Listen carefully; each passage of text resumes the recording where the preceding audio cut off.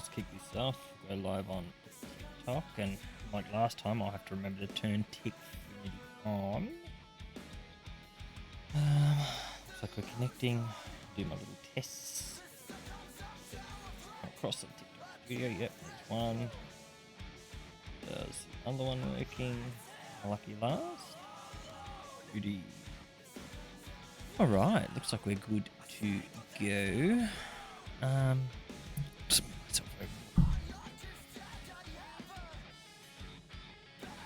Let's do it. Let's push through. Get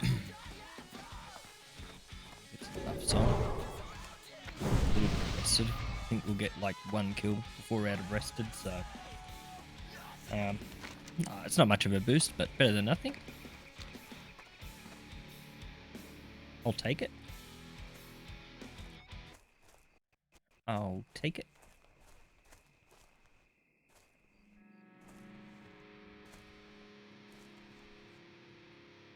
Alright, so heading over to do Thunderhorn cleansing. Hand that in. Then we can kind of start killing the stuff up further north to the east of Thunderbluff. Some of the wolves and the cougars up there.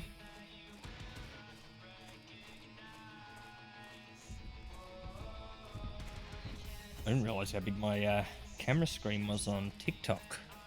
I need to change that. It's massive. Showing off my big head. Right, let's kill some of these guys. Jumpy jumps. Got this one. Take him down. Alright.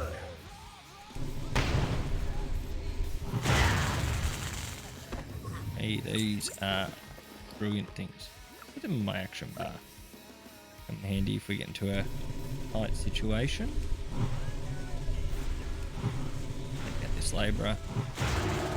Got a taskmaster there, but he's going to be too difficult for us. Damn. Tiger's Eye.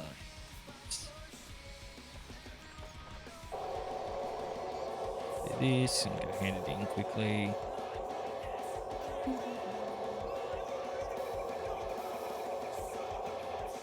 Job's done.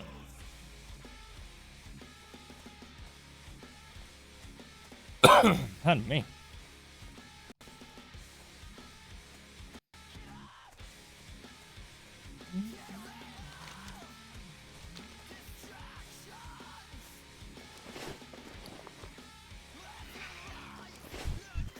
What are you doing, Swoop? Hi, love. Back.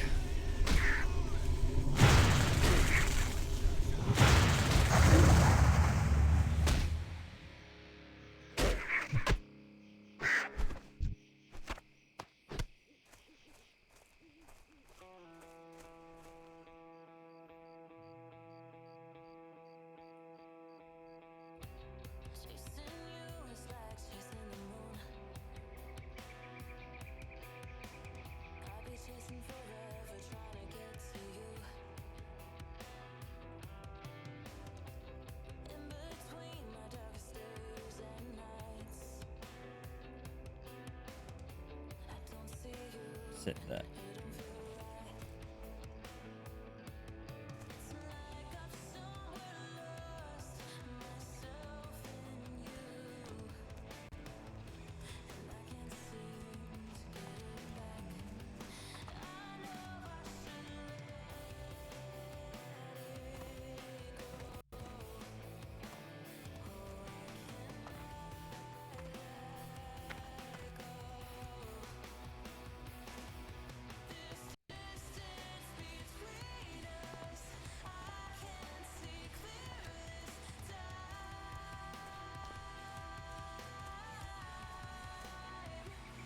Alright, I'm gonna get in.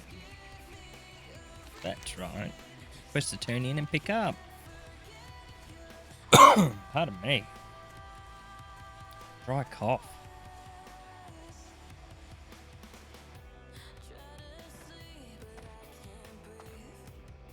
No, I shouldn't have any training to do. I'll double check. You wish to speak? No. Walk with the earth. I'm gonna get lots of skinning done more up north. We close. Ancestors watch. I won't say no. Oh, it's worse than what I got. I will say no. I'm gonna end at that.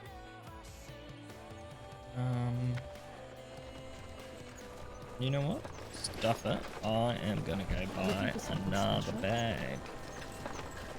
The limited coinage that I have. Because I want to. Two even. Two.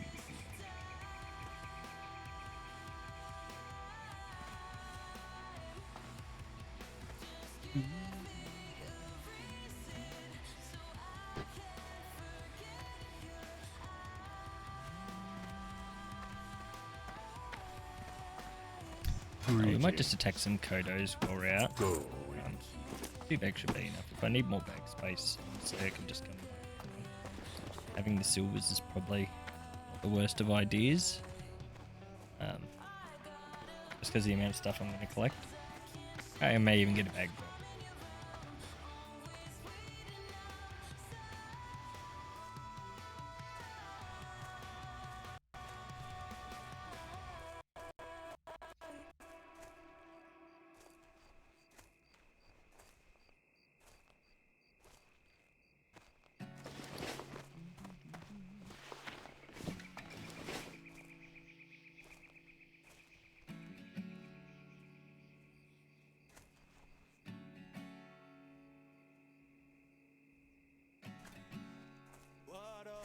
Straight up here. I can go into Thunderbluff and get the bear form quest too, but I'm going to hold off just a little bit for that.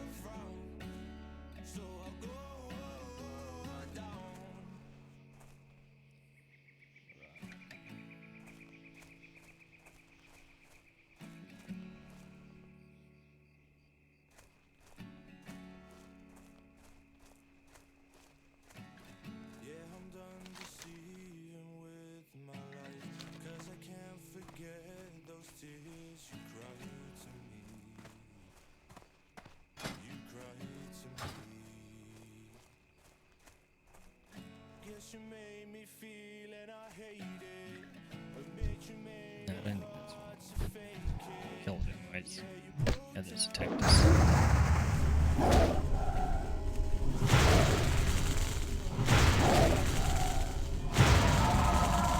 Got him.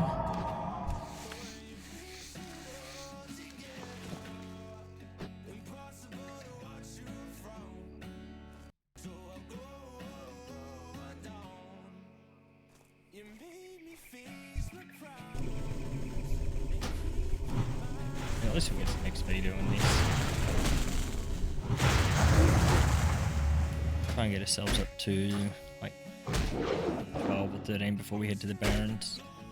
Give us that level advantage. Get our skinning up a little bit as well. So as soon as I go into Thunderbluff, I will be training the next rank in skinning, which should give me the ability to get to 150, I think, 175. Can't remember off the top of my head.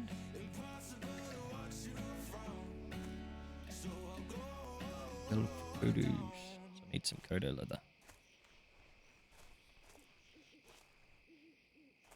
Make some bags. Want.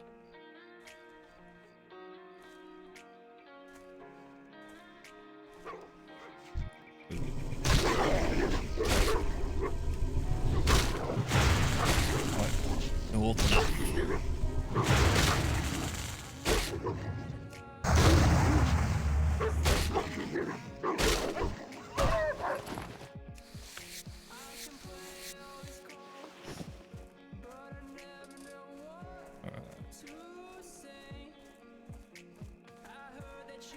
Do not fight. Out there.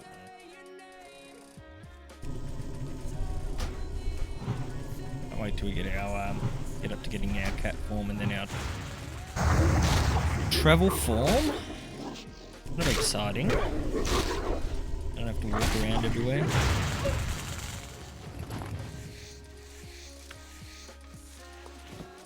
Should probably go and give Seasons of Discovery a go.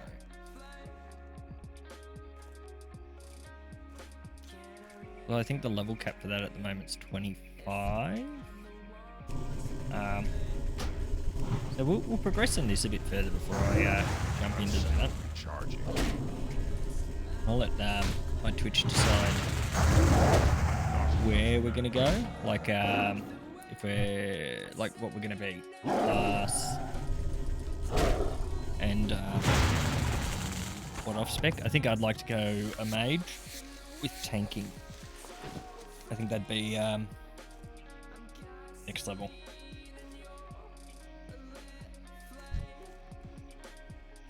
I'm out of range. There we go. These are the ones we need. That one I got before.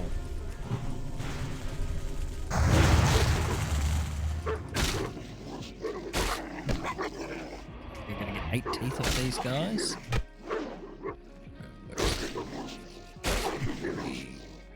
Yeah. 8 teeth. Oh, you had one. Normally a bit of a lower drop.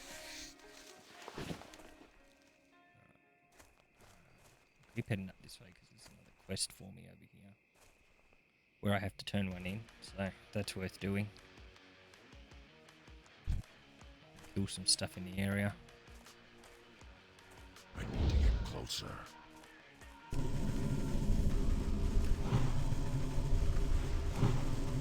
End up fighting 2 of these things at once. Let's see it.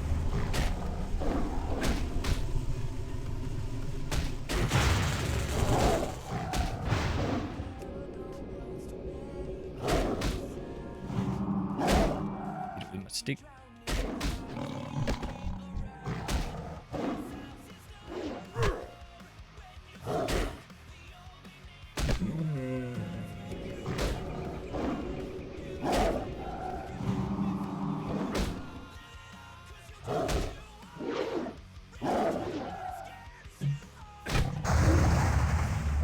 My mana is low.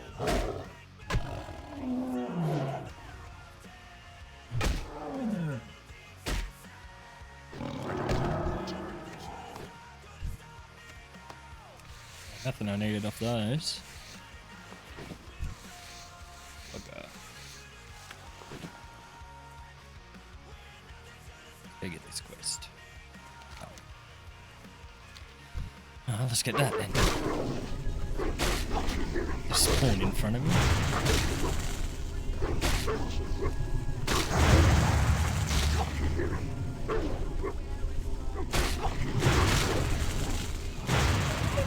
Boom.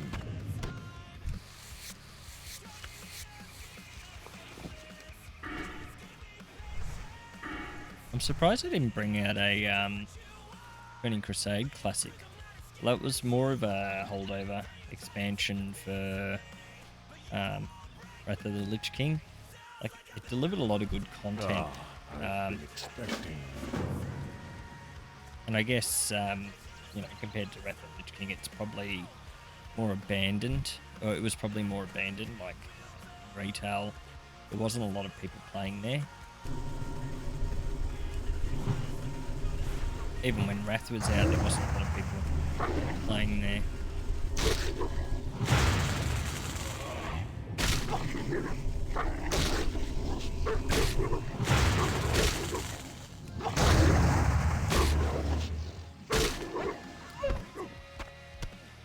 Got him.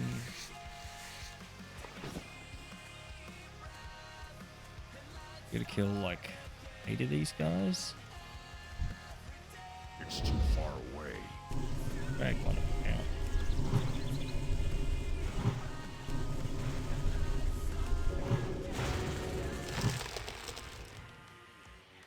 So I'm to build up a little.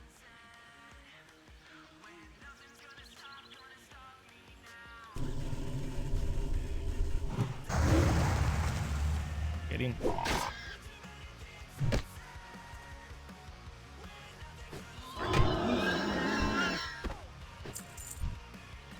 We can kill these ones and that one. Get our way in there nicely. Pardon me.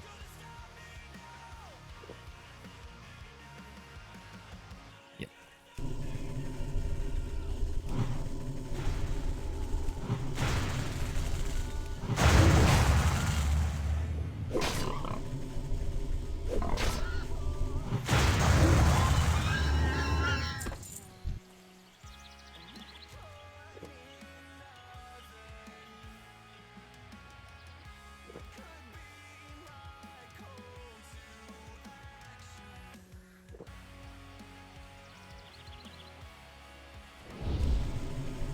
One, two, three. Stick. Stick.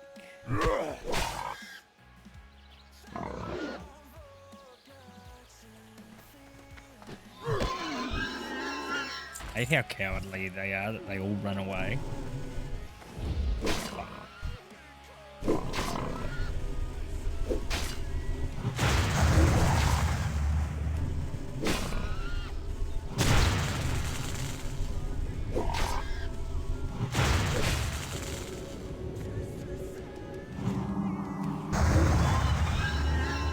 Oh, see that one coming out to get me. It really matters.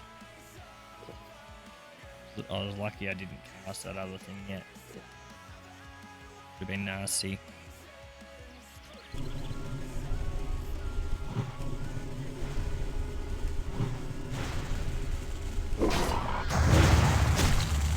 My mana is low.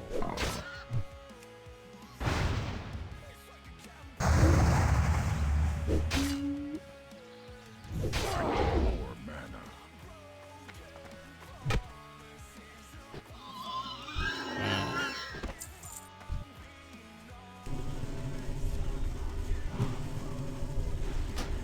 Not enough mana.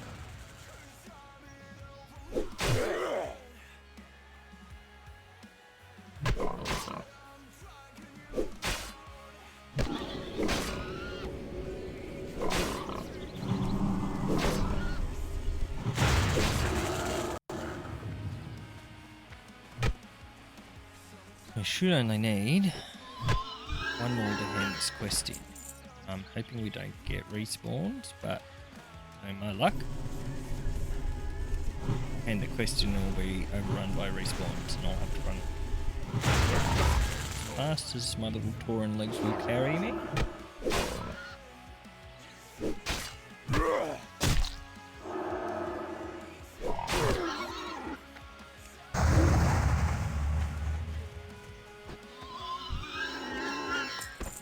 I also need to learn the two-handed maces when I'm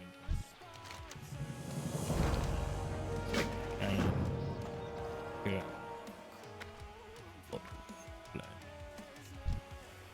Kill one more of these guys for the quest.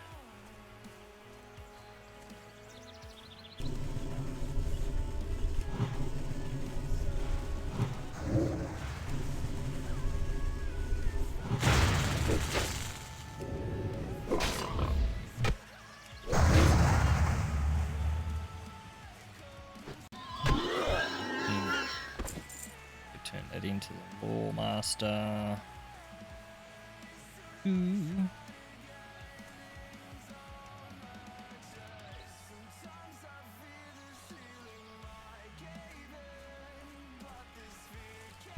Hail. We shall meet again. Let's go back to hunting prowlers and prairie wolf alphas before we go after some harpies for their feathers.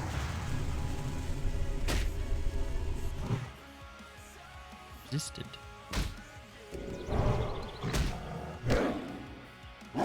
Definitely need a better weapon. This one's terrible.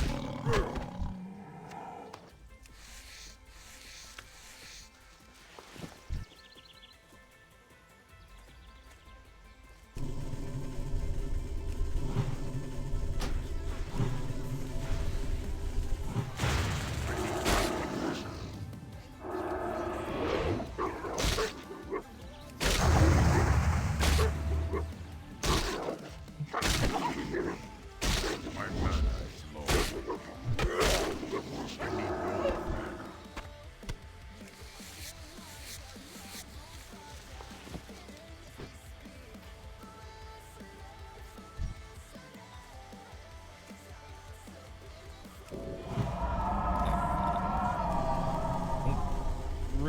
Two or three more of these claws from these guys. Oh, look at the little prairie dog Not enough. following me around. These flatland prowlers will go out of their way to kill them. My mana is low.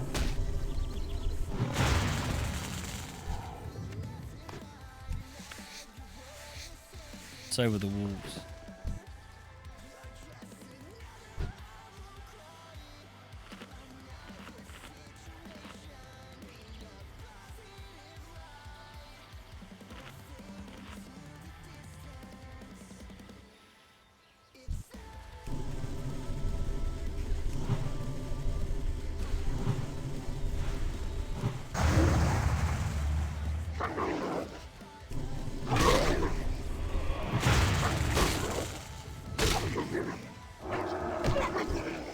Hey, we got a tooth.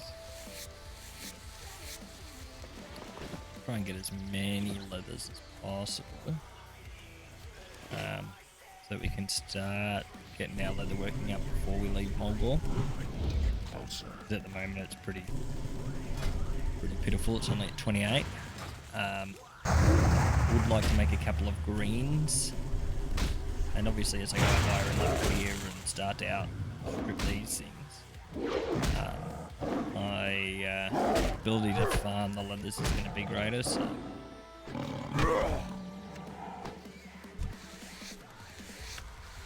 I've only got 2 more levels of skinning before I need to go and learn because I'll be maxed out in the skill.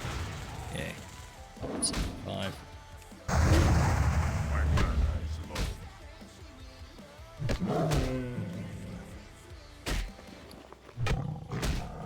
Only stuff to vendor. Yeah. Hey, we got a claw. We do only need 2 more. What if they all dropped one? It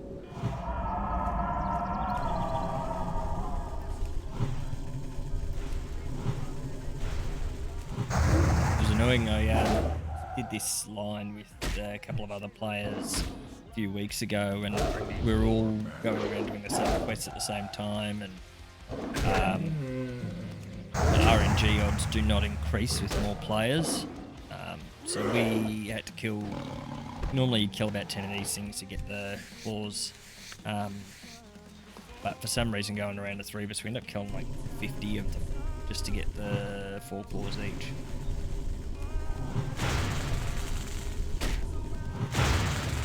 And you don't get as much XP when you're in a group, like it gets shared out, so it's annoying.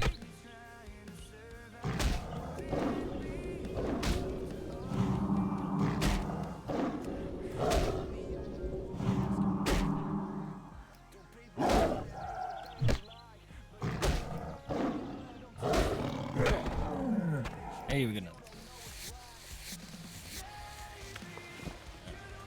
heal up.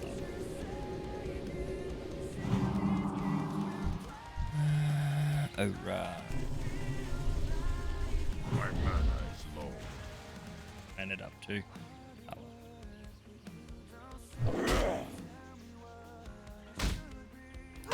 No doubt I'll be here for a while killing these furry alphas.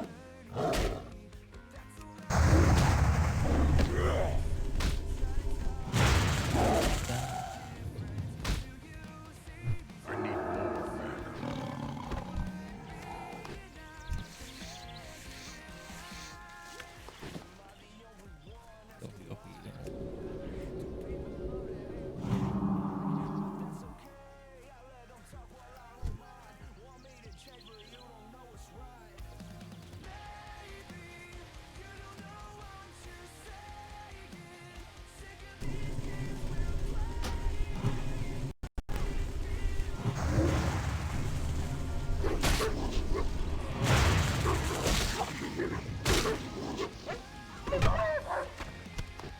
Hey, we got a tooth.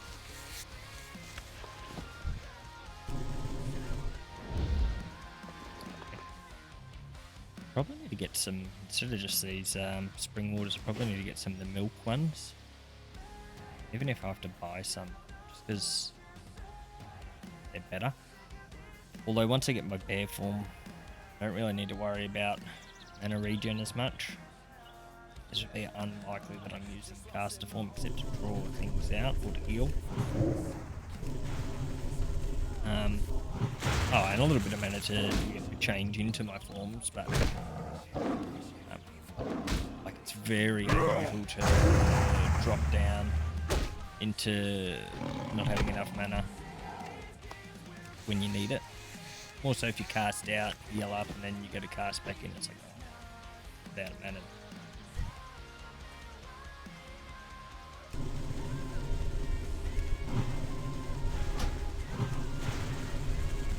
I won't be rolling a boomy or like I might do heals in this, but my main thinking is that I'll be feral tank and DPS. Do enjoy doing heals.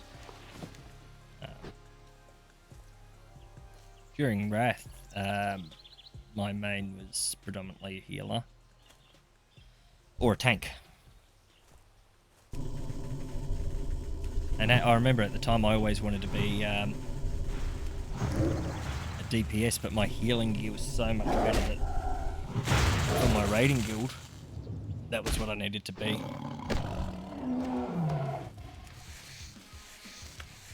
Once we get to level 20 on this toon, we get invited to join. But before that we won't. Because before level 20 the chances of dying are a lot higher. That spell isn't ready yet.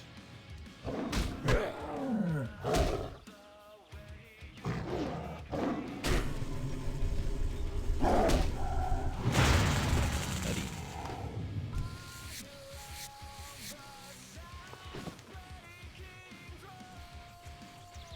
Take out Arachia when we get the quest soon. I know Arachia spawns around here.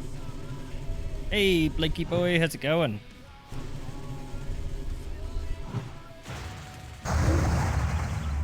Not enough mana.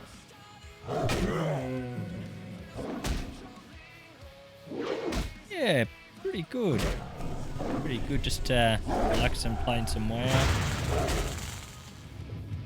Came on to test out my my mother was nice enough to buy me a new webcam for Christmas, and she gave it to me early, so I'm hoping it's coming across a lot clearer than my old one did. My old one used to always constantly unfocus, and like it was really, really low quality. It was like a $40 one from Officeworks, but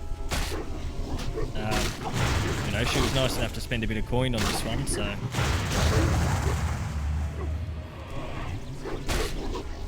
How's things with you?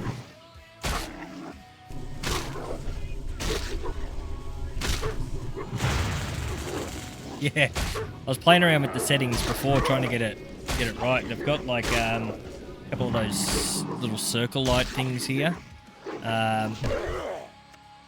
Because where I am in the back room, I've got like I've got all these old school lights that have like 3 light bulbs in them, and like they make the back room really lit up, especially for the timber paneling that's all around me.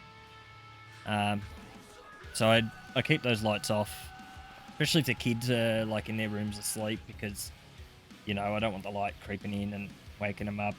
Not that they can hear that well, but like at night. Oh, awesome! You're back at work. Did you had like a cold or something? If I remember, I think I remember you saying that.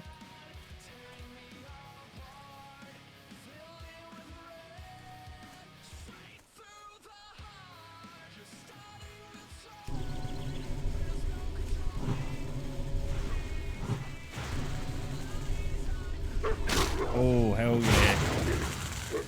I once upon a time when I worked for corrections, once upon a time, That is Frostmourne there, and that's Shadowmourne. And I've got a little Arthas pop vinyl up there as well. Yeah, when I worked for corrections once upon a time, I had I caught from working in the prison bacterial meningitis, and I was in a hospital for ages with that. It like really went through me.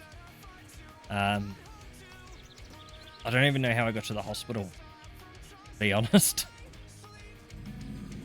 Remember they stuck a lumbar puncture in, like they did a lumbar puncture on me, and when they stuck it in, it just kept squirting out.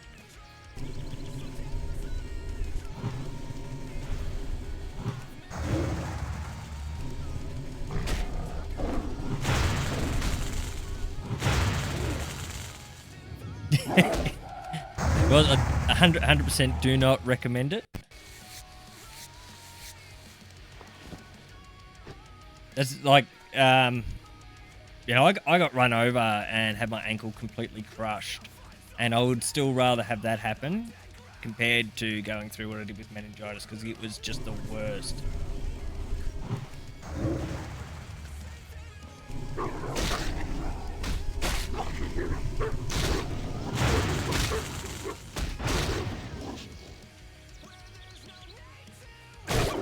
But the Frostmourne and the Shadowmourne that I've got back there, I've got 3 on me. I need to get this heal on me.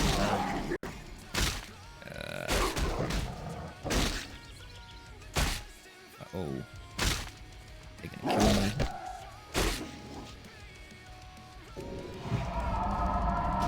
Ah, dead.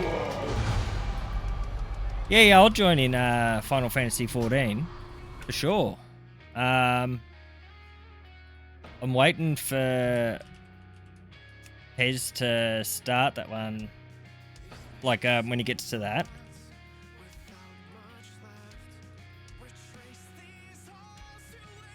No, that's not the character I want. But Ems has been playing in preparation for it. So she's got like, she's got her computer set up here, and she's been playing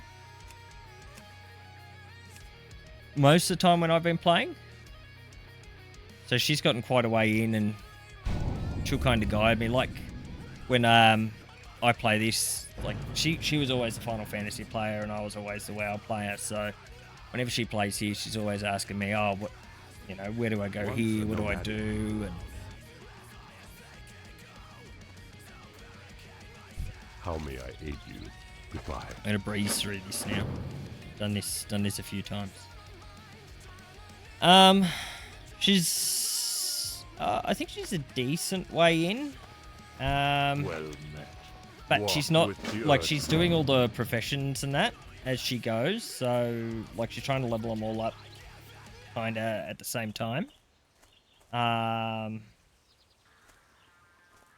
So yeah, look, I started and I did the first couple of quests, but I kind of stopped to get back onto WoW because they released this hardcore. But once I'm done with all of this, I'll probably give it a go when I'm not on stream, and then when Pez is on, I'll give it a go.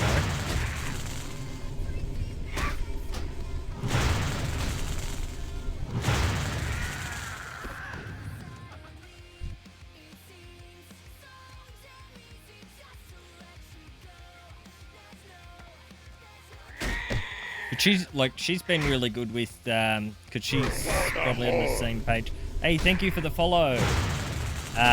She's probably on the same page as me with, like, gaming and that. So she and my kids got me the Frostmourne and Shadowmourne, one for my birthday, one for Christmas, 1 year before I got my 3D printer.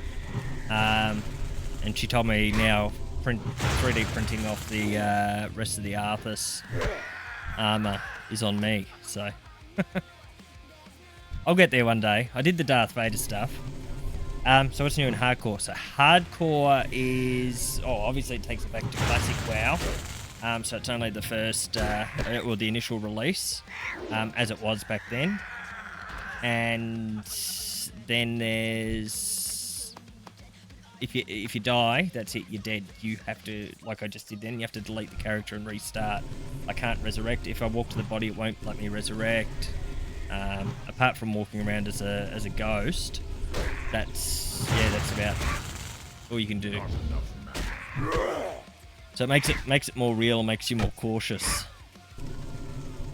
I don't know if you can see, like, there's the Darth Vader helmet there. And then I've got the lightsaber just to this side over here. There. The lightsaber I bought, though. I didn't make that one.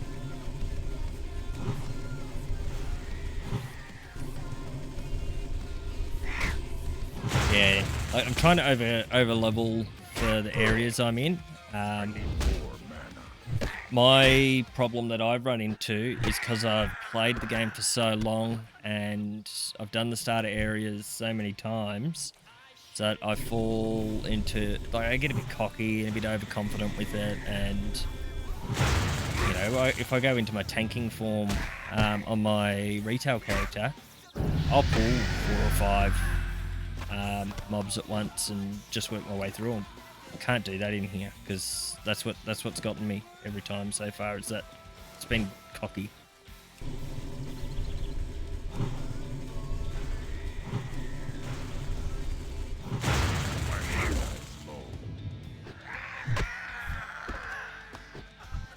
I'll get there eventually.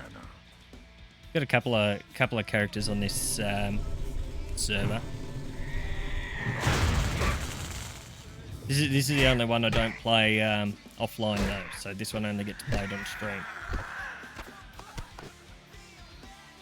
Yeah. I was looking at the Seasons of Discovery that just came out. It's got a level cap of 25 on it at the moment. I do want to give it a go, but I wanted to progress more into this before I jumped into it. It looks really interesting, like the whole idea of playing a class and changing its class abilities around. So like, what I really want to do is play as a mage and make it a tank. My very first character that I made when I joined WoW 17 years ago was an undead mage, and I've still got the character actually. I transferred it over to an Oceania realm from a US realm. He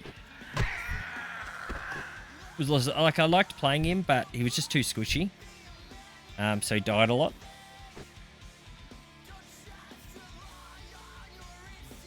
Let's grab this quest. What brings you here? May the eternal sun shine upon thee. It's like, it's interesting looking back. Like, I don't remember when I played vanilla. I don't remember everything having the extremely long time to loot, and you know, picking up that water pitcher takes forever. Activating the staffs at the wells takes forever, and I don't remember that. How hard these things hit and how quickly you run out of mana in these starting areas, and then. Because I guess a majority of my characters that I leveled up, I did either in the Burning Crusade or Wrath. I did a lot in Wrath when we were taking down the Lich King, because that content kind of dragged on for quite a while. I used the time to level up some characters before the release of Cataclysm, and they buffed all the XP gains for people and reduced the costs and level requirement for mounts. Oh yeah, hidden ad. I tried to turn them off the other day, but I don't think I can turn them off. Once I hit oh, I can't, affiliate, it just kind of put them on. Hey Archie, how's it going?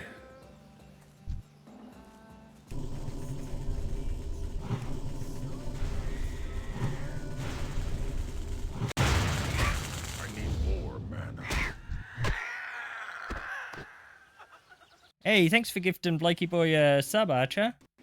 Oh, I haven't got a thing set up for gifted subs. It shows you how unprepared I am.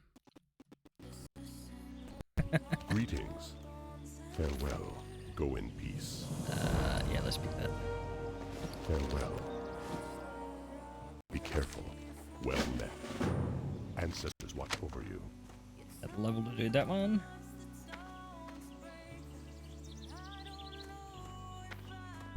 What brings you here? We shall meet. Pez hasn't finished, has he? Go. Saw that he'd gone off. Oh, he has.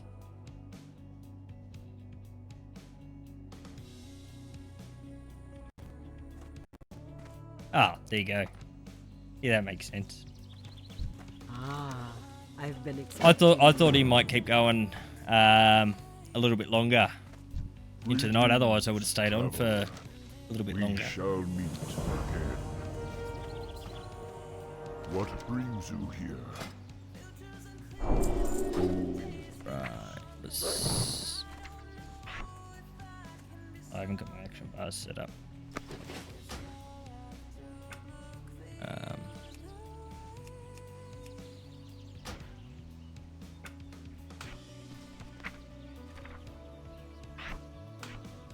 Oh, got that. Yep. Yeah, that makes sense.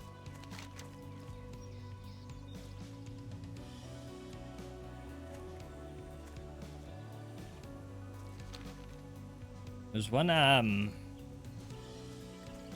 to think of the raid it was. But it was like near impossible to kill it. So it was in Ice Crown Citadel, and it was... So instead of fighting, you've got to heal a dragon. And unless you had heal ability, you couldn't... once Cataclysm come out, you couldn't solo ICC. And even before, if you had the wrong raiding party, you couldn't... If you didn't have enough healers or the right type of healers, you just couldn't do the fight.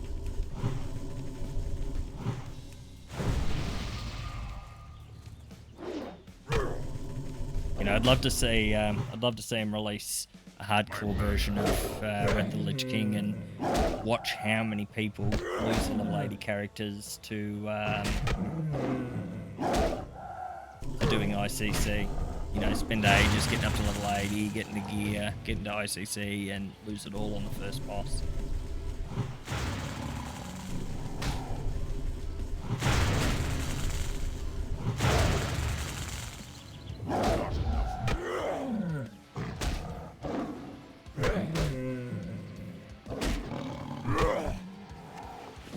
Here we go, man.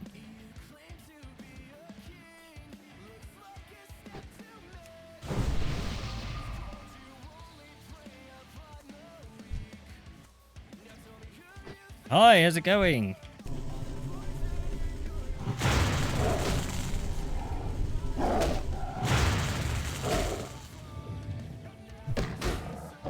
Oh, not too bad. But, come on, have a bit of a go at hardcore. For the Horde! Hey, thanks for the follow.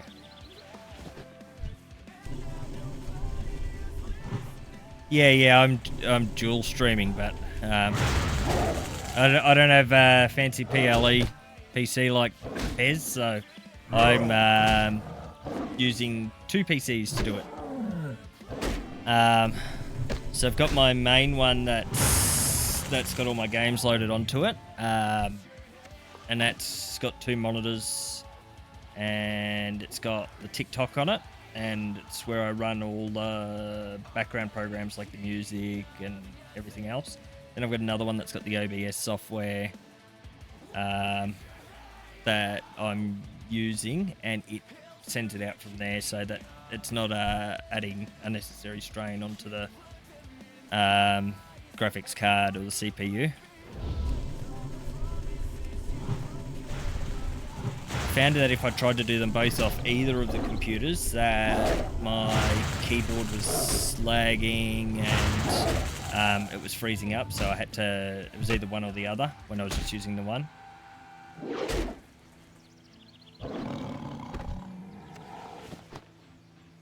Yeah. Yeah, to this is still that playthrough. If I die, I'm dead permanently. And the game is World of Warcraft Classic Hardcore. And I'm playing as a Tauren Druid.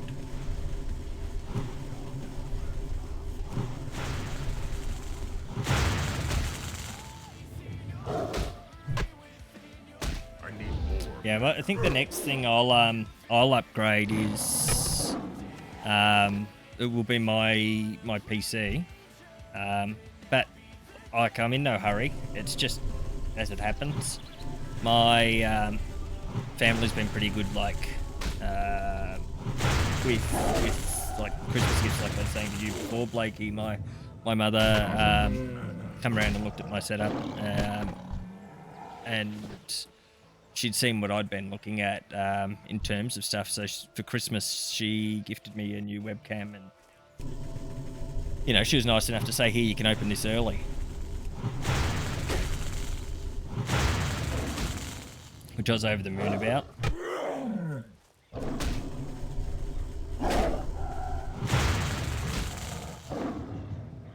Yeah. Especially because, like, if I would have gone out and got one just off my own back, I probably would have gone for like a Logitech one or something that didn't necessarily break the bank. But she knew I'd been looking at Elgato, so she went and got me just the Elgato face cam. So I was like, hey, I'm not going to say no to that. That's brilliant.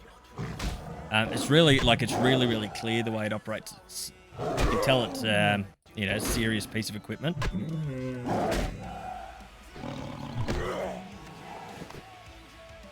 And then I got it and I realised I didn't have a place that I could mount it.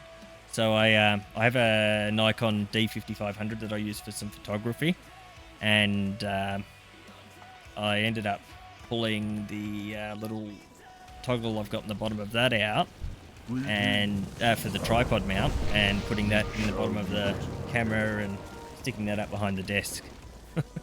It works, you know. That's all that matters.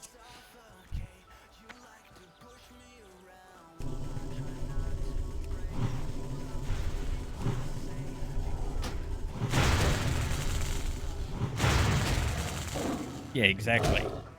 I think the next resort is, like I was going to go to, is I've got some like heaps of timber out in the shed, and I've got the screws that'll, I think they're 1/4-inch screws, and I was going to rig up something that I could kind of just put it all on, but I'll hold out and I'll end up buying a couple of proper frames. I've got this microphone jig and all that, so everything's kind of in place where it is at the moment.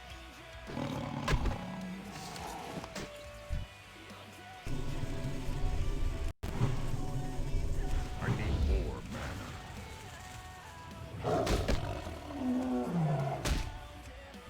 mana.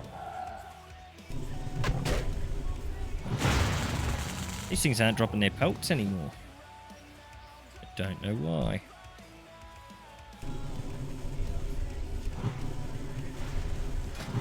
Might be trying to force me to level up.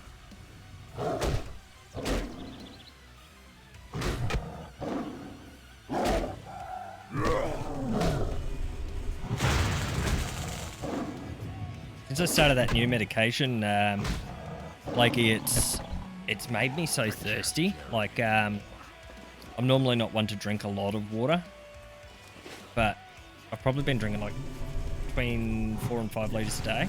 Which is unusual to have that much for me.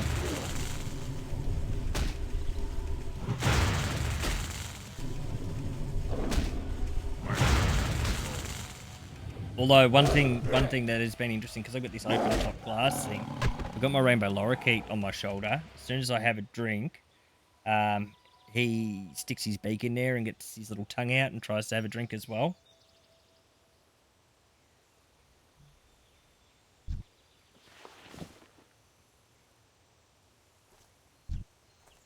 He's very, very cute. I was going to get him out tonight to come and sit with me, but he was in a bit of a cranky mood earlier today because he didn't go to bed when I asked him to last night.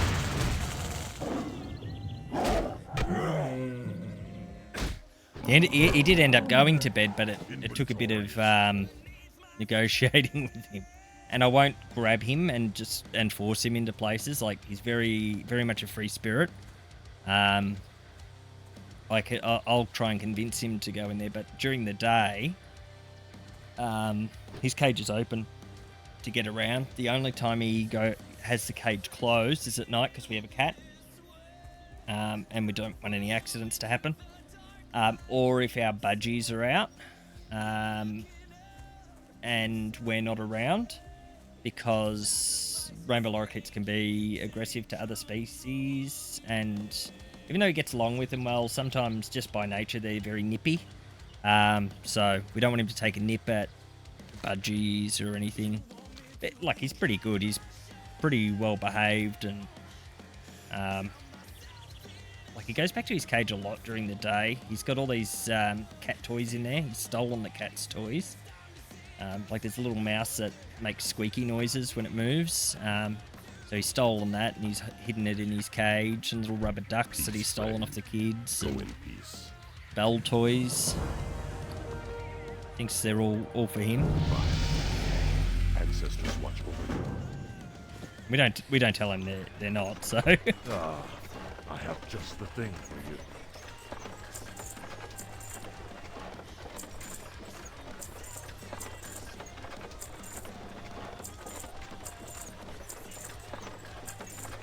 a lot of the when we got our first budgie, we'd always intended on getting, like, another one to go along with it, and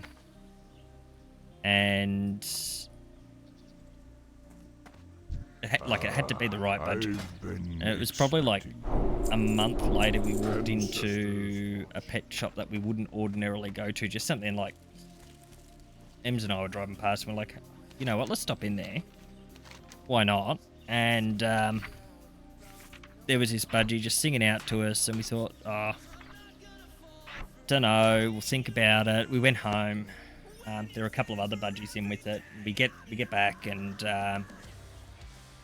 like 2 days later, all the other budgies were gone except for this one. And as soon as we walked up to it, like, it's quite a walk through the store, but as soon as we got up to it, it started singing to us, so we took it home. And it's been such a good budgie here. And as soon as we got that one, almost immediately, we had my grandfather find one that had been attacked by a couple of magpies out in the wild. So someone's escaped a pet. We tried to find its owner, but we ended up taking him in, and then another one. So we went from one budgie to 4 really, really quick.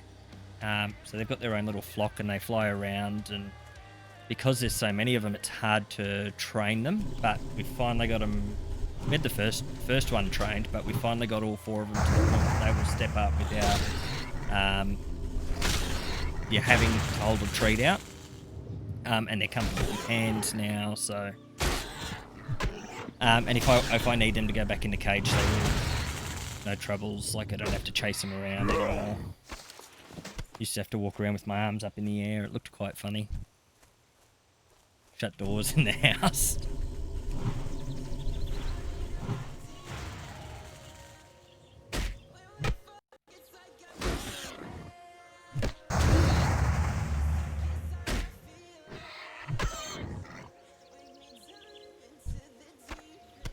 Oh, they're such amazing birds.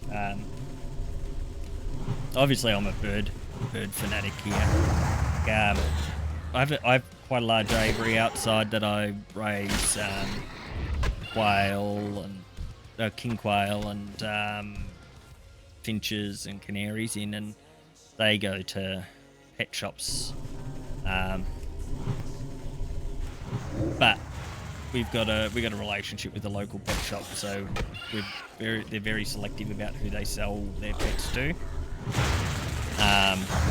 So they're not going to a home that's just going to neglect them. And then we also have a cockatiel, and she was another one that was rehomed to us. She's about 11 years old, and she's never been out of a cage. Whereas now she spends most of the day sitting up on a perch, eating millet, just chirping away happily.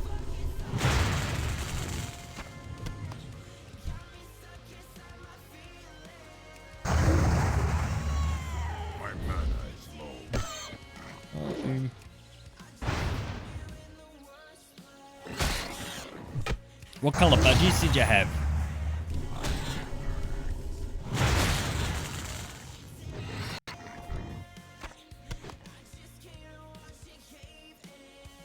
Ones I've got here, I've got 3 that have got white and blue. Yeah, blue and yellow ones. So I've got 3 that are white and they've got like pied blue through them, although all of their bums are a different shade of blue. And the one that was being attacked by the magpies, that is heterochromia, so it's got different coloured eyes. So it's got one eye that's got like a really light blue, almost white iris around it, and then the other one's like a really, really dark brown, almost black. And then we have one that's grey. Probably has the yellow colouring in there, but you can't see it, or the green colouring. So it just looks like grey with the scalloping stripes. And that's the one that acts stupid. Although it's not, it's really smart. It just acts stupid.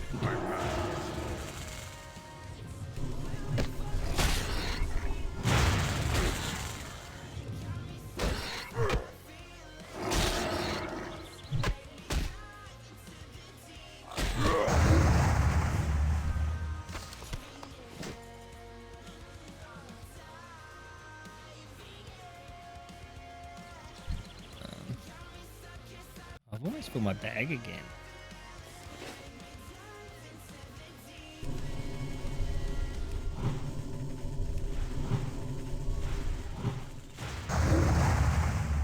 I'll probably be into this for a couple of hours still. So I've got nothing to do tomorrow, so...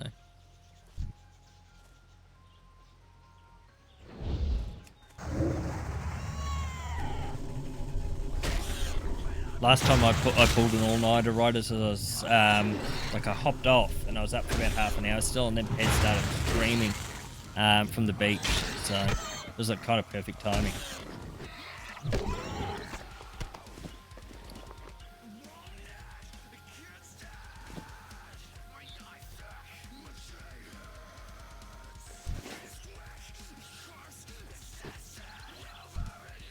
Do you want to get another level before I go in there, or before I get up to where this little cave here is? Or that you can see that on TikTok.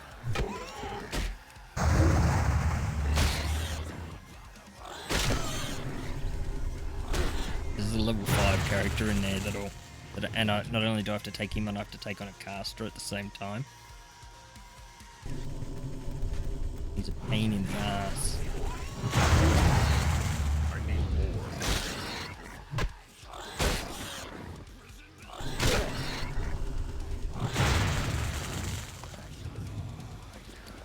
Go empty our bags and come back. I can turn that quest in too. Alright.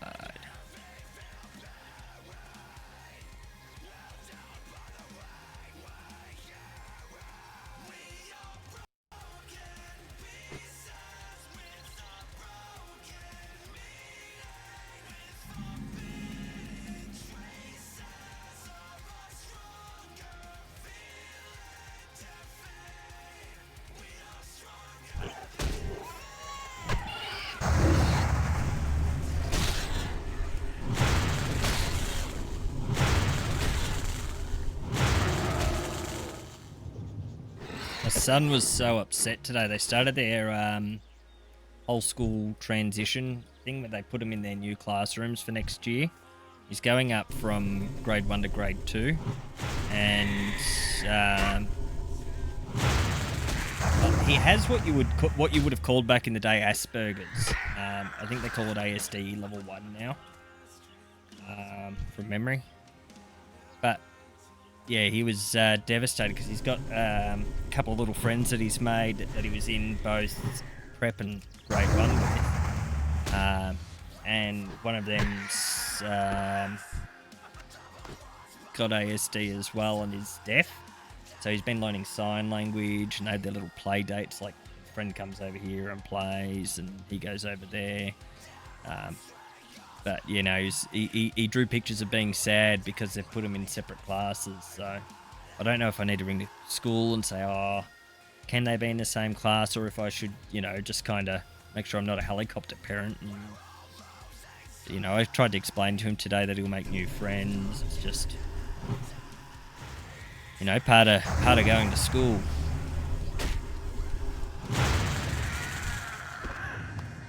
Now, they can still play out in the yard.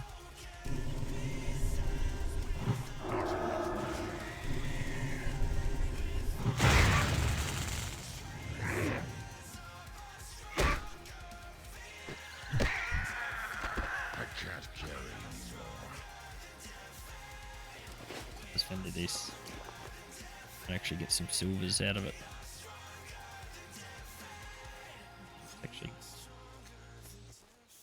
that's going to be an upgrade.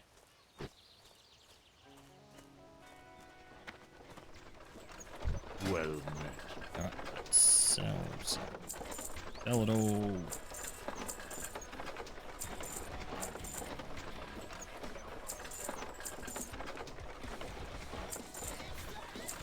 May the eternal Couple of sun silvers. hail. Farewell. That's better for us. Good day. Goodbye. Sell those apples too then. What brings you here?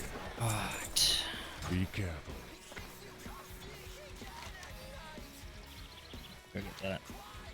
Kill some things.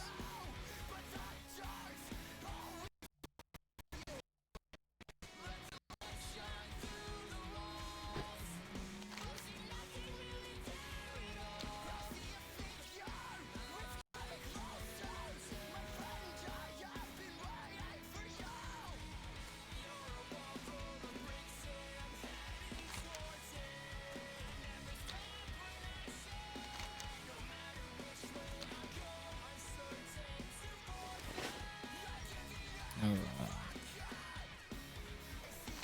So we'll breeze through to level 10 easy. I reckon we'll be at level 10 before it says 2 o'clock on here. Or 7 AM. I think that's Pacific Standard Time in the US. Yeah. Set it for AM.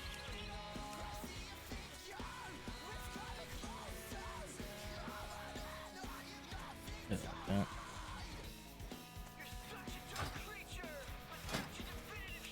Stop that jump.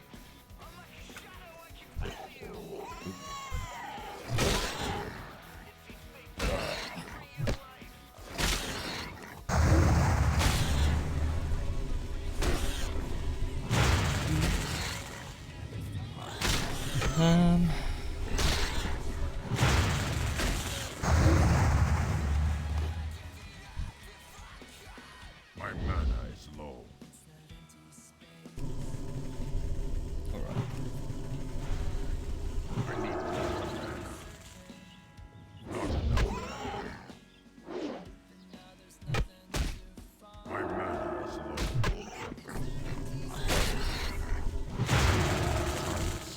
First.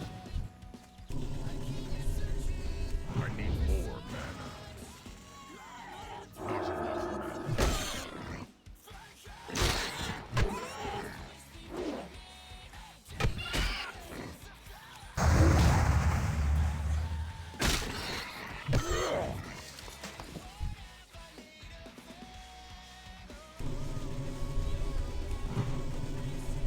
Who would have thought it'd be so relaxing just walking around killing boars?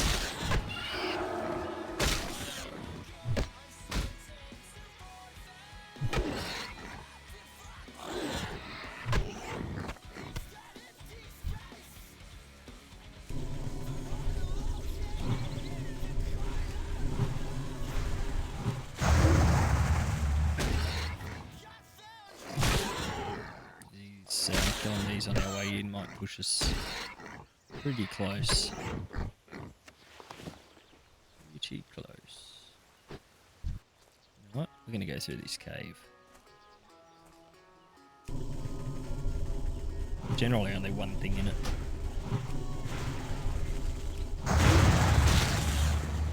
It's like a little go through. I can get up the hill there or over there.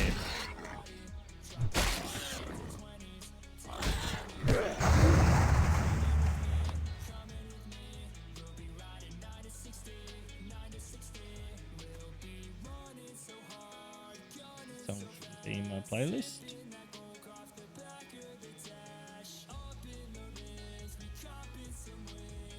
Is it?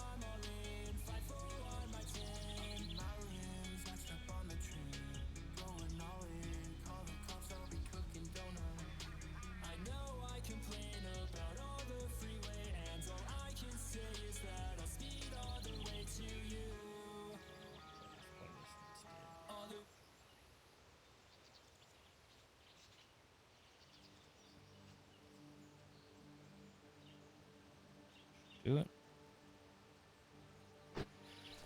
Because I'll get DMCA'd on Twitch. That's not what I want.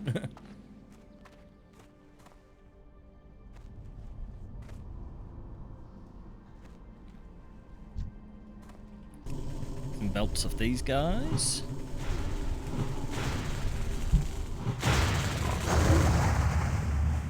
Not enough mana.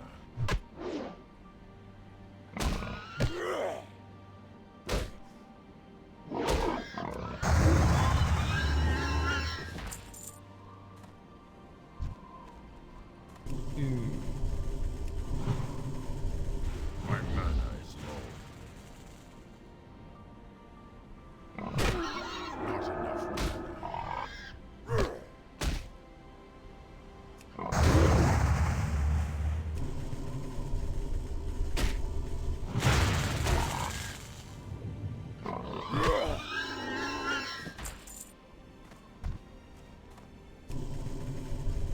It's too far away.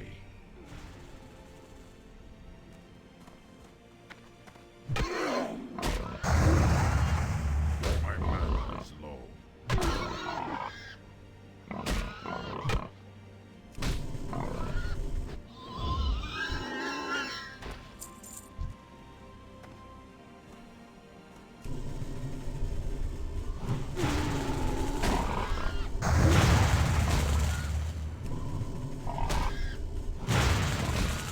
More mana.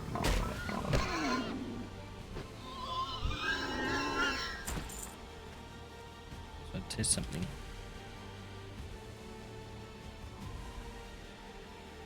Send a comment on there to see if it pops up on Twitch. Yes, it does.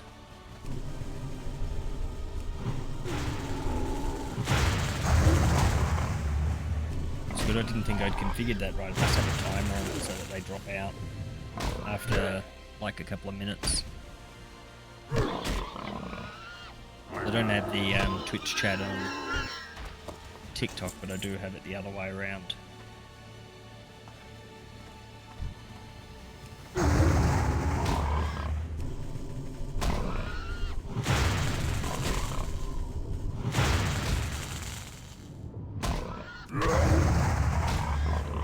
I need more mana. Hey, love it.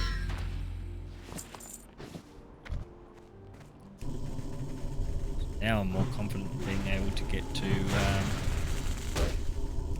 take on that when I need to up near the cave, in the cave.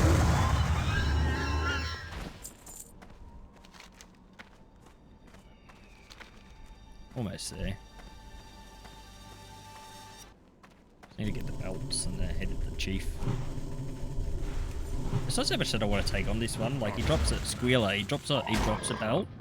That'll be 4 armor boost for us. But there's a quest there that I'd rather get. Like I could go without the belt because I'm gonna get an upgrade for it. Like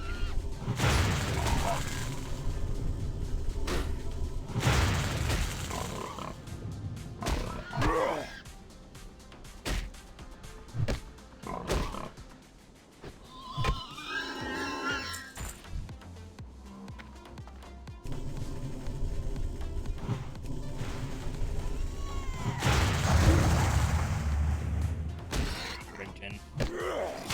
Quite nice.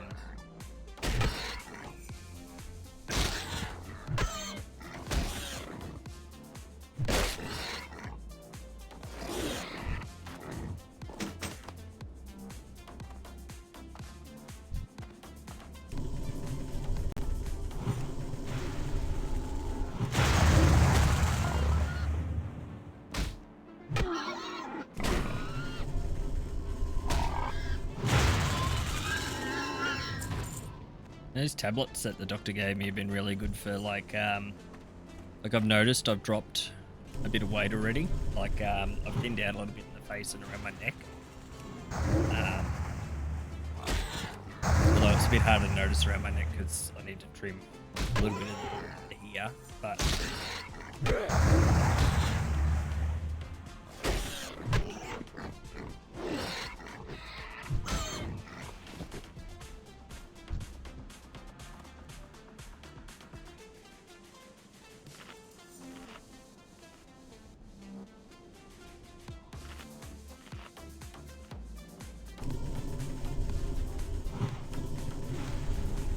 my babes are getting full.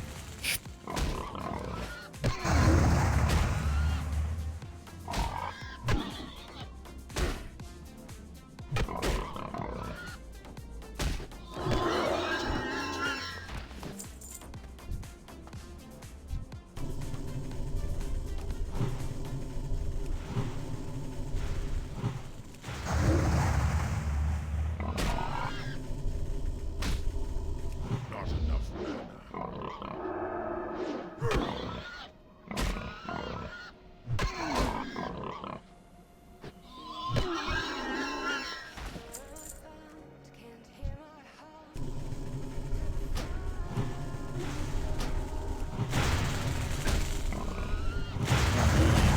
Two. I can take them.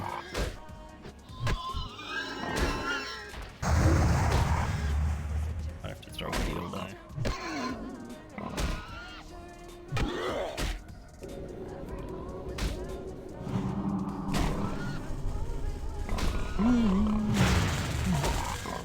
My terrible singing.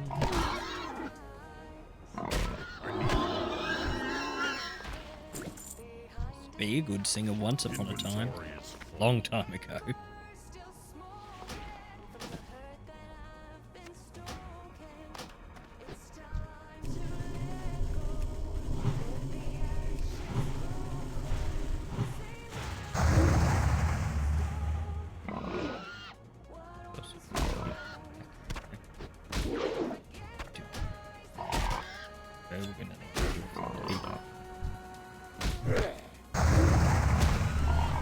That's one good thing about WoW. If you're ever running out of bag space, you've got that one thing that you need. You can always delete your Hearthstone because you can get a new one at any time from any keeper. Go to them and say, hey, I lost my Hearthstone. I didn't know that for ages. And I was like devastated that I lost my Hearthstone and spent like a week walking around before someone told me.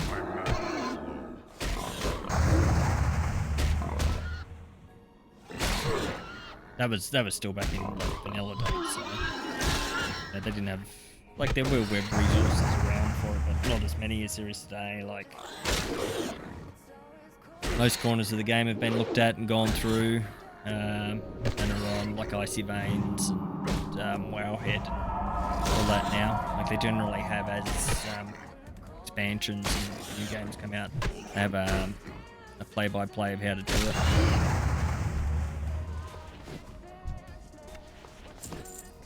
Which I actually think is like quite good. I don't need one more belt.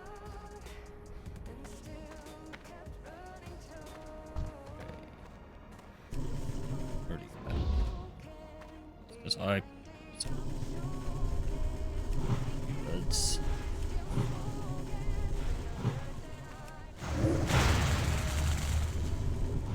It's only level 3. Got the belt off it. Take these out Not too. enough mana.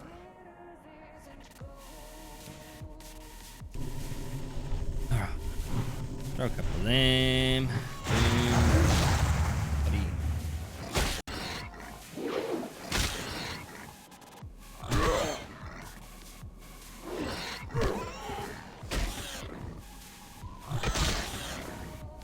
I gotta remember to learn two-handed maces when I get to Thunder Bluff. So don't have it at the moment. Where is it? I have maces, just not two-handed.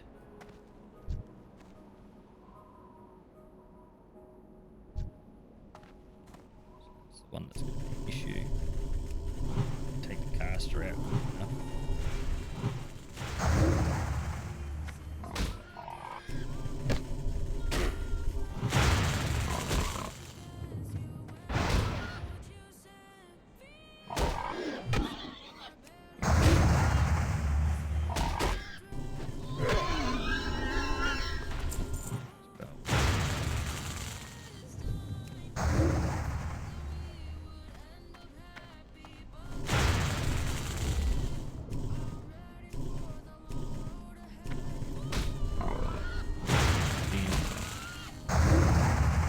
Stick a bit.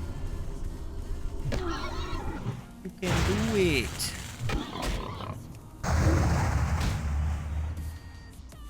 Okay. Get rid of this apple. Pick up this map. Get out of this cave before they respawn, because they respawn really quick.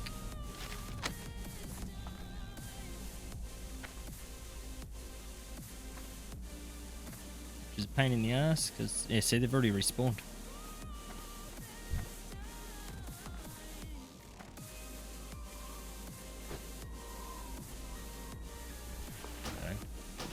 Actually need an empty slot to activate this.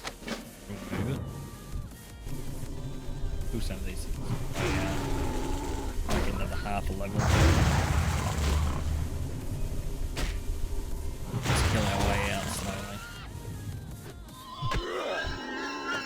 Not too worried about the loot. Like, I'll obviously trade some of the lower items for like equipment that's going to get me a couple more coppers. Or if I get a bag drop.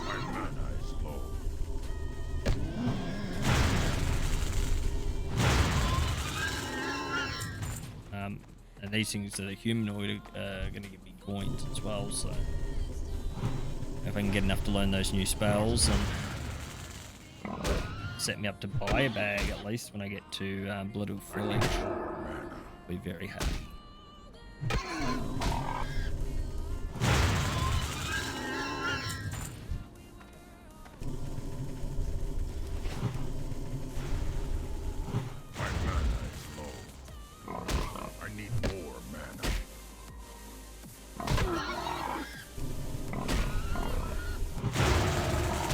One thing I will do as soon as I've got the ability to, so I think level 9 or 10 on the dot, I think it's level 10, I will be going up to Moonglade and talking to the bear spirit and then coming down and fighting the Boomkin to get my bear form.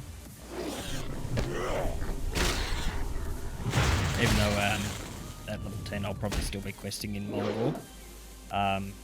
It just gives me an advantage, that extra armor.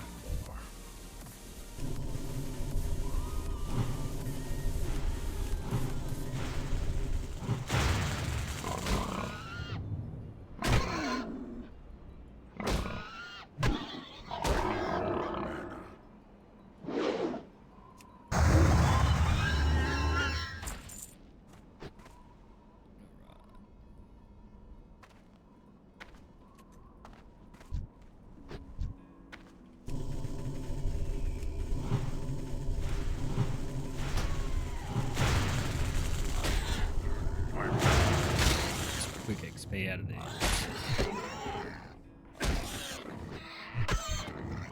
Inventory is full.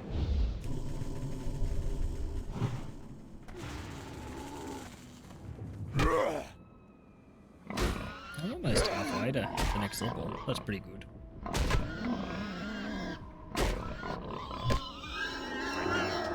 Hey. First.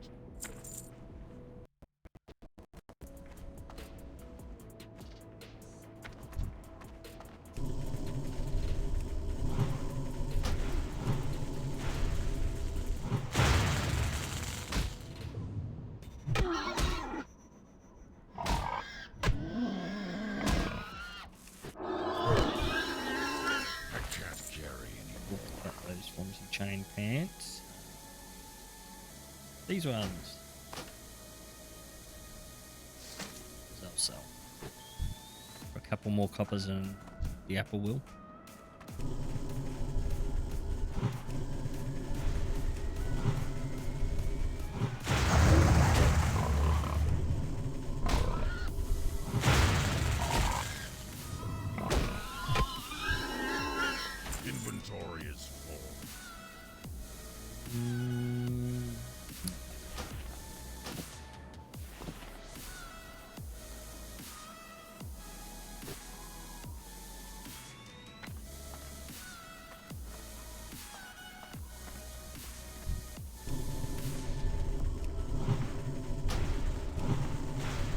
Sometimes I feel like in here that you just run around in circles a lot.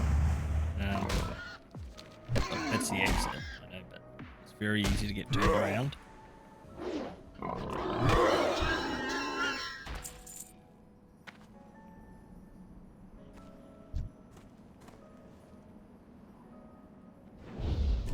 reckon I'll have enough to buy a bag straight out when we get to Blood and Forge. I want to sell this. Right.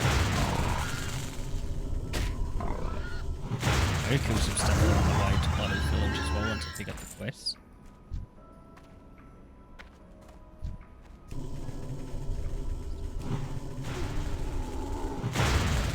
I need more mana.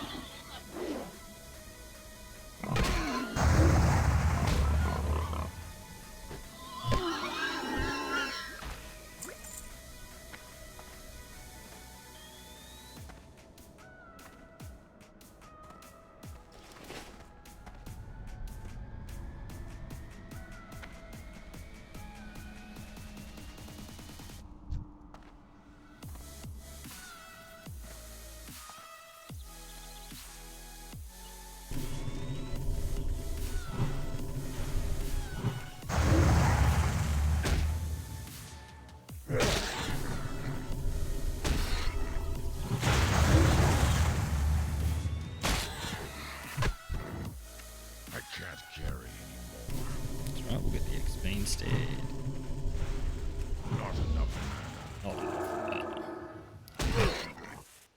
My mana is low. I can't guess that.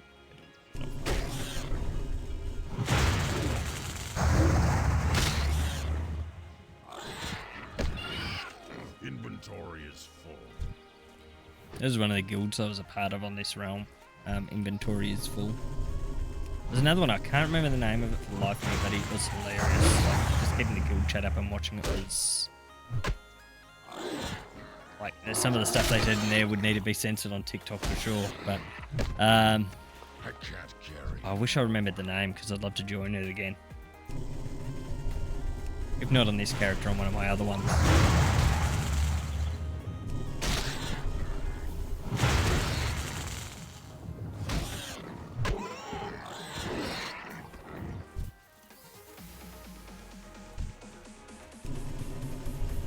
We're gonna ding when you hit the eye. End these quests in, I reckon.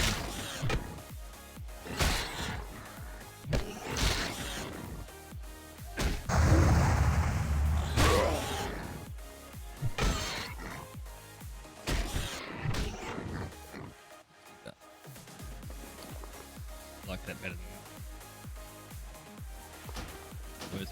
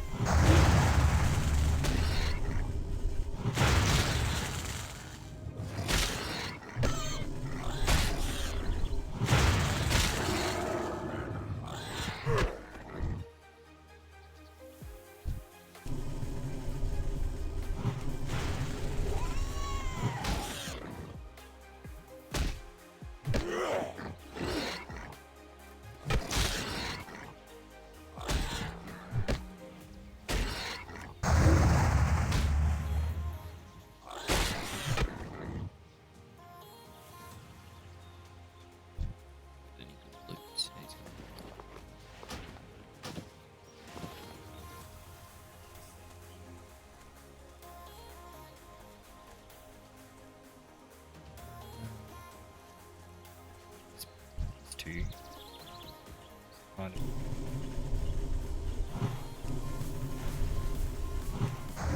I can't cast that yet.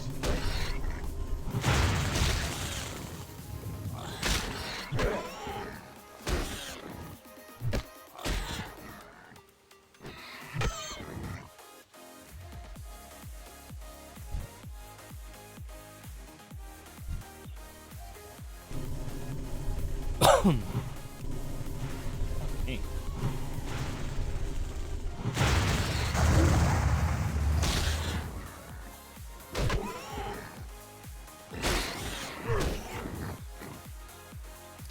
That's another one I'm going to sell.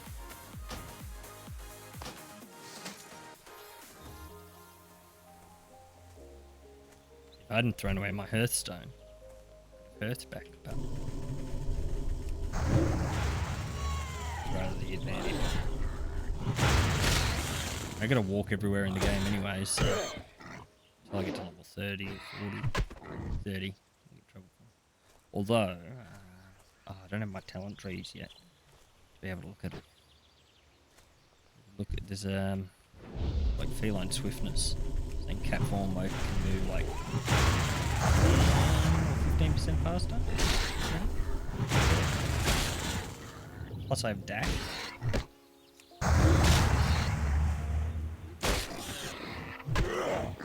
Inventory is full.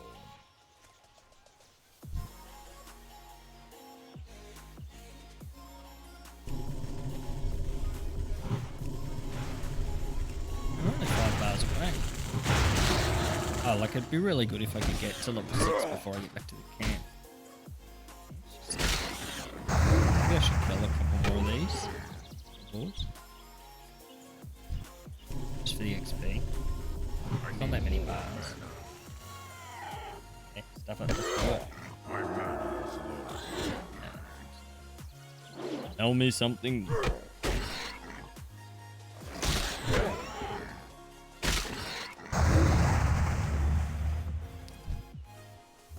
I'm out of range.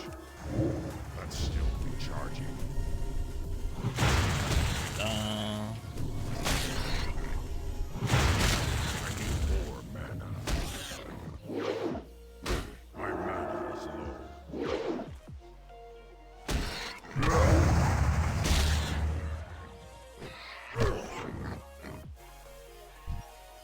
Not enough mana.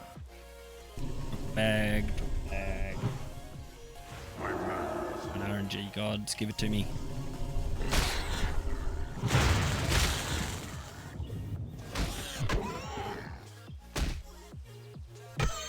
I'm pretty lucky with the RNG in the retail version, so I can't really complain when I'm not here. Just the luck of the draw. I'd rather be, I'd rather be more successful in the retail in terms of drops, because that's where you get your feats and your achievements and stuff.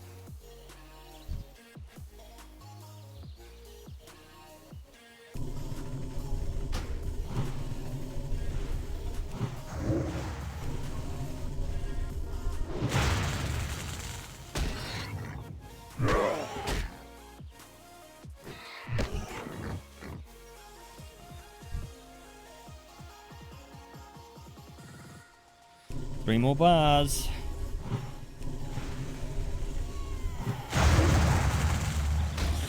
Getting there. Good play with the UI a little.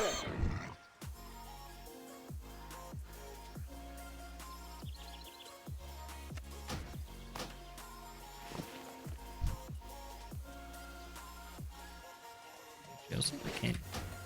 Options. Interface. That one lets me change the size. It should.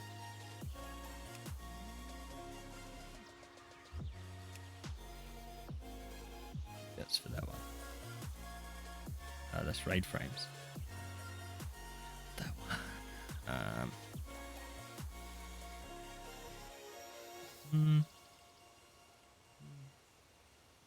Display.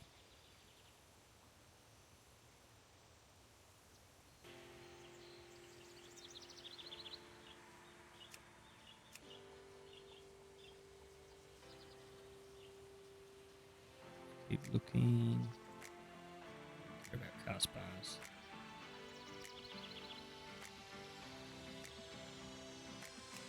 Maybe not. Oh, you can in other ones. Action bars, maybe.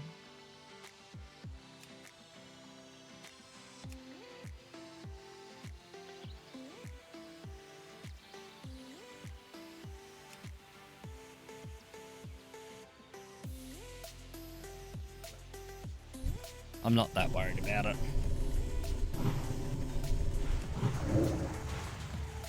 Just makes it a little bit bigger on the screen.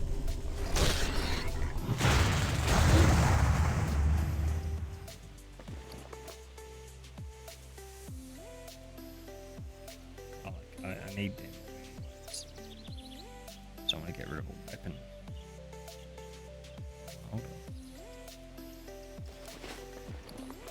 Put that on. Just cloth stuff. There we go. It's gonna give us an empty bag slot anyway, so it's switch them over and I can drop that. Alright, let's go.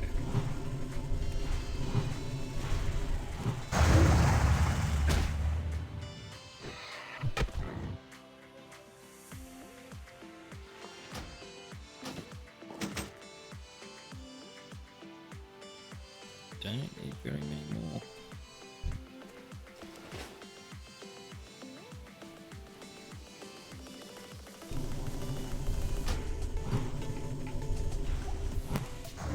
That spell isn't ready yet.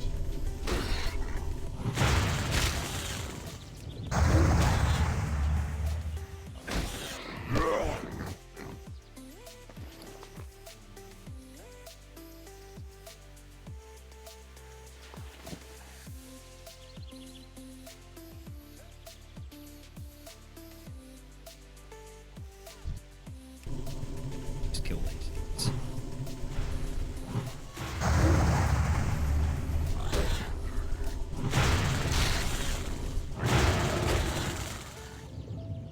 Grind and battle balls.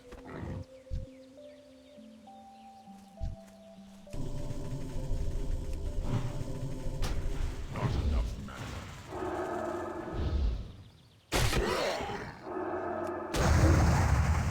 My mana is low.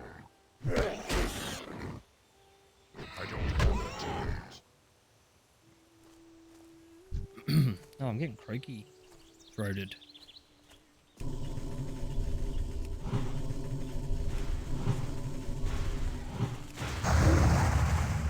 I hate that, like when you get that, like you can feel it going dry, but it's not like dry enough to cough.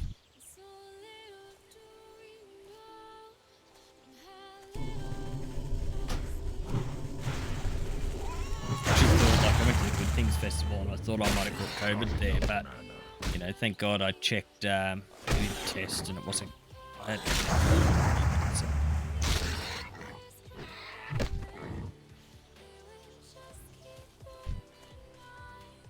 This one should make a sting. Then I can turn some quests in.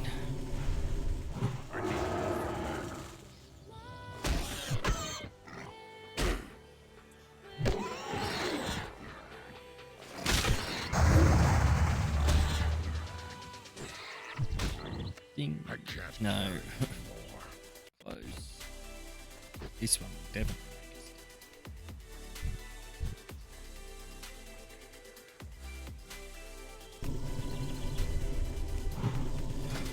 On level 6.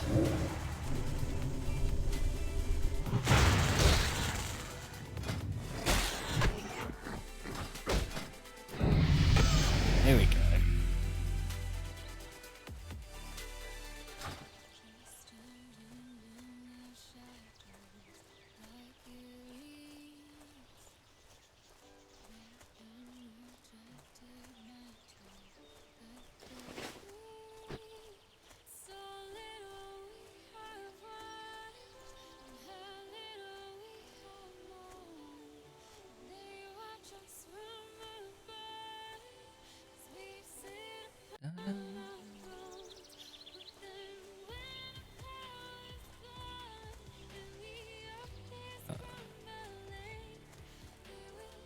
And these in, get our quest to move on.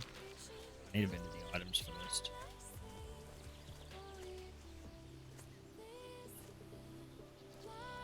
I have not been playing Seasons of Discovery.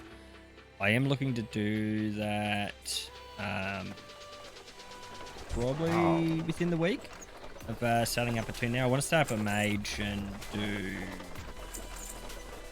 get it tanking spec'd. That one, that's very next on the list, but getting this one up a little bit first. Go. Mage healing's really good, is it? Greetings. Be careful. Look, I've seen a little bit of the gameplay on TikTok, but like nothing How may I aid you? substantial. Farewell. Like I haven't seen a lot of people rolling mages, so Walk with the Earth Mother. my very first character was a mage back in vanilla, Hail. so Walk with the earth. it'd be Mother. refreshing to do it with something different. Go in peace.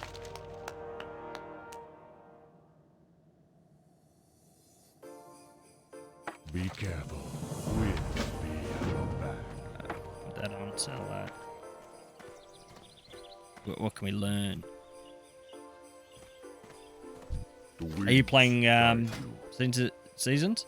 Go in peace.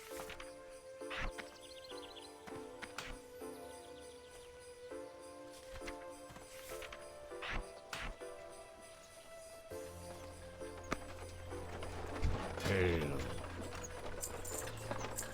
Walk with the earth.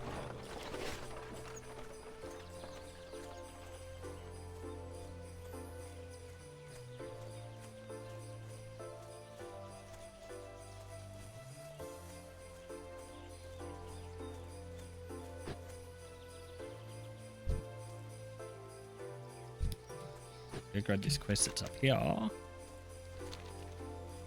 Make my way to Bloodle Village. Then I can get.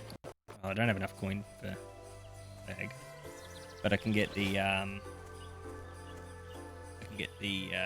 Hearthstone back. Set it at the in there. Pick up the quest.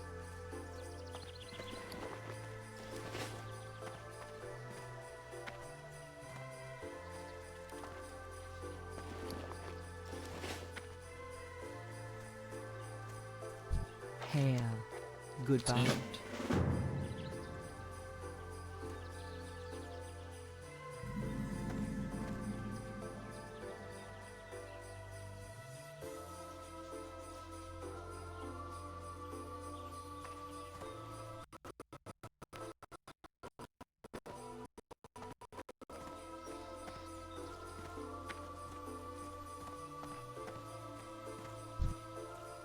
I need to get closer.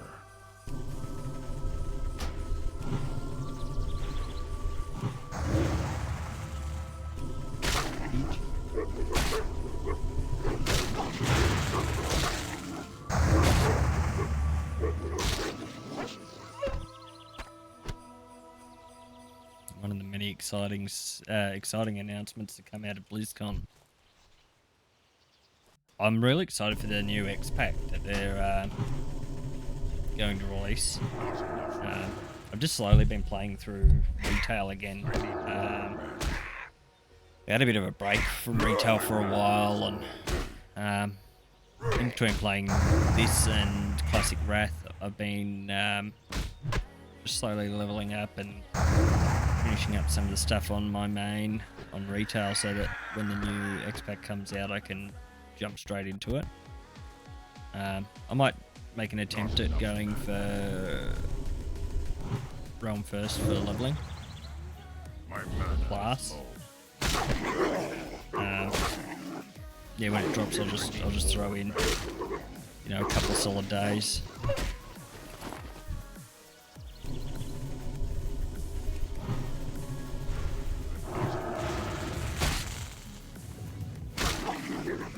When Cataclysm came out, I was like half an hour off.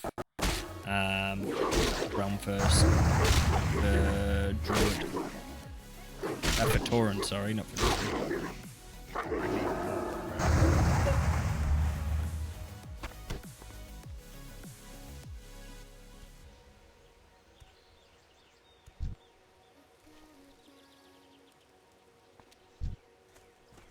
Save killing these things until we get to pick up the quests.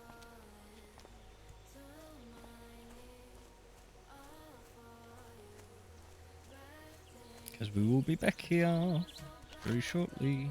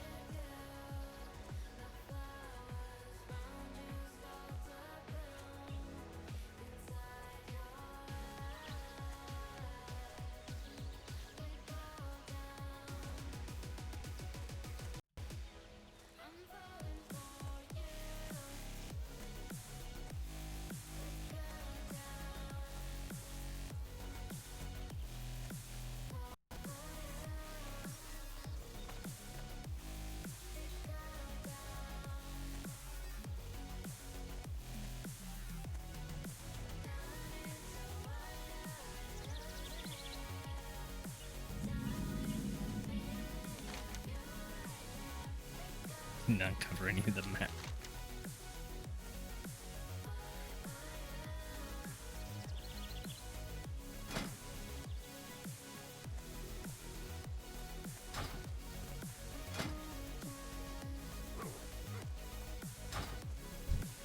Alright.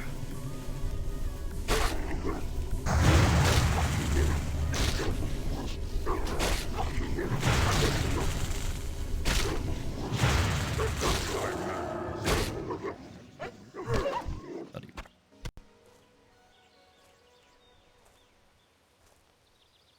I haven't had my buffs on. Oops.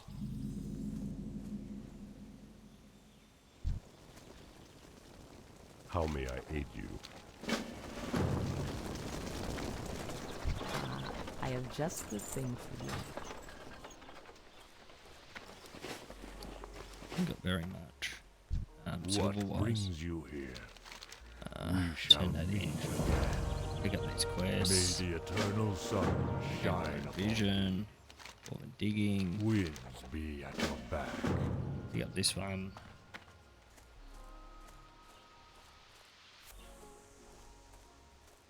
Peace, friend. Here if it's available. Yes. What brings you here? Again. Y'all.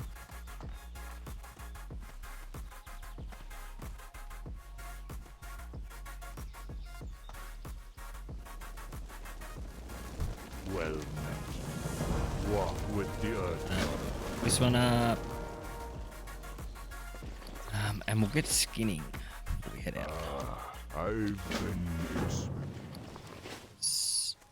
I can sell the mats until I decide to actually use them. It's in that tent over there. I should go look. How may I aid you? Huh? May the eternal sun shine upon you. well met. Teach me all you know. Yes. Go in peace. Ta-da.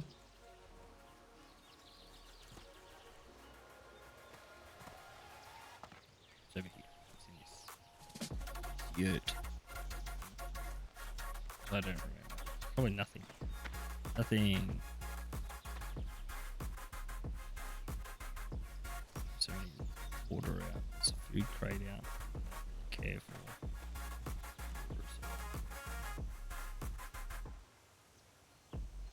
Negative. Right. Maybe over here? Oop. Okay. And this quest in.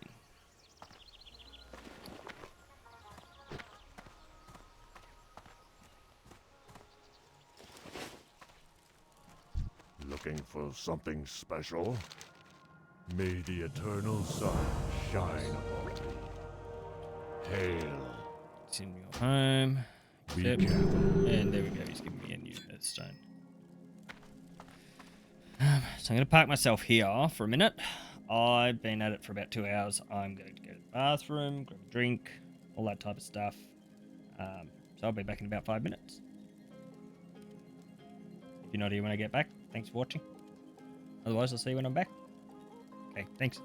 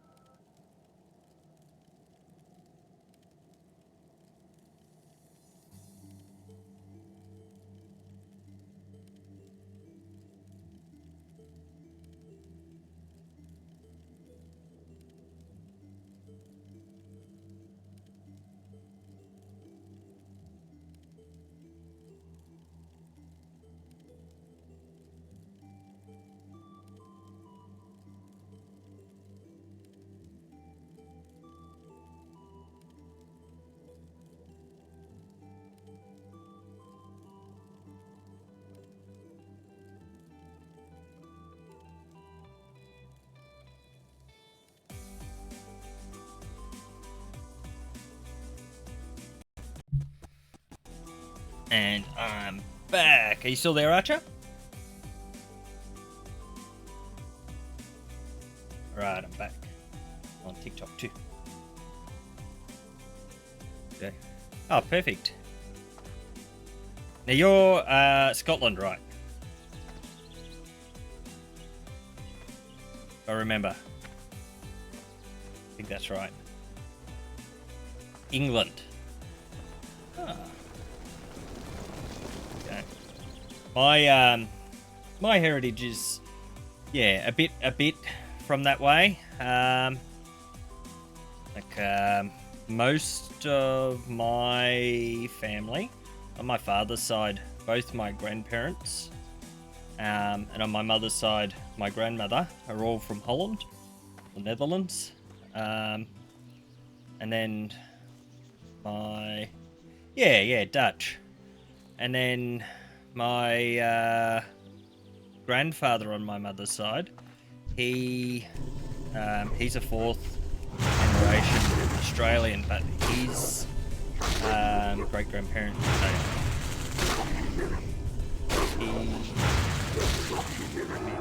mate, great grandparents immigrated over from England, but originally the family was from Scotland.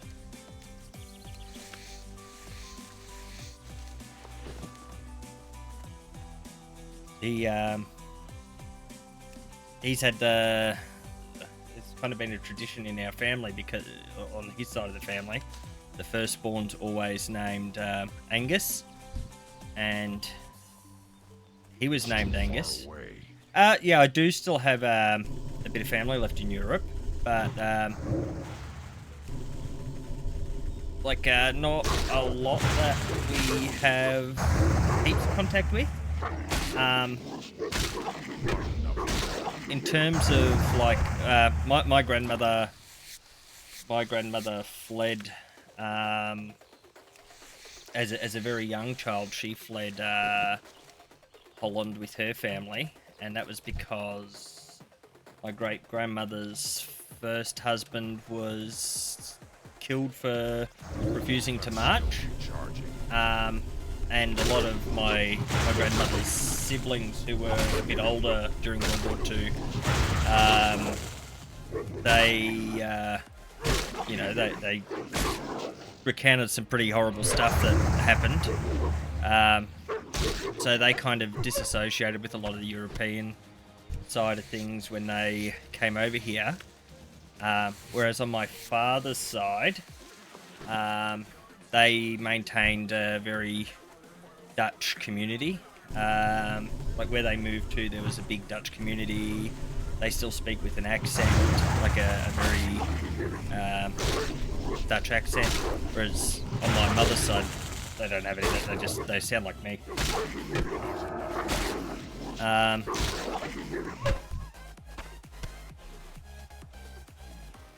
But yeah, it's very, very crazy. I think that, back then it pretty lucky to get over to Australia and be able to escape that.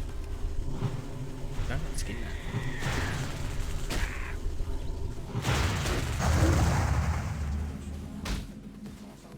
that. They got to Amsterdam because they were from a province in Holland called Friesland. And so they went from, and Friesland speaks its own language called Frisian. It's also where Frisian cows are kind of known from. So when they got to Amsterdam, the locals there thought that they'd already learned English, and they said to them, "Oh, there's two boats. Pick one." They didn't tell them where they were going, so they got on one of them, and it was the one that came to Australia. And by a small coincidence, when Ems and I met and got married, and I'd met all of her family, discovered her grandmother is also Dutch, and also from Friesland, and around the same age as my grandmother. So So they met each other at our wedding for the first time and discovered they're from the same village even. And they came over on the same ship. My mana is low. You know, the coincidences, and like they're in the similar area where there wasn't a lot of Dutch settlers down where we were, or where we are now. There is now, but there wasn't where my grandmother came over, except for her family, really. Different times. Yeah, very small world. More mana.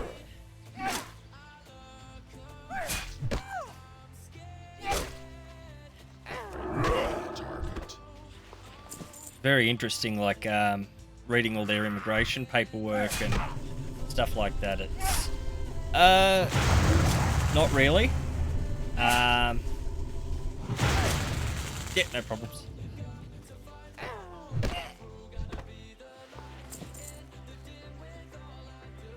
That's not better.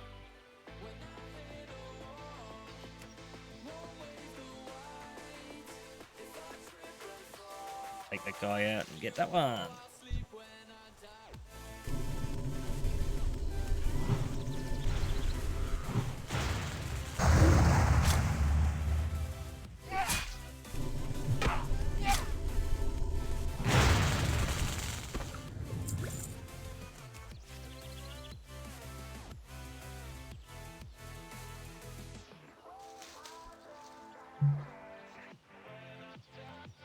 So I'm not even going to worry about the tanners over here. I'm going to go for the other things.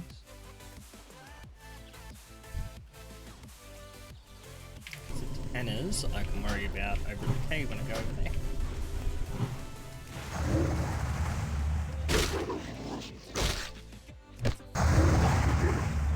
Not enough mana.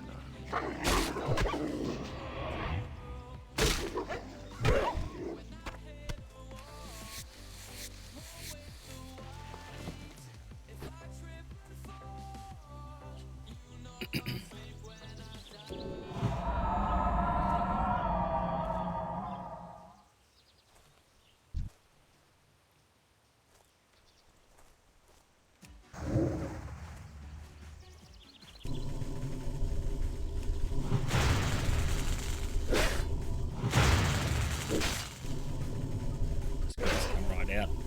So I'm going to grab. This one's run too far. It might. Got it.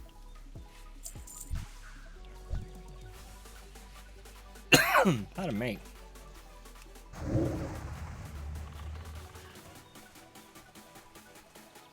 Oh no, Snagglespear's here. He's got a really wide aggro range, and he'll net me. Plus the fact that he's on 9 and a rare mob. He'd take me down too quick. I don't even want a chance going near him.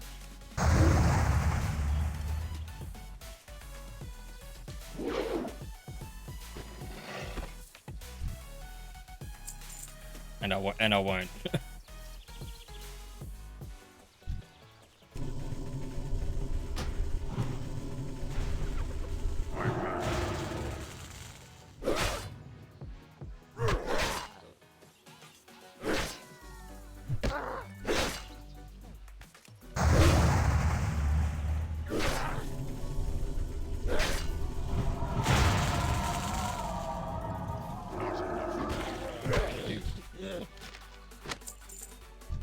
My mana is low.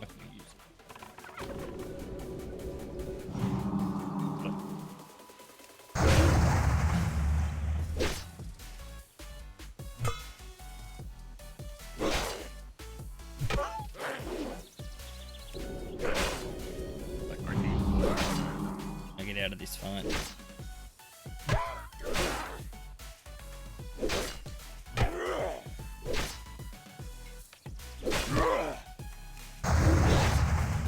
Thankfully, most of what I need that I can't get at the other spot, I can pick off around the edges here.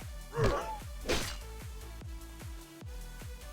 I said before, I'm not really worried about the tanners.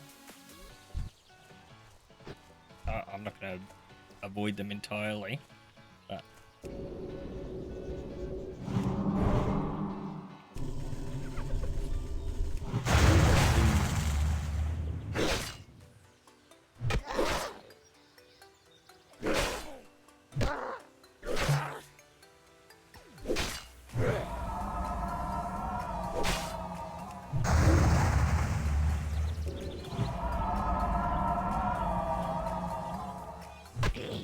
ding. 7.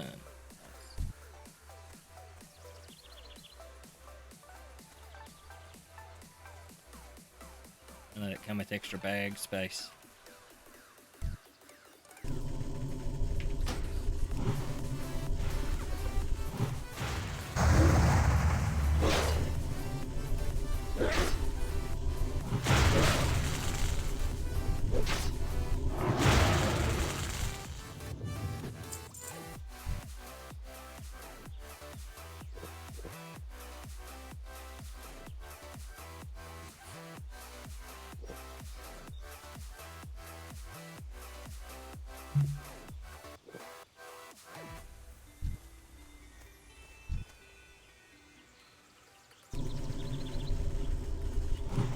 Shoot arrows at me.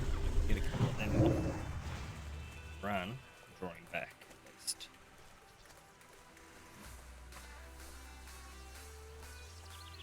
Coming in sneaky.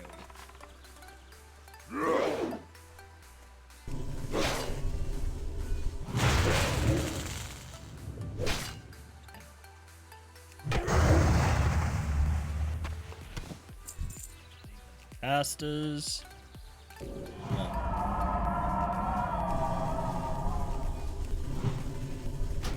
My mana is low.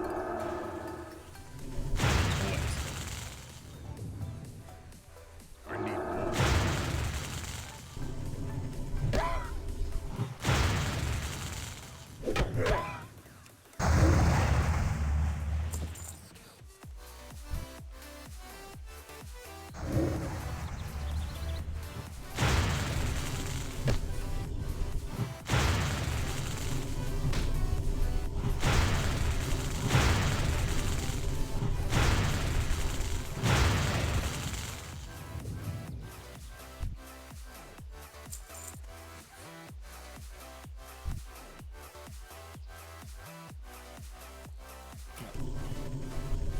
Oh yeah.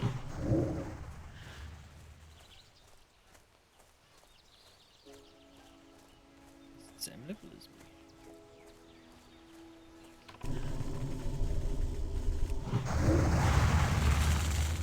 Die pretty quick. Now, run off in a second.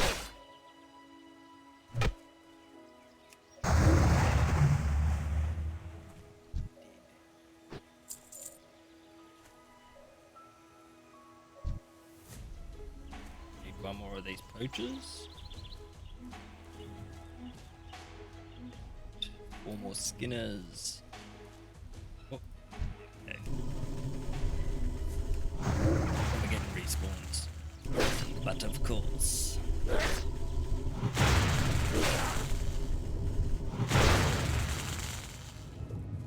Boom.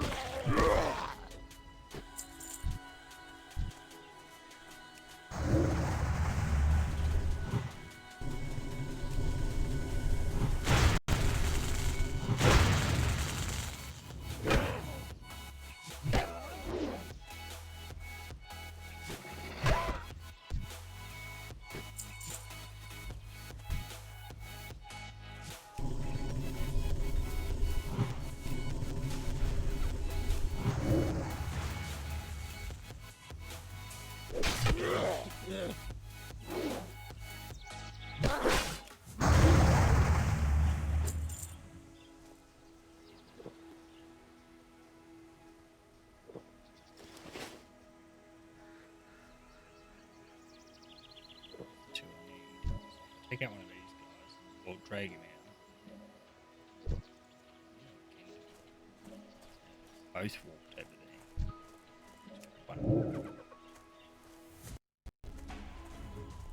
Let's actually grab both of them.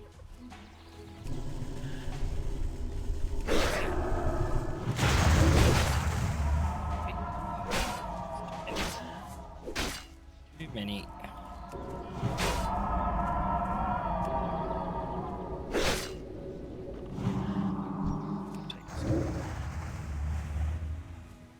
These out here. At least we'll take it out.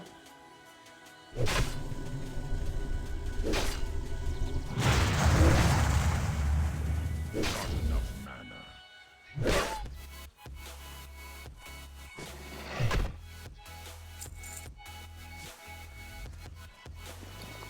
Actually have food.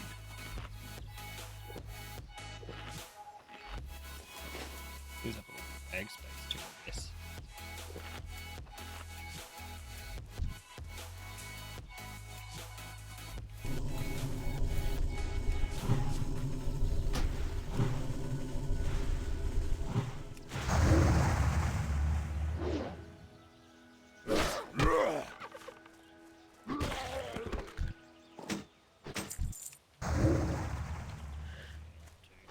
Really don't want respawns to pop up while I'm floating around here, which they may do.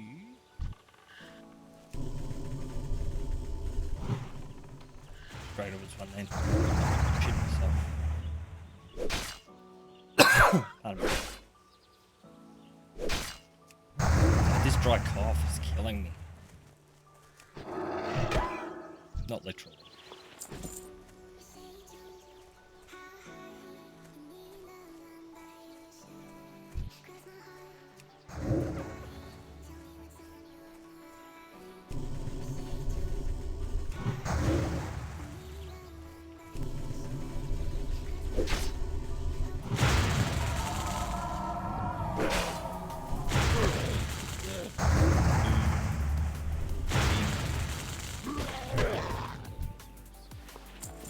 Now it's just tenners we need. Oh, he's a tenner. We can get the tenners at the other side, so we really want to grab the stuff on the floor.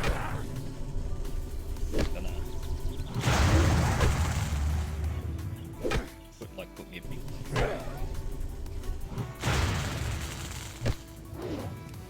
aim of the game is to play it smart, see? That.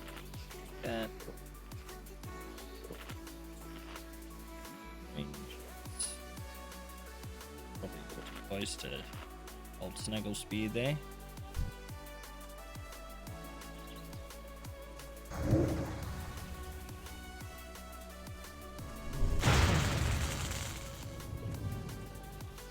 Bring your friend.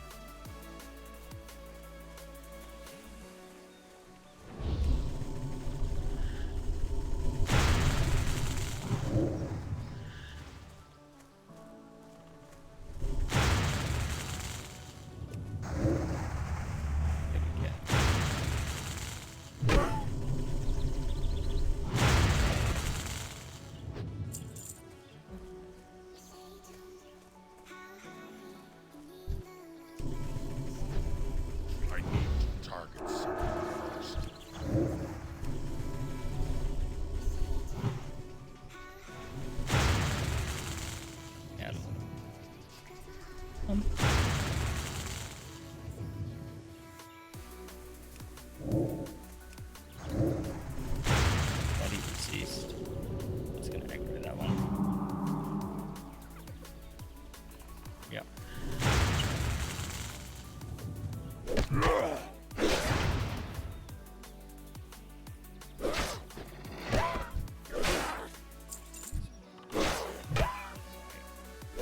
Run away!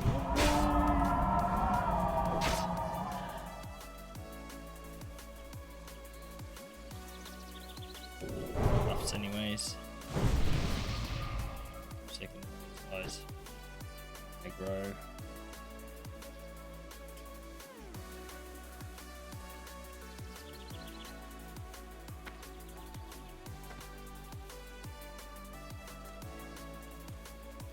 Four more of those guys. One, go near that cave. I mean, the guys are outside the cave. Still. Avoid going in altogether.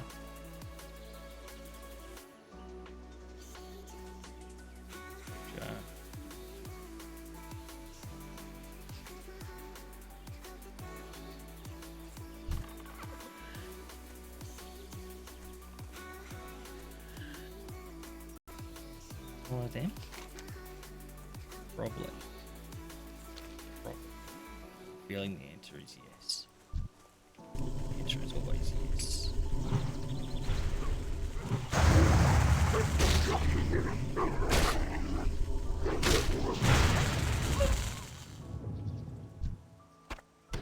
Rabbit. That's so lucky.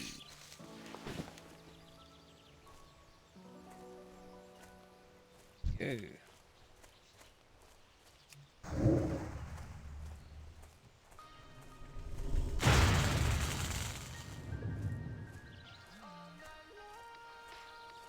What's the way? I'm out of range.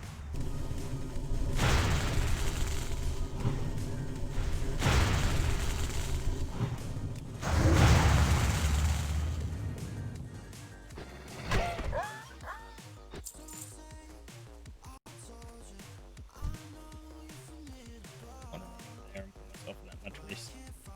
No thanks. I'll just wait for a couple of respawns. In the meantime, I get a ball.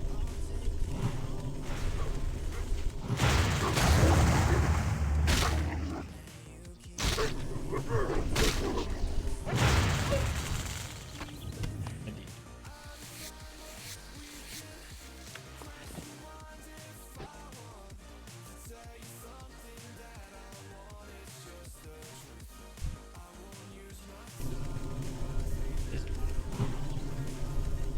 I need more mana. Oh, it's an ice machine. We've just got one of those My mana is low. water things that I fill up my water bottle with, and it makes cubed ice.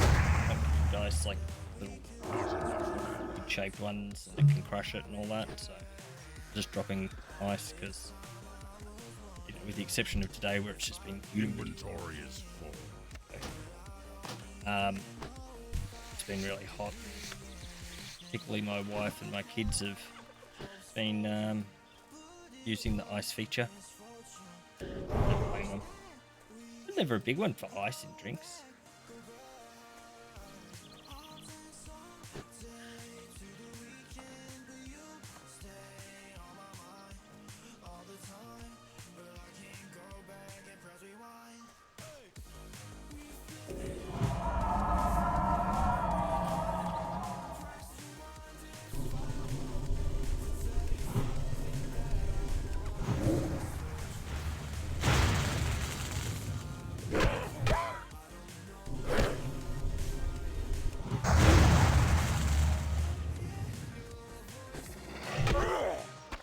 I can't carry anymore. I'm gonna do it. Where are the other two at the cave? Try and get some stuff off these Queen Striders. Da-da-da.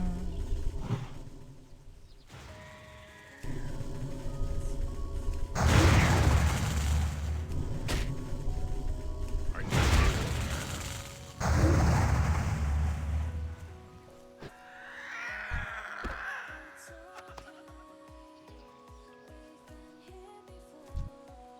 Swoop.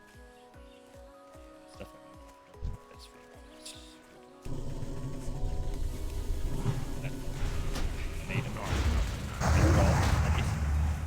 My mana is low.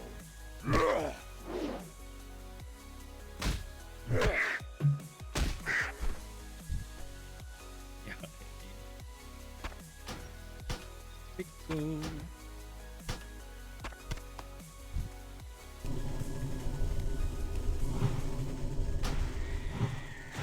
I need more mana. My mana. Not enough mana.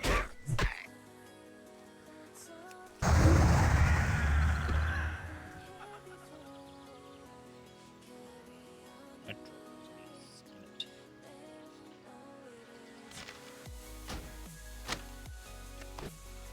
Shit. That's silly of me.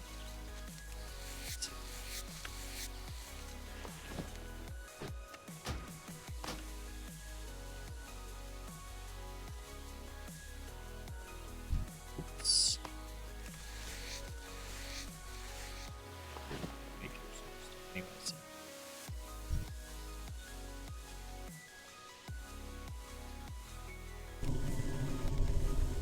Maybe I should go and have this wood pulled out here.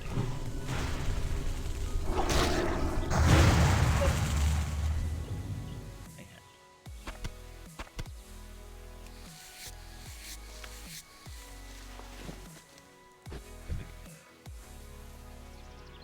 Well, there's been another quest done.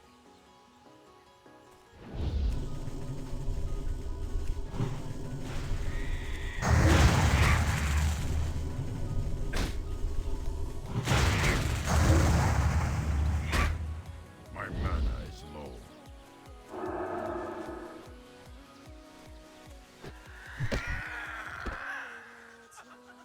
Probably something for that, because it'll well. So it's your finger.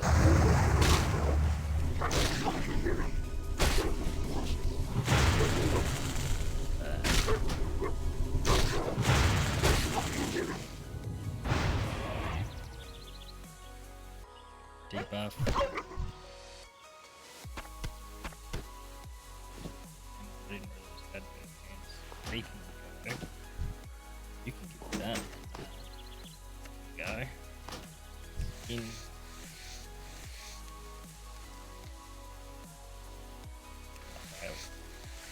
So I need 2 plain strider talons. Very cool. And do.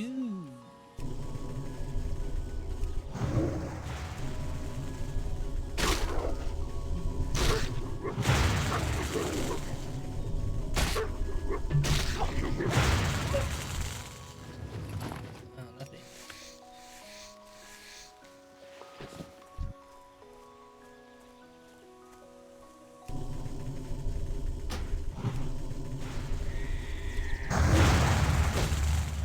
Not enough mana.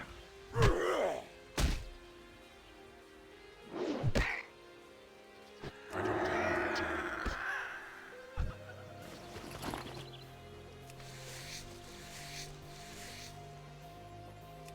Lots of failed.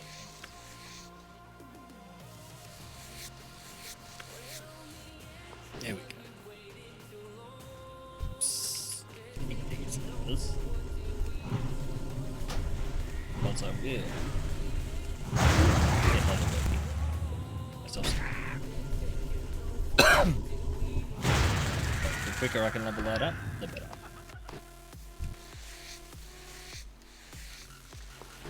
That talon. Guy.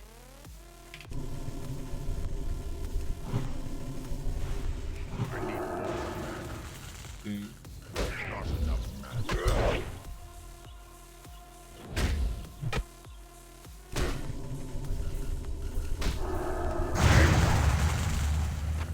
Inventory is full.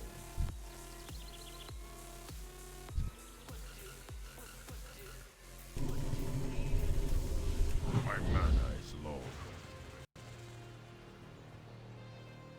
As we pass back over there, those there should be some those guys from the outskirts save me kill stuff at the cave. Not that I'm worried about them. I just tend to get that really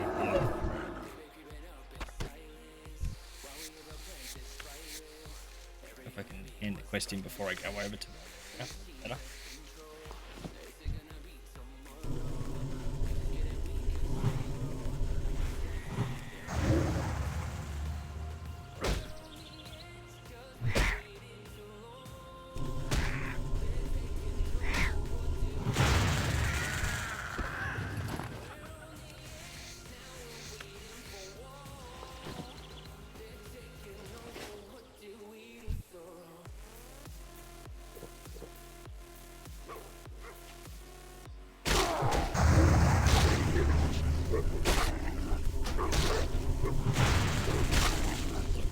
In this game.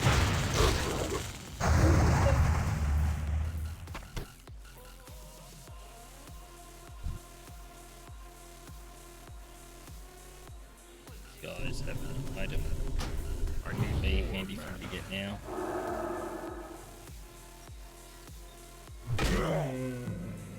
Not enough mana.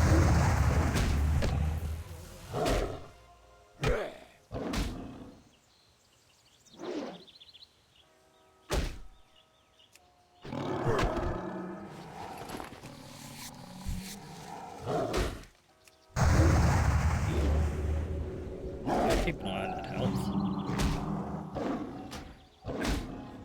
I don't know where I tend to look more. No, attack it.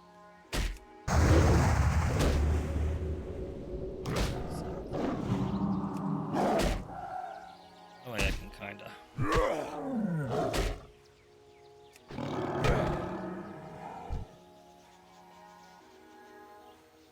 Back on it a bit better. Frame. Don't want to access frame. Yeah, it's a better position, I think. I can't carry anymore. Inventory is full.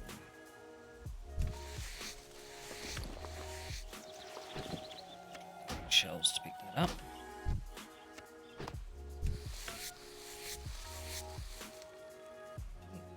That one before, maybe it failed.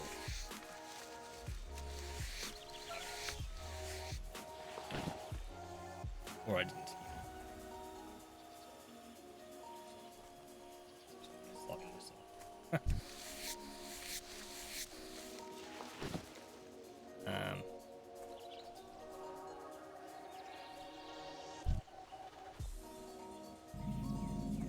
Three mobs we need all in the one place. Do need sweeps as well. Well, this one's a lot. Oh, no, I don't need stalkers.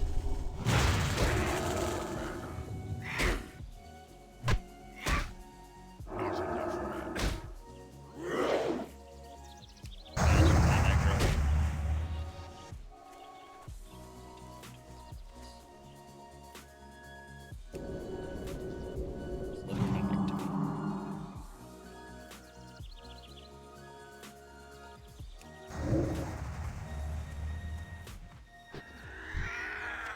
I can't carry anymore.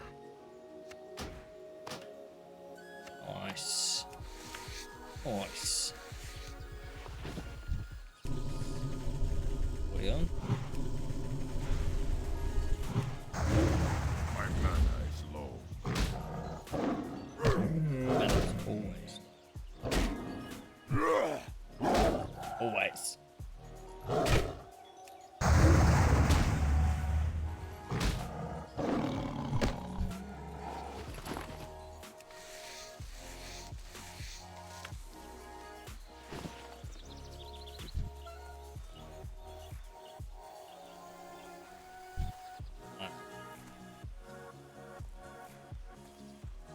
Or off this guy.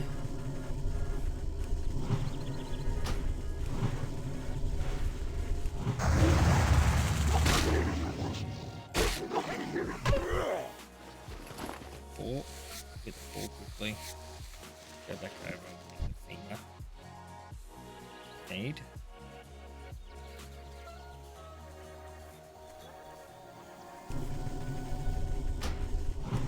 Probably by the time I get back to camp down these quests, it's at level 8 already.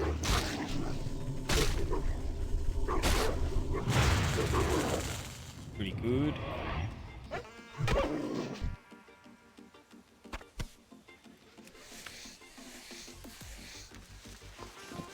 Let's get a femur.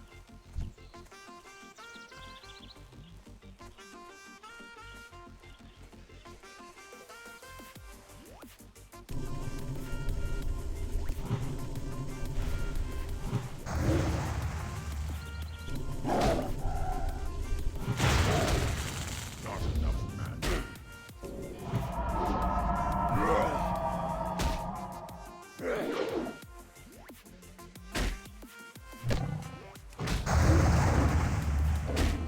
Die already.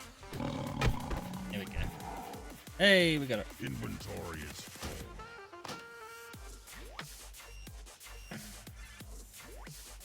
Got skin in it.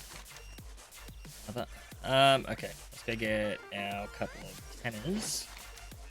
Done a lot of these quests. Two already. Just need 2 tanners.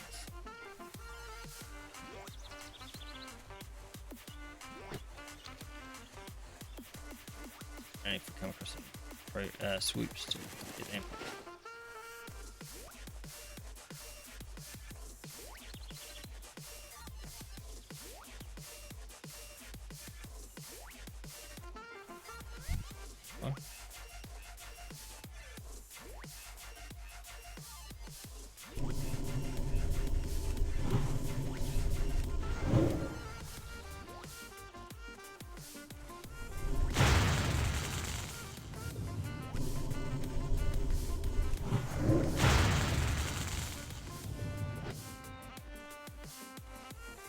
thing about having no bag space is I'm particularly worried about looting them.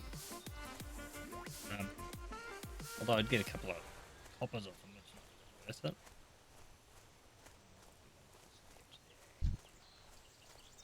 Target. Might find a sweep or two on our way back. Ta-da. It's too far away.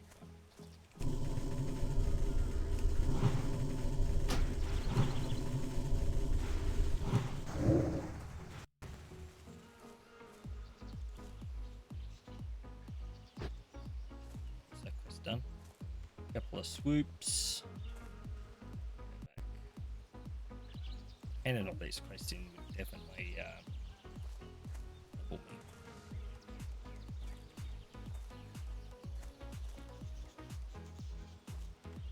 Just go back now. It's gonna bring me back out here to wave a magic stick. The swoop one I can do all over the place, so fun.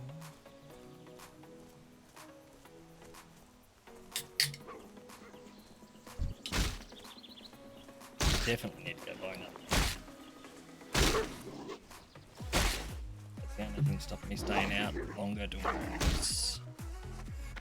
Collecting more stuff. More leathers.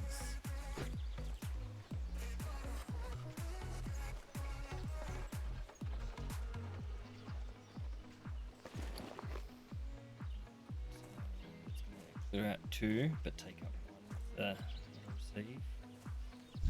What brings you here? May the eternal sun shine upon you. I can't cast that yet. What brings you here? No, May the wrong. eternal sun shine. Oh, you will. Ah, I've been expecting And you. yeah, that one will be a couple of songs.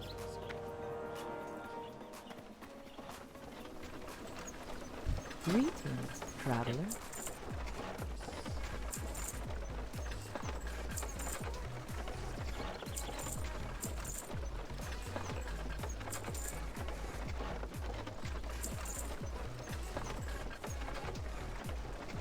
Be careful. I am happy with that. So I'll buy us a bag next. Training.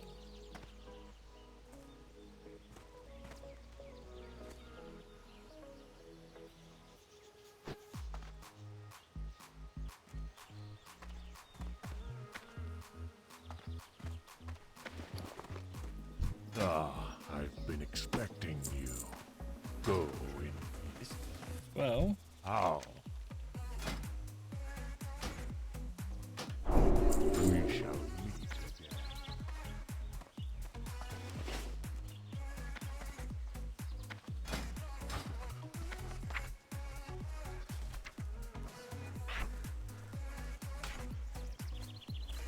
again. pardon me. I apologise for The the cough. winds guide you. Walk with the earth.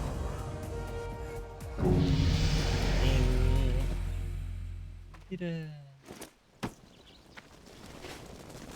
Come back here and see. Wind. Minute. You should Go. First, I must wave a stick over. And some mage stuff. Druid stuff, not mage stuff. Mage on my mind.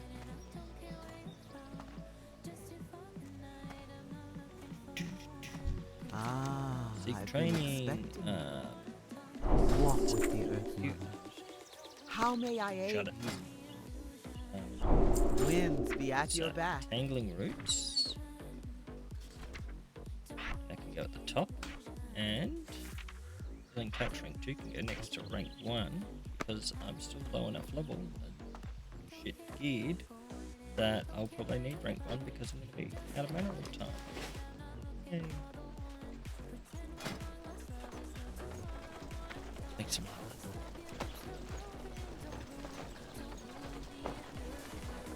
Yeah. You guys. In here. In.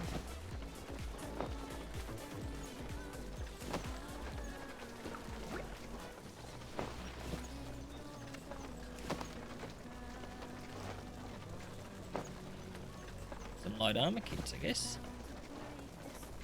Things.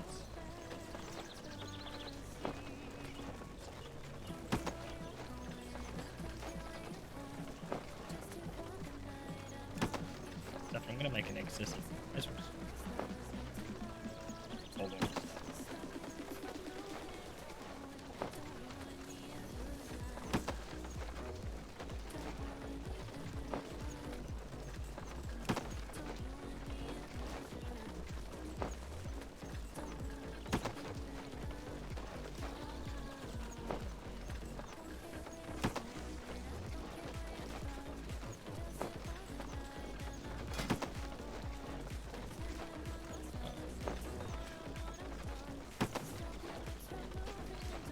Yes. Hang on.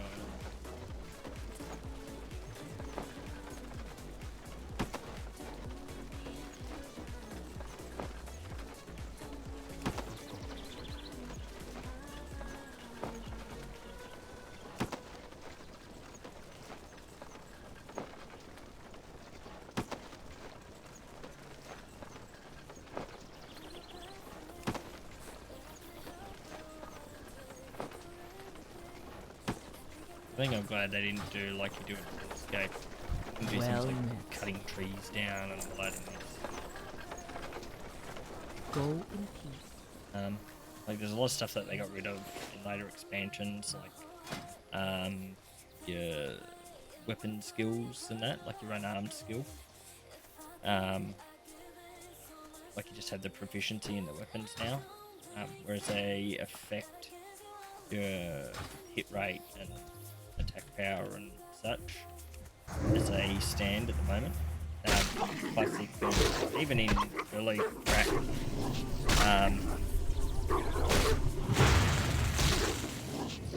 I remember like there's a couple of things that like once you get use a form like a bear form or cat form, feral cat forms on a druid, it's not counted as your weapons hitting, it's counted as the pause. So your weapon skill doesn't go up anymore, so you have to go and grind on just hit them with your weapons. Skill up. Otherwise, yeah, attacks don't scale as well as they could. There was an achievement for doing it as well. On the feet, I mentioned that.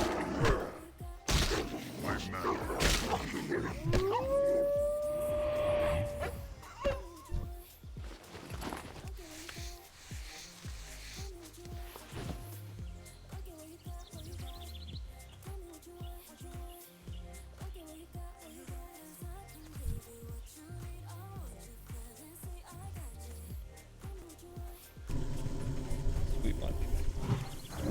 That's still recharging.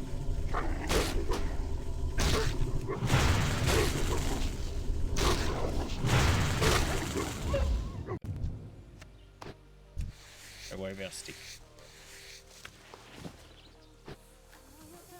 Goblins and wolves.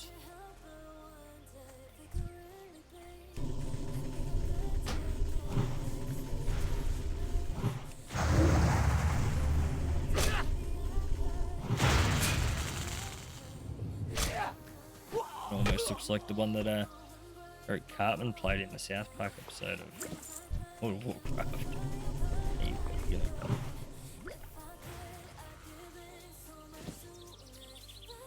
Not enough mana.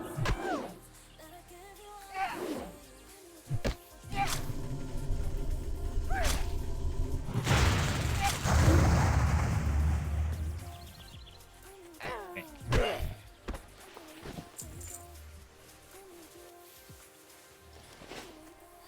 Let's not get aggro. Just why not? Halfway through that. Oh, close. I've done that.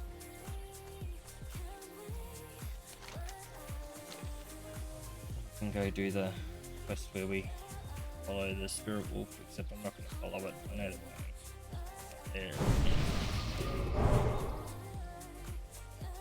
We'll work our way out kill stalkers, air claws, quest chain, cleansing them well. So the cougars and the stalkers, their claws, I will.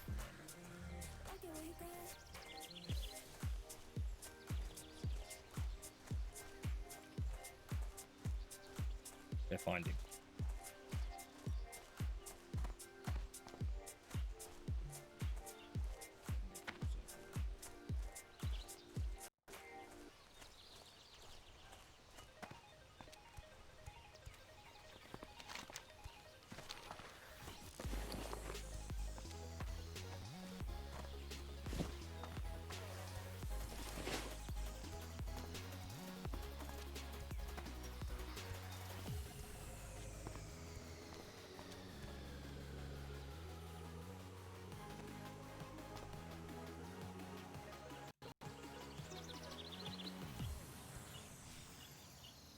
Here he is, Oren.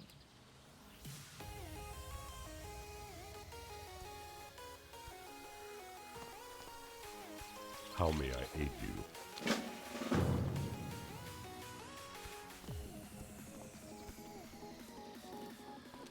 I have a plan. Let's go.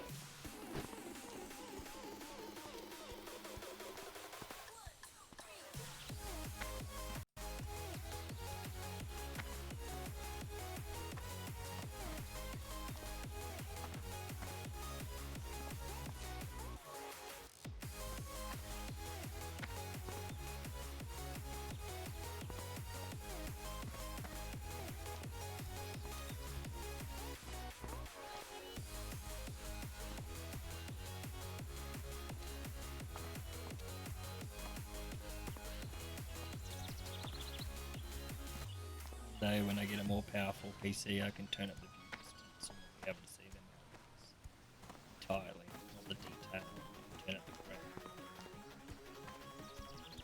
All those fantastic settings. Make my computer die if I do it.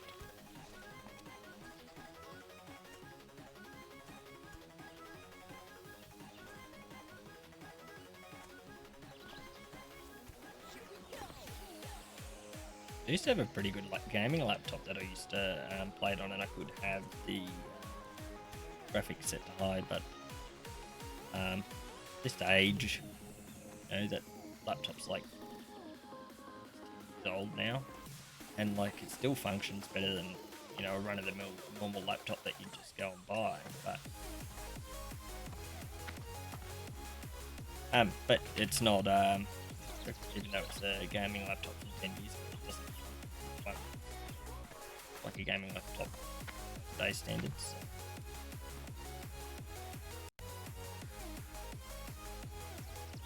I think it's still like i5. I've got it sitting down there. I just put it, plugged it up and reset it the other day. Try and give it a fresh start, see how it operated.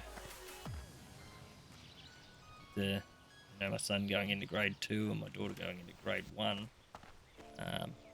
next year. Oh, hi Archer, welcome back. I think I was saying something as you went off before. I can't remember for the life of me what it was though. Peace, friend. We shall Oh, can I speak Dutch? That's what it was. No. I learnt. So, the language that my family spoke was Frisian instead of Dutch. But I learnt German, which is pretty close to Dutch. A lot of similarities. Learnt that in year 7, and then because I kind of fell out of use with it, forgot a lot of it. And Ems and I were doing Duolingo for it for about 6 months, so we picked up a little bit, enough to say some greetings, all the stuff at a cafe, but yeah. It's only a small amount. Right past them at West, doing them out of order.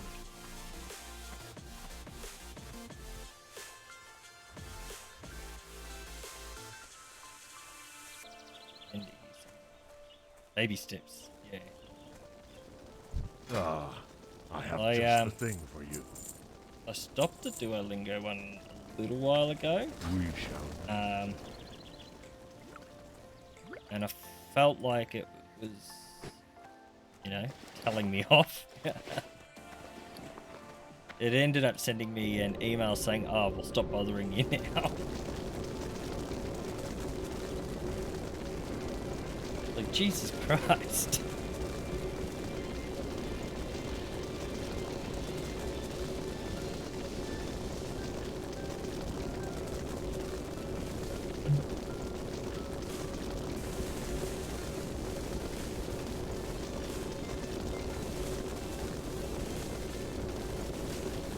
Very passive aggressive, but you know they're very successful, and the way they're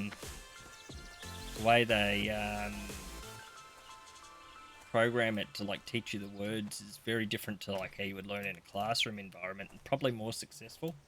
They put a lot of research and stuff into it, I guess, for motivating people to come back and use the app and spend money and all the rest that goes along with all those apps.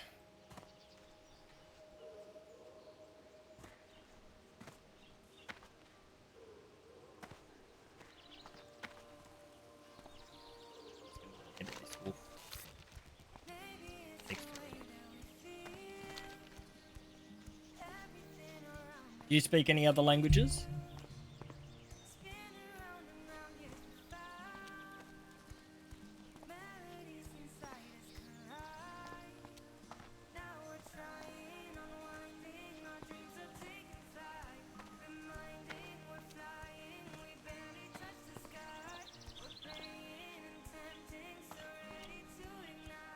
Yeah, I try to learn like if I ever work with someone that speaks a different language, I try and learn like just basic greetings and stuff. And my when I was 10, my mother spent my mother spent 3 to 6 months in China teaching English. So when she came back, I learnt a little bit of Mandarin. But again, it's probably more just greetings and stuff than anything worthwhile. God, I've attacked that.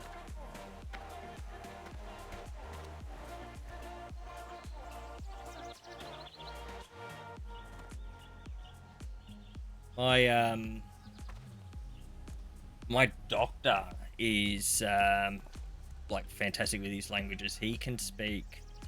So he'll answer the phone and he'll switch between like 3 or 4 different languages. He speaks like Urdu and I can't even name half of them. But like it's always fascinated me how people can just so like it's like they flick a switch and they go from one to the other. I used to work with a Brazilian fella who, when he first started working with me, he had just come over, and his English was not crash hot, and then he, over time he built it up, and I think he and his wife, because he was over on a working or a study and work visa. Over time, they, changed it so that they would speak English in their home. It worked really well for them.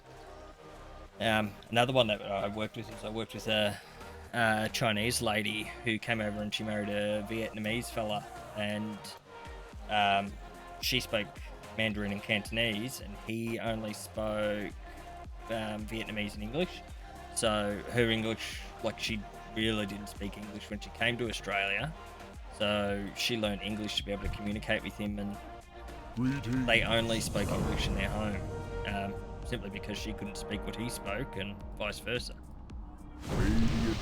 Yeah, it's honestly the best way to learn is when you're forced into practice. It's like my son, I learned Auslan in primary school because we had other deaf students in there, and so the sign language is important. And when I worked for corrections, it was handy. You know, always have hearing challenged people, so it was good to be able to communicate, even though it's very rudimentary what I can do. US TV, that doesn't surprise me. But my son, he's like his best mate, has just had a hearing aid put in and had all of his inner ear removed. So he's half deaf. He can only hear one ear and only partially. So the school's been really good about it. They already had one or two other deaf students, so they've made so all the students learn sign language, and my son's really taken it up. And you know, every time he comes home from a class, he's showing me all the signs. It's really invigorating to, not that I necessarily need to learn it, but it is good to practice it with him and brush up on it. I think it builds his confidence up a little bit. He figured out like the sign for parrot like this, and the sign for rainbows like that. Because we've got the rainbow lorikeet, he signed rainbow parrot. Yeah, definitely. But I'd actually moved away, apart from coming back every expansion to WoW for like a month or two. I actually moved away from gaming entirely. When my kids were born, like I sold a whole range of different Xboxes. Like I had the original Xbox, Xbox 360, the Xbox One, and PS2, PS3, PS4, and I sold them all because I didn't really have the time to game anymore. But he took such an interest in Minecraft that be able to kind of meet his expectations and get into his likes. I went and, I purchased Minecraft for myself, and I play it with him. I don't mind playing it. It's quite relaxing to play. But I wouldn't have played it without him, doing that. And he thinks that this whole setup is fantastic. I think he would like to see himself doing something like this when he's older.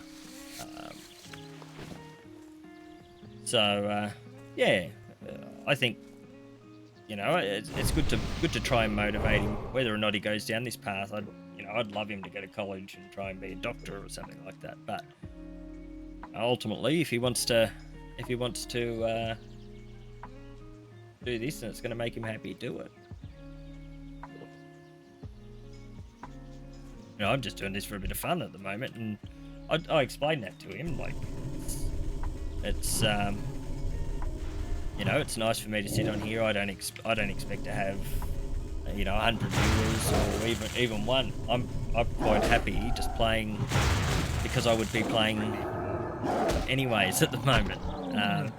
Just kind of gives me an outlet to talk and vent if I need to. And there was some really good advice I got off Pez about it. Like, he said when I brought up the idea of I was thinking of doing it, he said, well, just make sure you do it for yourself. So it's really good to have him kind of throw on the mentor hat and give me some advice.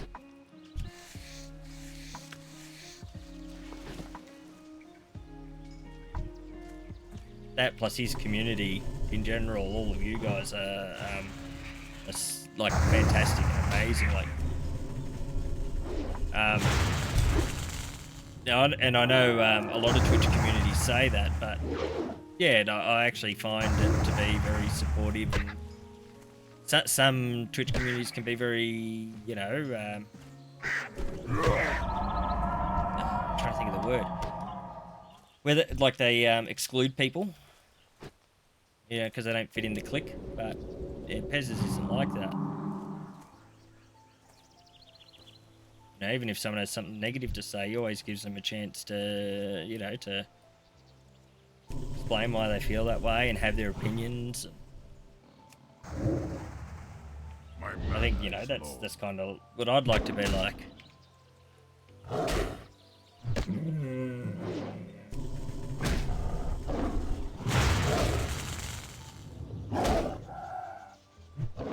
Yeah, yeah. Because I never saw him do the role playing stuff until he's done it while doing the Final Fantasy runs.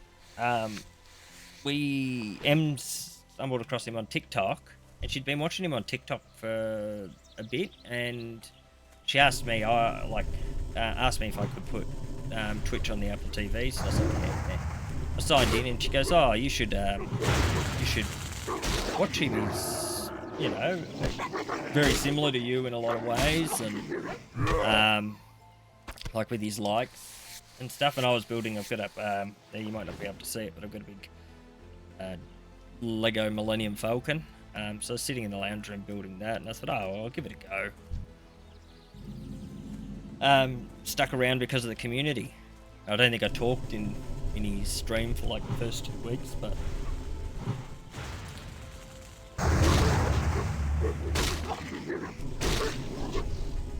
I think I subbed the first stream because I liked it. Yeah, I think Pez realised that too.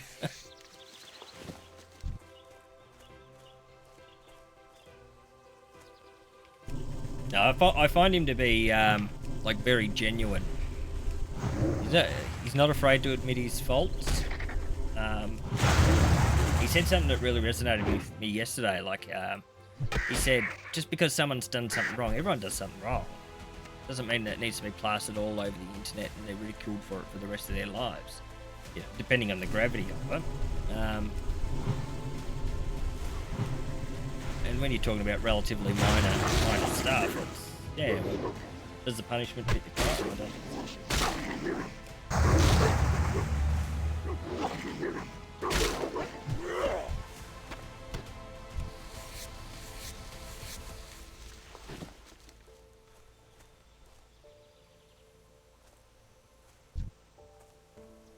I'm obviously very new to this streaming, and he's a bit more experienced. And by a bit, I mean a lot.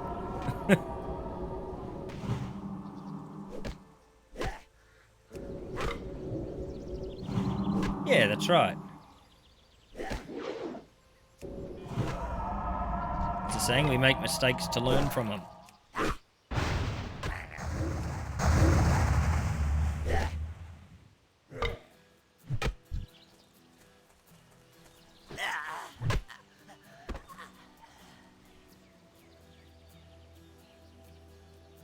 Guy would have been dead if I didn't help. He's only at level 5 and he's trying to take on these level 7s and 8s and 9s.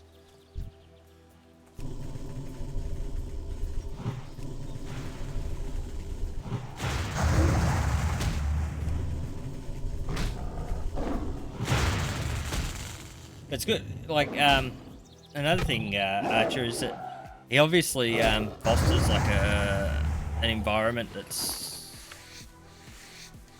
enriching for his community to be able to feel that they can go out and stream, because he's got so many that have gone out and are streaming from his community. Like even to Kodak. Now she's doing a fantastic job. I think she just hit her 250 follower milestone.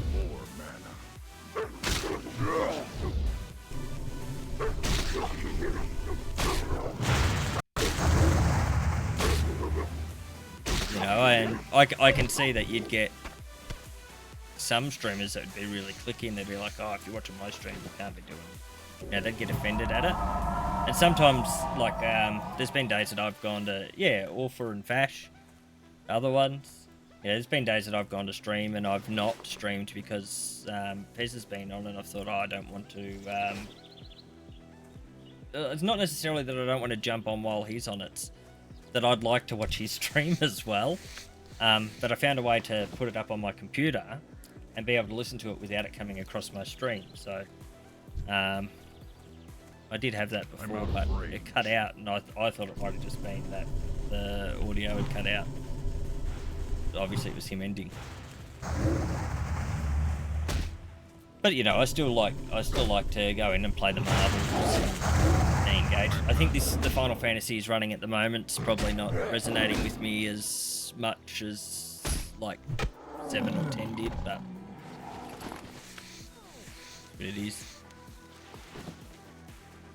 You know, they're part of his marathon, and I'm not necessarily there to watch the Final Fantasy. It's more about the community, you know? Yeah, very slow.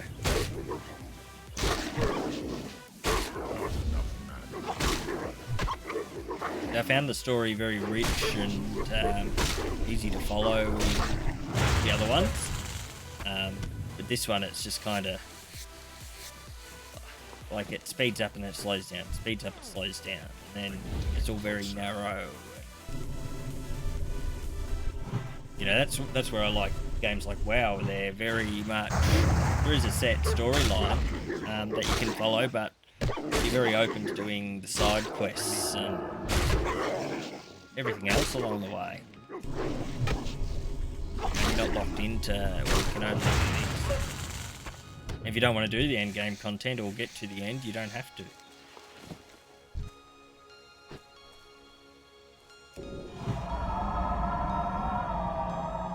Yeah, I haven't seen anything beyond what he's playing now except for 14. Is a complete mystery to me. The only things I've really seen were like 7, 8, 10. Em's played through a lot of those. And I think she's played like Remake. And we pre-ordered the new one that's coming out. The new, I forget what the name of it is. They just had the video on the Game Awards, or the trailer. Yeah, Rebirth, that's it.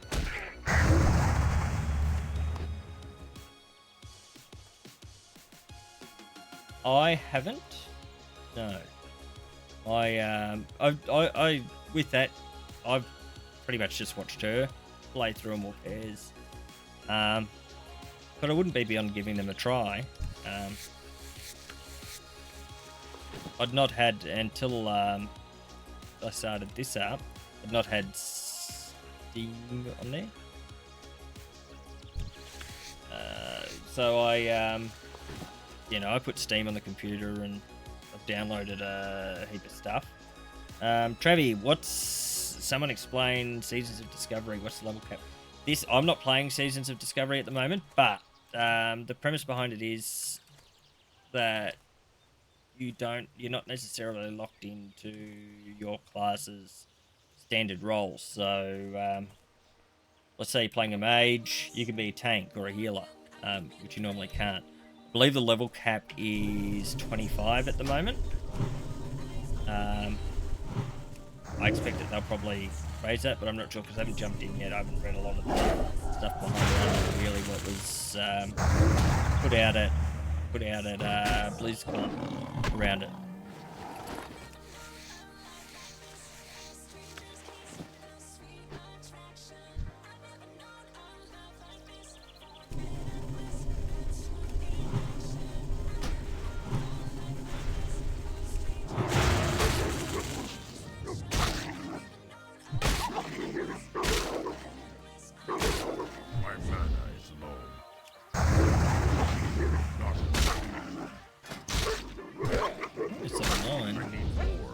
Need more of these Stalker Claws and Google Claws.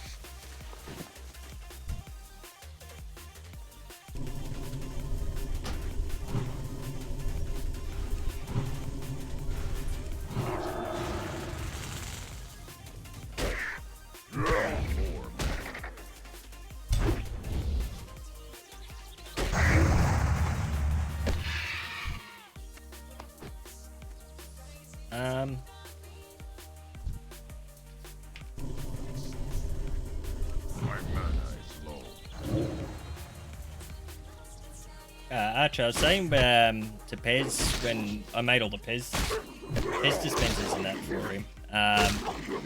You know, being part of his community has like helped with my anxiety a bit.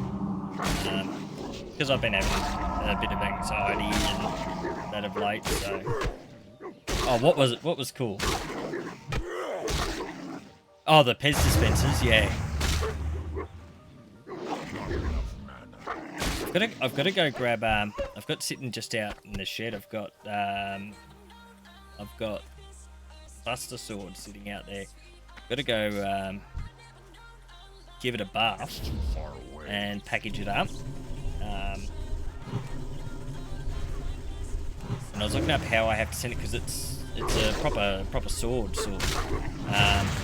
And I checked to make sure he can have it in his state and all that, and he can. But I have to send it in a special way. Like I might have to get it couriered up. Because I don't think Australia Post will take it.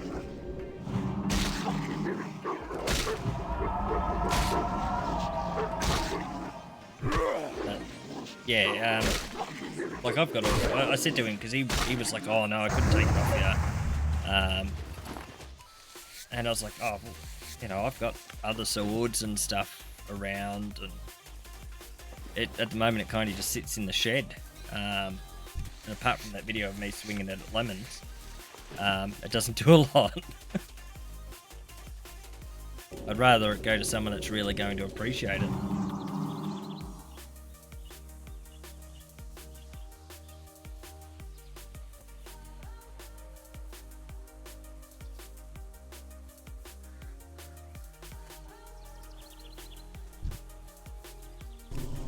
But you don't need me to talk him up to you anyways. I know you're a fan of him.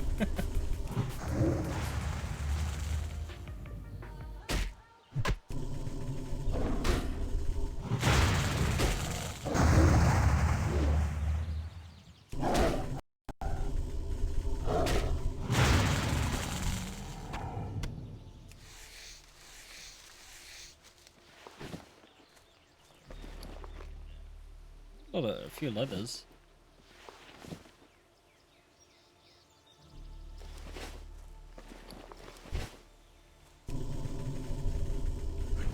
Closer. Yeah. This stream should be about Endo. Or whatever anyone wants to talk about, really. I'm not fussed. I've got the Nintendo 64 sitting here, and I've got it hooked up to a converter that converts it from the yellow, red, and white cables that used to plug into the older TVs with. I think you can with some newer TVs still.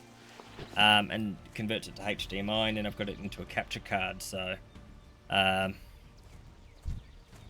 after I've done some of this WoW stuff, I was going to mix it up a little bit with, you know, playing some of the older titles, Banjo-Kazooie, Mario 64. Although I've seen a lot of Mario 64 being played, like lots of people speedrunning it, and I don't think I want to get into speedrunning it. Especially because mine's a PAL version. Pardon me. So the image quality for speedrunning's not quite as good. Good enough to stream, but not quite good enough for speedrunning.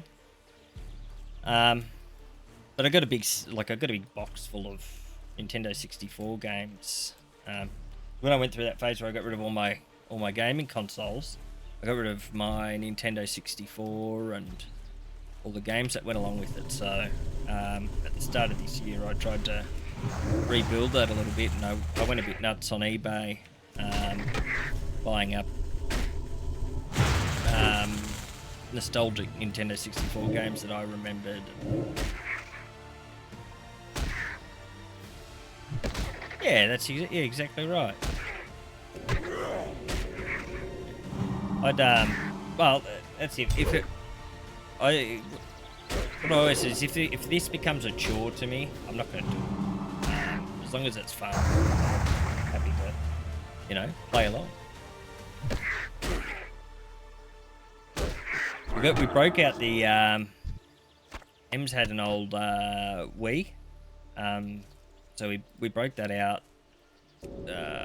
during COVID, and we had Guitar Hero guitars for it, and we spent a bit of COVID with my younger brother. We spent a bit of COVID playing Guitar Hero, and it prompted my brother to go and learn how to play guitar, which is like I've got all my guitars here, but I need more mana. you know, it was a bit of fun. He got really good at the game. Like, I thought he was next level on it. Like, he was playing expert and perfect all the way through.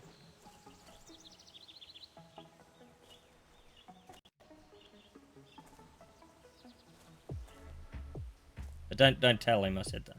If he ever comes in, he does sometimes.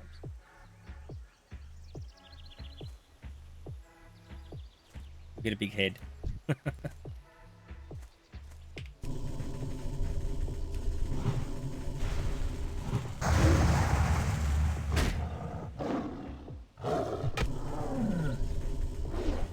I took him to Good Things last year,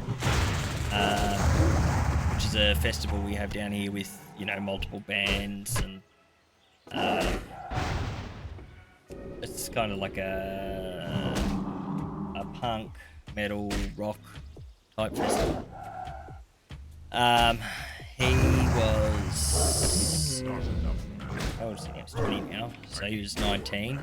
And he kind of followed in my footsteps in terms of his band likes.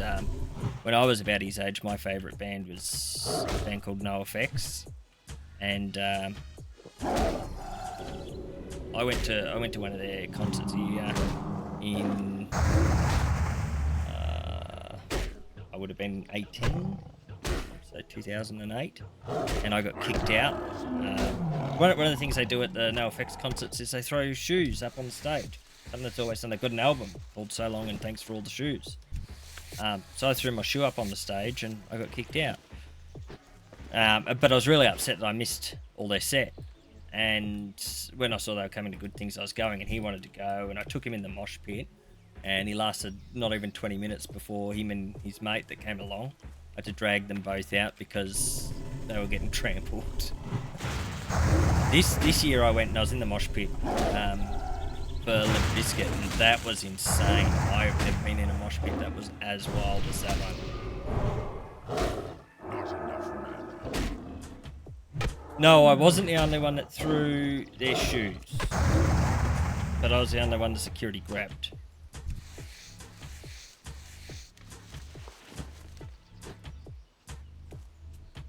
I was kind of hoping that, because Ems didn't come in the mosh pit, I was kind of hoping that she would have been like filming it, because I was crowd surfing and everything, and I was such a fun time.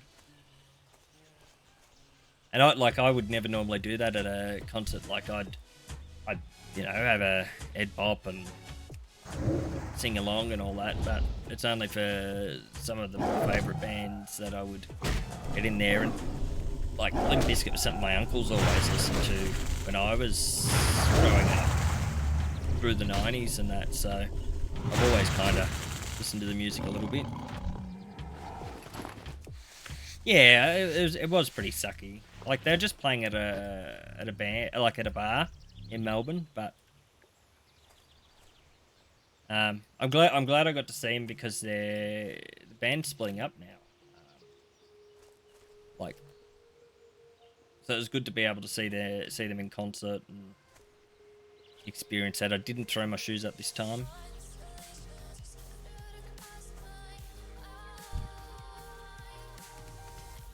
I think this is one of those. He's got the course. Gonna go up there anyway.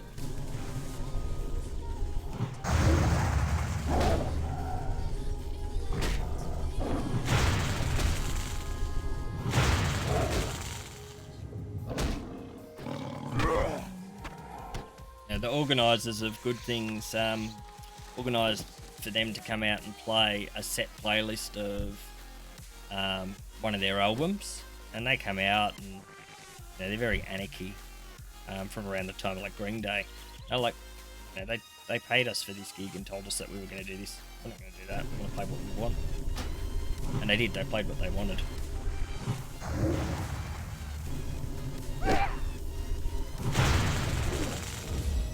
Another really good one was Bad Religion, which was there the year before. This year they had put it in Discord when they were on. Pennywise. Back in my punk rock era.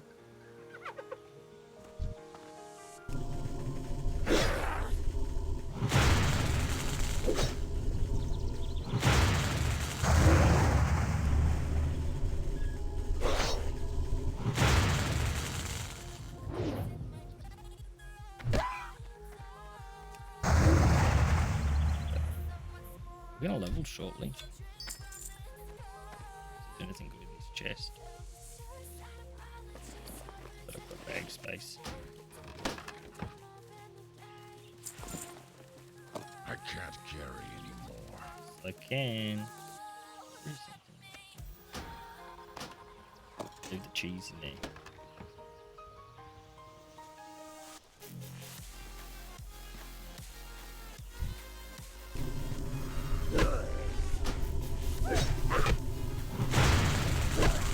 These guys level me up.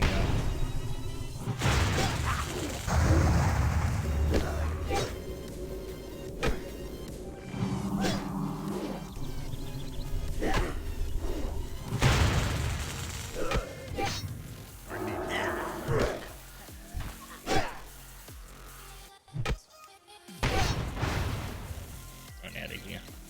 They're gonna get me. Oh, no.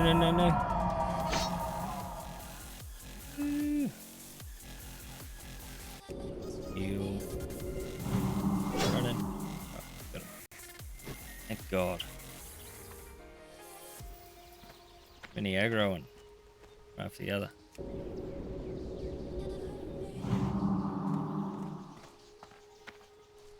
take on one of them, so we'll take you closer. My mana is low. Not enough mana. I need more mana. My mana is low.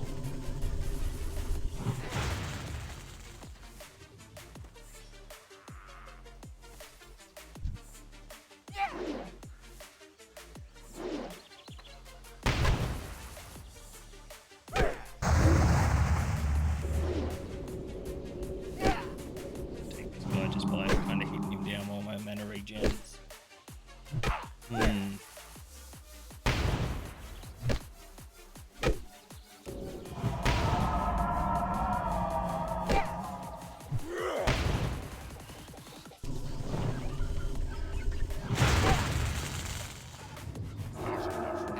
Okay. End this question while I've still got a chance. Look what loots they've got.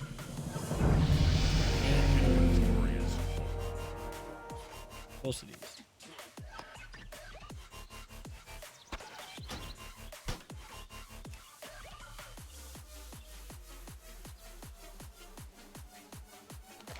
What time is it over there, Archer?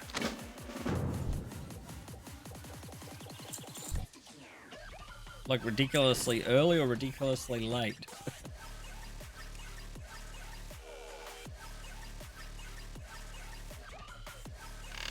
Oh, right in the middle of the day. That's not too bad. Well, not quite in the middle of the day, but yeah, ridiculously in the middle.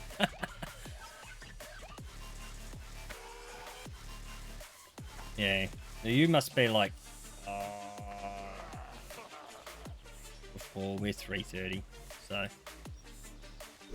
you're like oh, my math's gone. 13 hours, either in front or behind.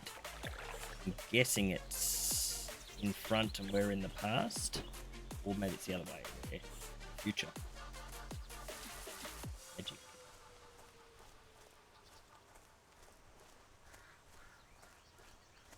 I'm I'm guessing we're in the, yeah, I think we're in the future.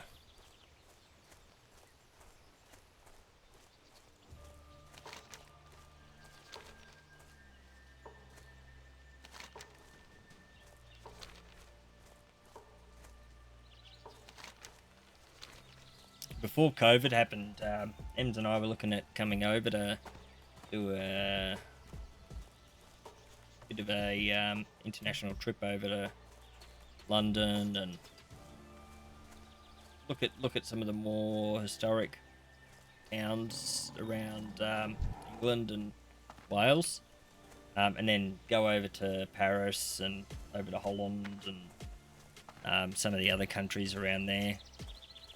But kind of put that on hold. We did go over to Indonesia and went to Bali right before COVID. We came back from Indonesia at the end of October, Well met. and then we were Go in peace. Be careful. we flew from Melbourne to Adelaide to Ancestors watch over you. go see Cold Chisel and some other bands, some other famous Australian bands at an event they call By the Sea in Adelaide. And it was like a week after we got back, everything was being, all the rest of the tour was being cancelled because of bushfires and COVID. Like COVID just kind of come out of nowhere. And then Victoria got locked down for so long. Bali, I really like Bali. My mother's in love with Bali. She goes over like 4 or 5 times a year for like some of the trips she goes over for like a whole month. But you know, she's pushing 60, so good on her. That's what she likes doing. What brings you here? Walk with the earth. Yeah. And depending on which way you go, if you can get a direct flight from Melbourne, I think it's 7 hours. When we went Looking for something via Brisbane, special? so we flew to Brisbane and checked into the lounge there and had breakfast. Then we got on the plane. Like it was nice. It just wasn't ideal. It was such a long flight then, because then you got to go up and then across. It ends up becoming like a 10-hour trip. And then it was the same back, except I think we went via Sydney on the way back. Oh, it might have been Brisbane. Either way, it wasn't. It was like Walk the with flight the was earth. pretty shitty. We had an incident on our flight as well. We had a couple of people had smuggled. Well, they didn't smuggle. They had their duty free on board, but they're not supposed to drink it, and they were slamming it down, and then they were Just sexually the harassing thing for you. people, and they threatened to divert the plane to Darwin. Goodbye. Over it. They didn't. They managed to get them to calm down, but they got escorted off the plane. We were sitting right up the back of the plane, because it was right before every short domestic flight I'd ever taken, I always sit up the back of the plane because it's easy to get on and off. You know, on a short flight, you're not worried about really reclining the seat. Then we had these two blokes sitting in the opposite row, and that's kind of where they'd relegated them after they'd been misbehaving. And they were harassing Ems and me, and so I had a go at them. The flight attendants were really good about it. In the end, they landed, and yeah, they got arrested at the airport and sent straight back. It was good. Like that was the flight that pushed me over with my airline membership. Pushed me over into the platinum. So we upgraded our flights on the way back to business. No, definitely not what you want when you're flying. Yeah, look, that was part of, you know, I used to fly a lot for work, so it was a little bit of a perk. Ow. Was that I use the points for our holidays and stuff like that. And even with our supermarkets here, I used to get the points. I don't anymore. I used to get the point to put into the airline miles so that I could use it for family holidays. But now I've kind of put that on hold because of everyone's up in arms with the increased cost of living. So I don't know where it's all going to go. What brings you here? Goodbye. Ancestors watch over you. I've been I expecting. don't have anything new. May the eternal What quests do I have? Alright. Probably vendor some of them and I'll get another pack. Got more of them to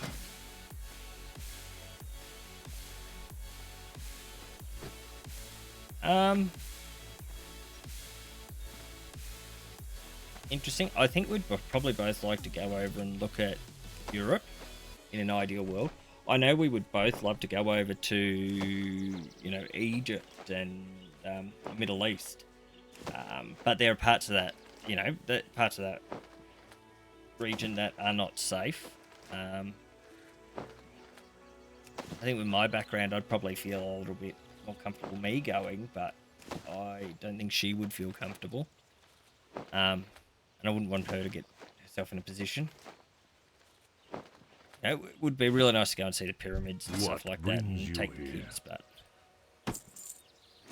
I think our next holiday destination will probably be Bali. Again. yeah, you have to be really careful.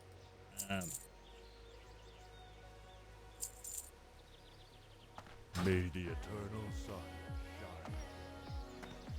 Now we had a really good time in Bali, and I think my son's 7 at the moment.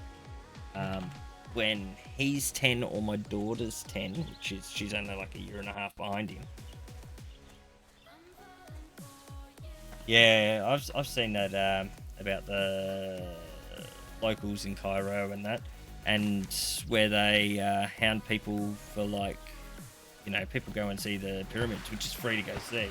They charge them exorbitant prices, get them to hop up on a camel and then charge them money for it, take a photo of them, hand them a bandana, or scams that go along with it.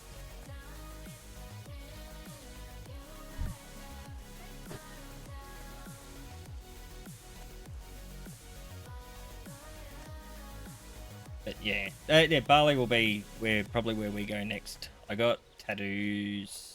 I got new tattoos over in Bali last time I was there. And it cost me 100 Australian, and it took an hour, and that particular tattoo for 4 years now. It's massive.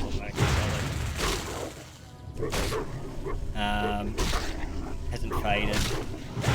In the same area, so I got when I was 21, I got my birth date in Roman numerals, my Chinese horoscope, which is the horse, and my star sign, the Libra symbol, and it faded horribly, within 6 months, and they didn't do it properly. It was very wide and it had bled out, and supposedly it was done by a top tattoo artist here in Australia. It cost a lot of money to get it done, and I was really disappointed. I got my kids done over there, and they also got a little picture. They were Minnie and Mickey Mouse fans when they were babies, so I got a Minnie and a Mickey Mouse with them as well as all the same symbols. And it just hasn't faded. It's sat there beautifully.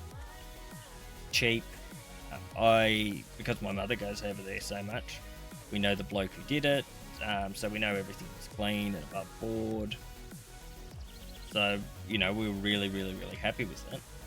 Em's got one done as well. Cost her $100, and it was a sleeve. It took an hour and a half for hers. It's a beautiful, beautiful piece here on her arm, and she's had some extensive tattoo work done on her arm here in Australia. Some stuff that's cost $1,100, and it doesn't compare to this one that she's got done over there. Like, it's just next level. Beautiful look. It's like a beautiful lady with a wolf head as a hat. She's like going in it.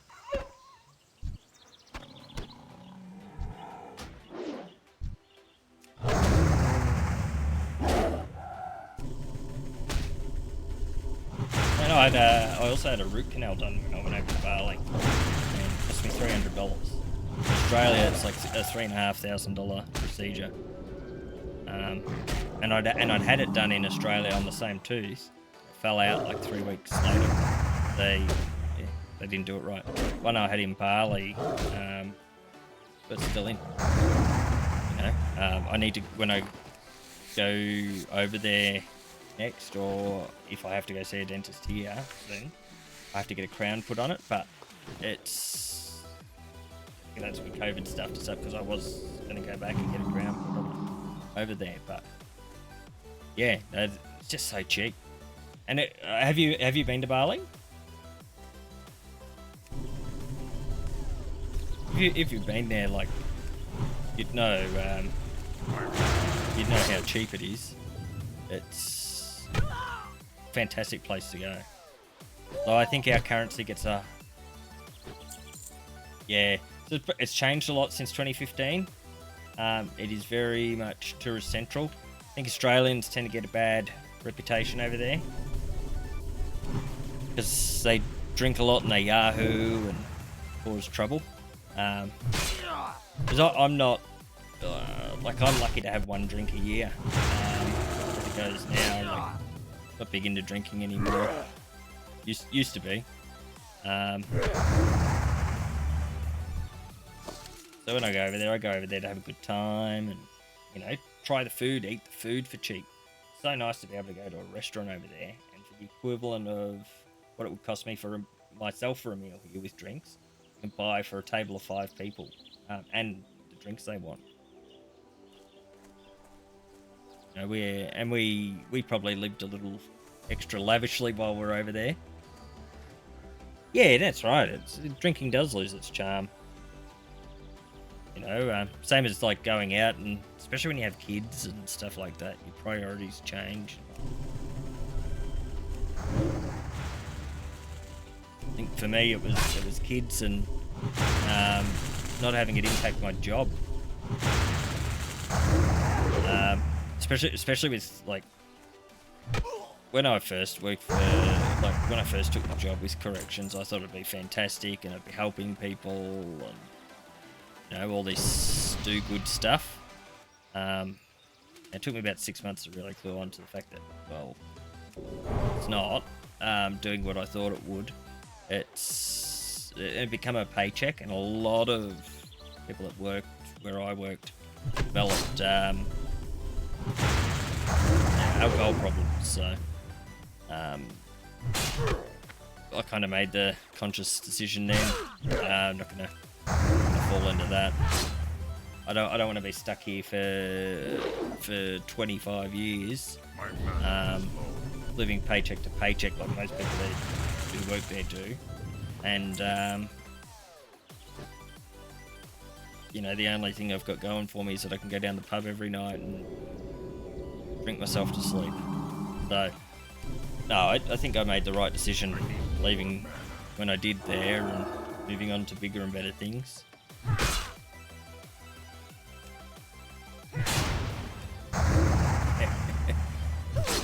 I actually never had a drama with people that were like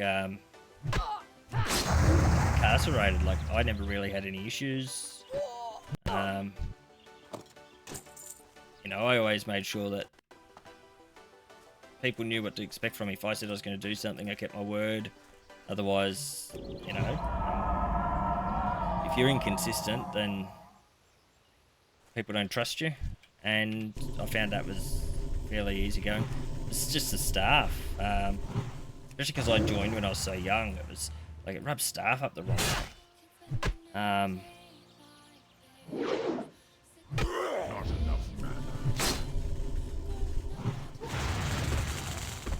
Very interesting place to work, though, I will say that.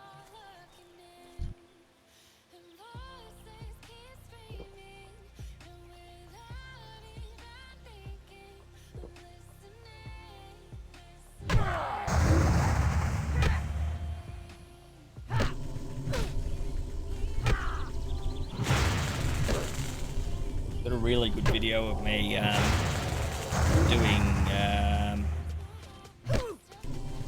doing OC training.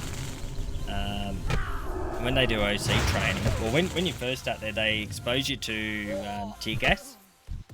So they call it CS gas, and you know that's fine. You get exposed to it briefly, and then they get you to put on a mask.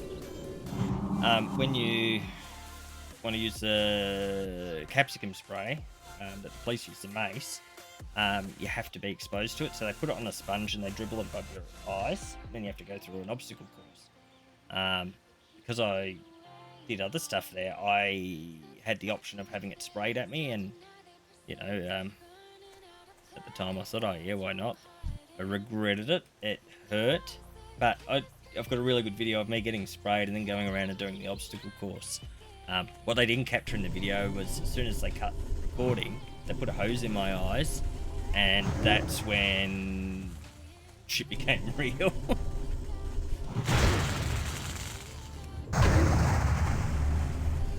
I must have been going through on pure adrenaline. Yeah, I did meet a lot of interesting characters. Not that I can, you know, I was under confidentiality agreements, so I can't name names, but the interesting ones that I found were, like, I used to do like a lot of case manager stuff.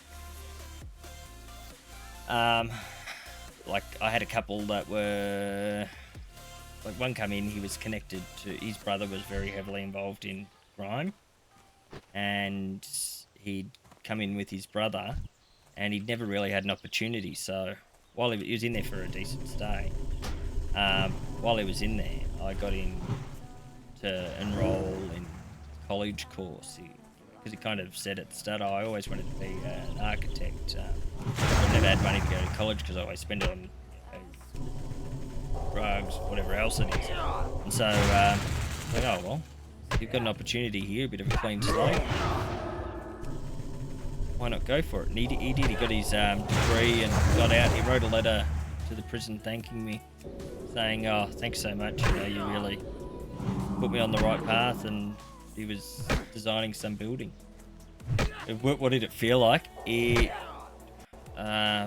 pain, like pure pain. It's like little needles all through your eye, and it burns.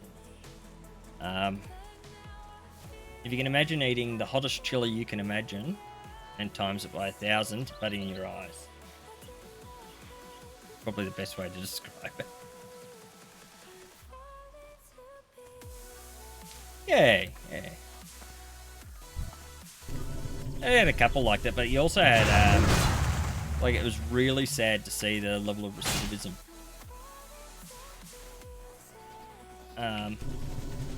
And you had some people that were really good like that they wanted to help and see people succeed.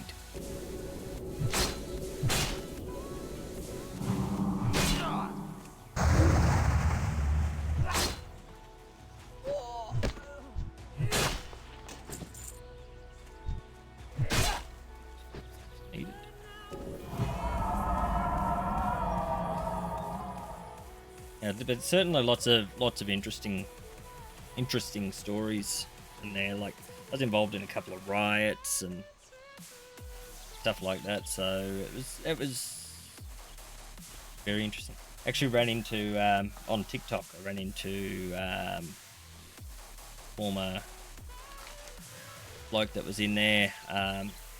He became quite famous. He's actually created a really good platform on TikTok once he's gotten out to about delivering hope to people and using his experiences where he went wrong to try and steer people away from that. So, you know, seeing stuff like that's really good to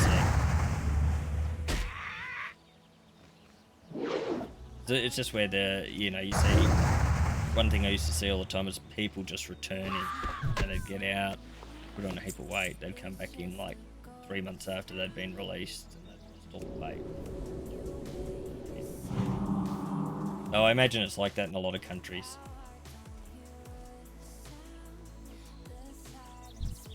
I don't think we have it as bad as what America does.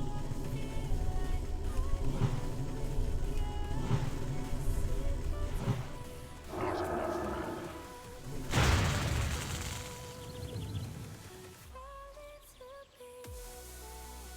It's too far away.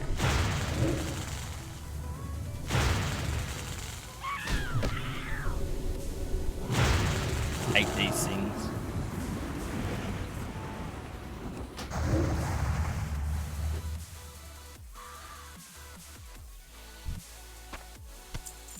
Didn't even drop what I wanted.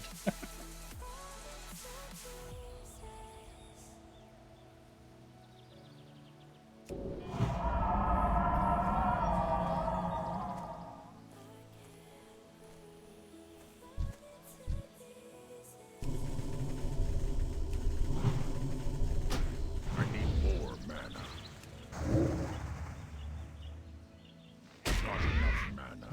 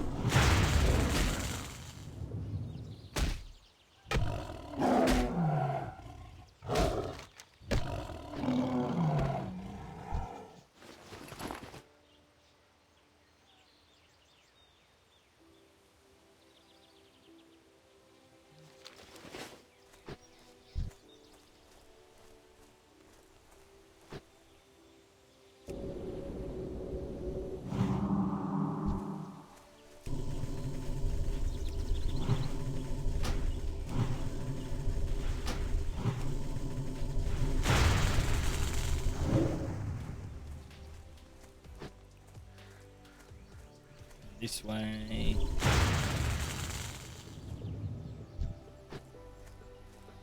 All right.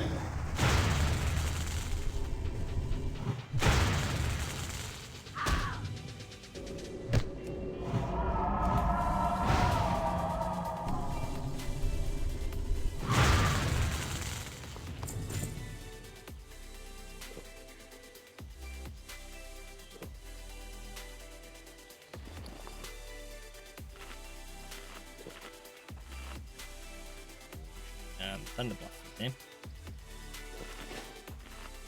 Have to go back up. Want to walk way around. The trench cover. Wish they'd drop their do have the quest here. Yeah. Tell them. How have I not got one yet? Like 5 of these. 4 or 5 of these. Should go.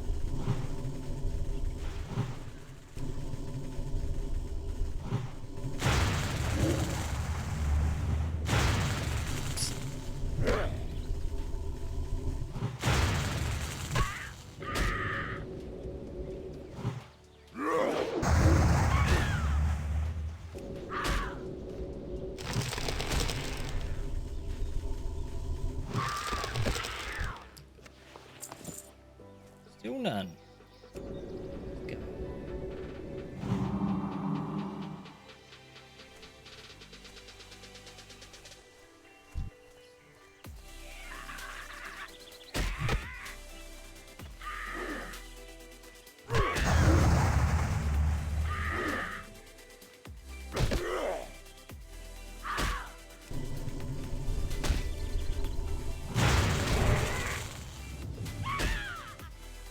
Fill up. Mana.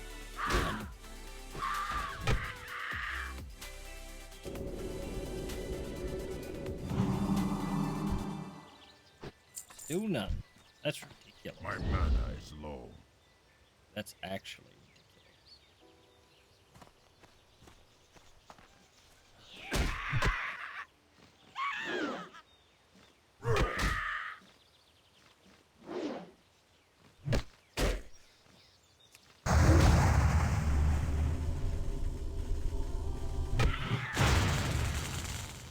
Welcome back, Mr. Archer. Or, I assume Mr.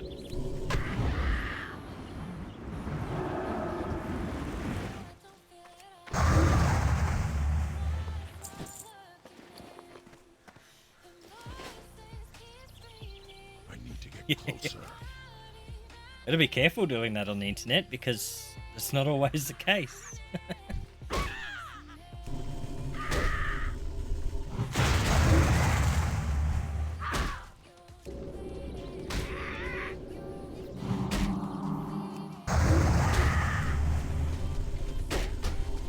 Like the name of this character and of my main was a tongue-in-cheek one I made up a very long time ago for a female character that I had.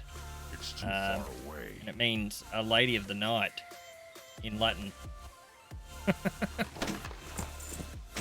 But I like the way the name sounds, so I've continued using it for my main characters because hey, it's got a bit of an interesting story.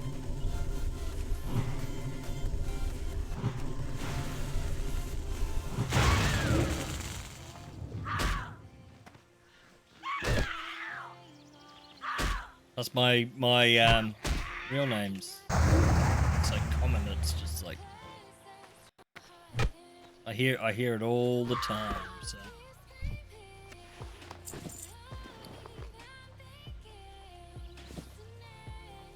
And my last name and middle name together aren't all that common.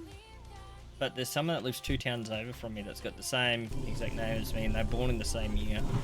It's really confusing because we go to the same doctors. You know, there are other services around town that they come in and use. So I've even gotten the wrong mail before when I lived at a different address. Should have gone to him. No, I'm not Adam. Nick. Or Nicholas, but yeah, it's like really common here. It's like a million Nicks in school.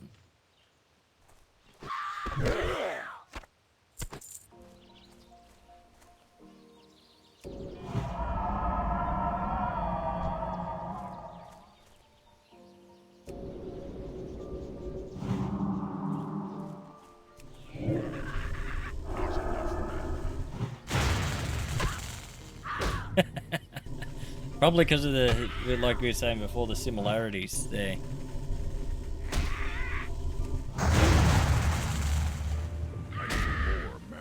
And my avatar's name's got or my character's name starts with an A. Most of them do because I kind of just started at A.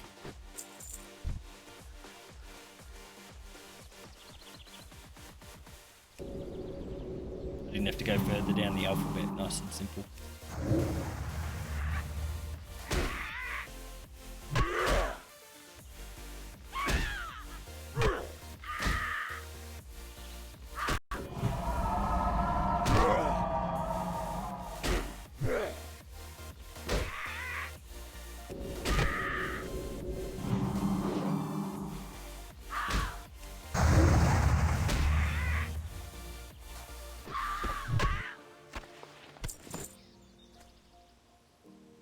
Finally getting some of these talons drop. I know they're going to lower the normal drop rate, but it was like it killed like 8 before one dropped.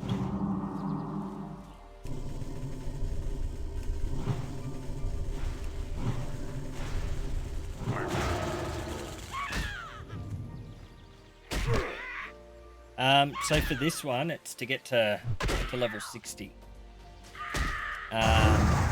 In hardcore. But I've kind of put like some limitations on it. So I can't accept help on this character from someone that's known to me in real life. So like if they're sitting here with me, like my brother or Ems, I can't accept help from them in game. Like if they're giving me gold or anything. And I also can't use add-on as the other challenge. So I figured for the real classic hardcore experience, to play the game as Blizzard intended when it was released, play it as it is. Like normally I would use not extensive add-ons. Like I generally don't do anything to the user interface. I normally put up maybe like recount type thing that tells you your DPS and how much damage and healing. I am nuzlocking myself. And I don't put on like I do put on like a one that's called Deadly Boss Mods. It tells me like if I'm in a dungeon or a raid. It tells me when attacks are going to happen, when the boss fight's starting, what the attacks are, and it yells them out. And for some of the older raids, it plays funny videos.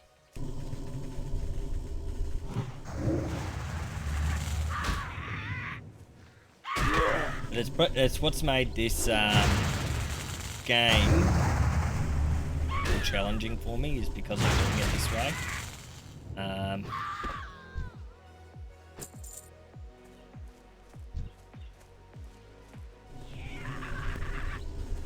My kind of thoughts on it were, because the only real add-on I had when Vanilla came out was one that told me where to go for my quests. Like it put up arrow to point towards where your quest was, and it would spell out what it was. And when you hovered over things like this, it would say you need to collect talons from it.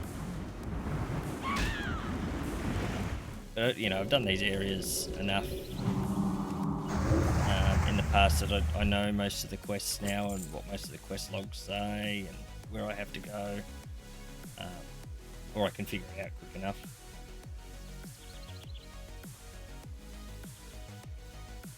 Talons just are not dropping.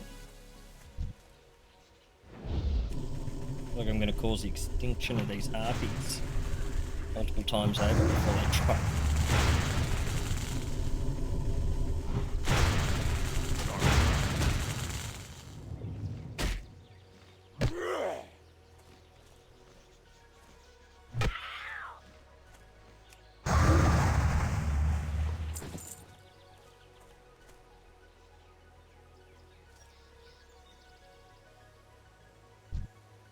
I'm out of range.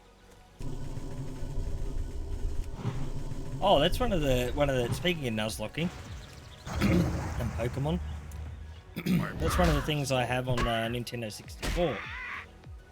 I have a copy of Pokemon Stadium with the adapter for the Game Boy cartridge, and I've got my copy of Pokemon Yellow, so I can play Game Boy game on the Nintendo 64 and stream it.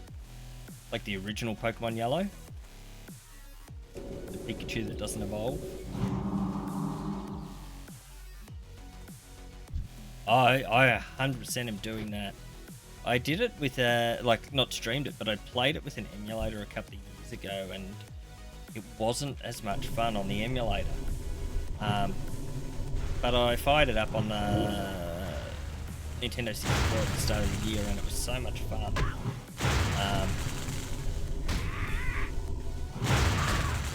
And I was trying to show my kids how good, you know, Pokemon was back when I was 10 years old and, or 9 years old in 1999.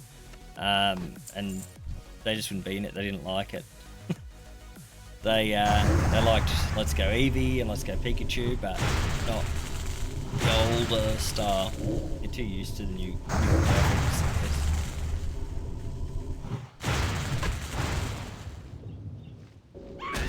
As Emily call them, iPad children. iPad children.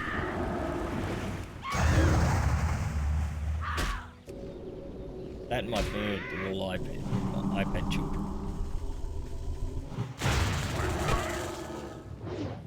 I got this app for cats on my phone, where like a mouse or a bug or something moves around the screen, and when you tap it, it puts the score up by one, and it reloads where it is. The bird plays it on the phone. Gets his tongue out and he moves around and he pokes it with his tongue.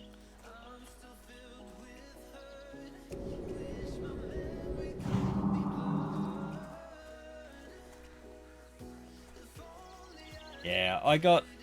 So when my mother was in China, was when Pokemon, when the cartridges came out, those games. So I got given a Game Boy and one of the games for my birthday while she was away, and I think that's the only real game, like, console I had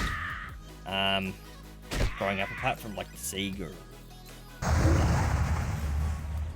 trying to think of the other one, the Super Nintendo and stuff like that. But it was mine for me to use. It was great fun. I spent so much time on it, and the handheld Game Boy got broken at some point, so that ended up getting turfed out, and the games, like, all the batteries died in them. So later on down the track, I replaced the games, but and I know the batteries had been replaced in the older games before. It's just I'd played them that much that they weren't surviving. So this newer version of Yellow I've got, I'm hoping that one kind of survives a bit longer, because I don't reckon you'll be able to buy them forever. But there's definitely a market for them still. Be good to see Nintendo re-release them. I did this thing here at a shop called EB Games, where they release like a miniature Atari and miniature Super Nintendo, and they came preloaded with games. It would be good to see them release like a Game Boy, or like an original brick Game Boy or Game Boy Color preloaded with games, and not some cheap, but like one that feels proper.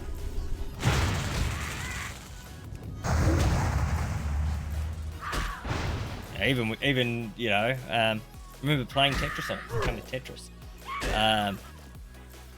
So couldn't believe it. I could take it with me everywhere. Whereas previously, all I'd ever been able to play was Alex Kidd or Sonic on the Sega, and you're stuck in one place. Look, we went up to the Northern Territory, so we drove from Melbourne to Adelaide, and then went straight up the middle of Australia. When I was 11, I took the Game Boy with me and spare batteries, and I played that, a lot of the way up in the car. Made the trip a lot more bearable for me. Not that the trip was pretty fun, but sitting in a car for those long periods wasn't. Especially when you got competitive desert the whole way. You get to Cooper Pedy, which is still on the South Australian border, in South Australia, and there's a lot of stuff underground there, and yeah, I agree, they're definitely the best memories. All these, underground church and underground hotels in Cooper Pedy, which was amazing. I found a heap of opals on the ground, like discarded opal. We got up to Darwin, and I'd seen the Gold Coast, I'd seen Brisbane, I'd seen Melbourne, I'd even seen Adelaide and the taller buildings. You get to Darwin, and there's nothing over 3 stories at the time. And my mother had never been there either, and I remember her questioning, like, it's supposed to be a capital city, what's going on? We discovered it's because of tropical cyclones, that once it got destroyed by Cyclone Tracy, they never rebuilt it back up. So most of the stuff was built down. And said, but, nice place, nice and hot. Either hot or hot and wet. And we had a relative that lived up there. He lives down here now. So he took us to all the good places to go swimming, and he's an amputee. He lost his leg in a motorbike accident. So he has this special leg he puts on for swimming. remember we get into a swimming hole just out of Darwin, and he's gotten in the water, and then all of a sudden some type of ranger comes up and tells everyone that they need to get out quick smoke. There's a crocodile coming up. I've never seen him run before, but I did then. And then for fun, this is my my grandmother's brother. I call him uncle, but he tells my my children that his leg was bitten off by a crocodile when he lived in the Northern Territory, and they think it's hilarious.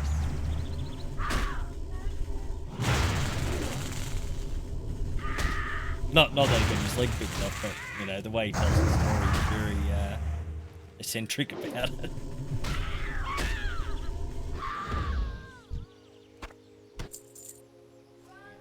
Talons now.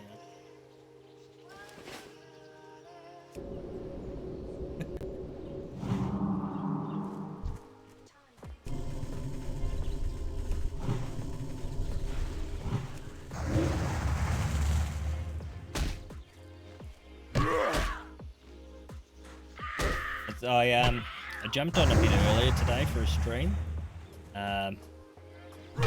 My Rainbow Lorikeet is really funny with how he talks. Like, I think he does it to get my attention. If I'm in the room holding him, he will not talk. As soon as I go out of the room, he calls me. Like he wolf whistles, or he starts saying peekaboo, or things like I love you, and stuff like that. I need more, man. Unless I'm like sitting on the couch and a little bit away from him, and he's trying to get my attention to look over. So I reckon he's figured out that if he's talking, I'm going to pay more attention.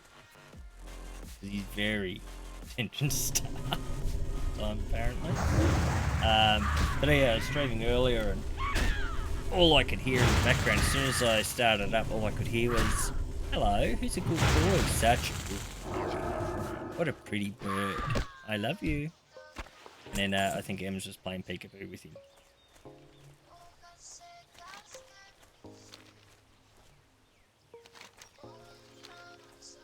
Pretty clever bird. Like, he speaks for birds that have very scratchy speech mimicry. Speaks pretty clearly. I think it's still a little scratchy, but he's, yeah, no, just like, I was astounded at how well he learned to talk and how quickly. I started saying wow to him like less than a week ago, and he's already saying wow.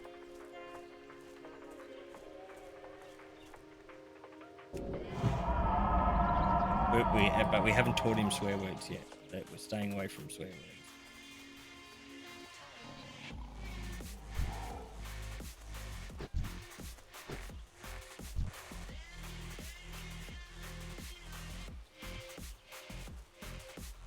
So I think if you look at the emojis, the one I've got...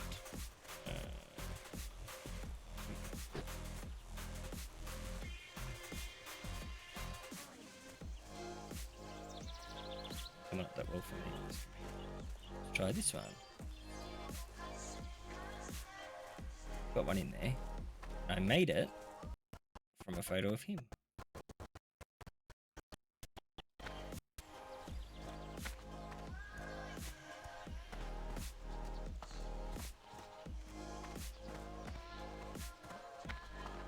That one.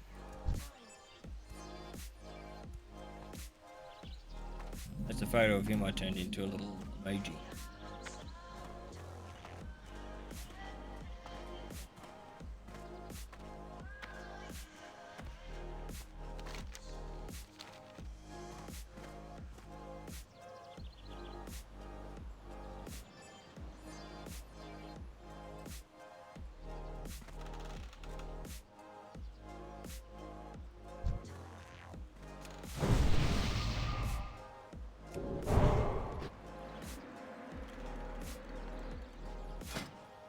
So close to hitting level 10.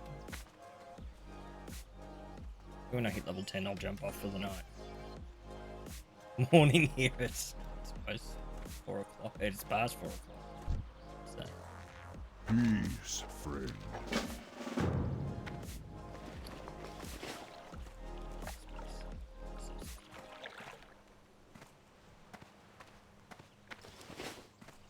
What brings you here? Peace, friend. hang on. Boss.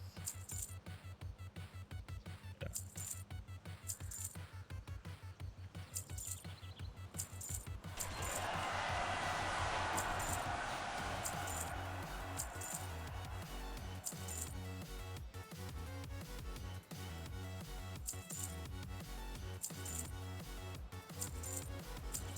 Silvers for them.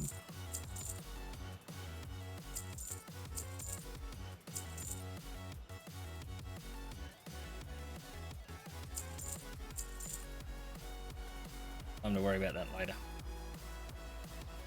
Hey, we got some silvers. Take these tools.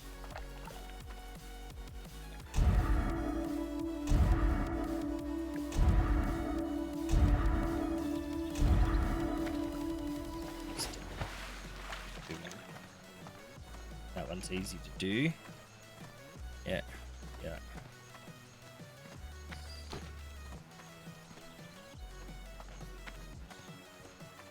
Get the quest over here. Just getting level at. Good level. Well met. Let's do it. Winds be at your back. Peace, friend. Be careful. Hail. Go in peace. Greetings. Ancestors watch over. Greetings. Well met. Farewell. Go in peace. Peace, friend. Goodbye.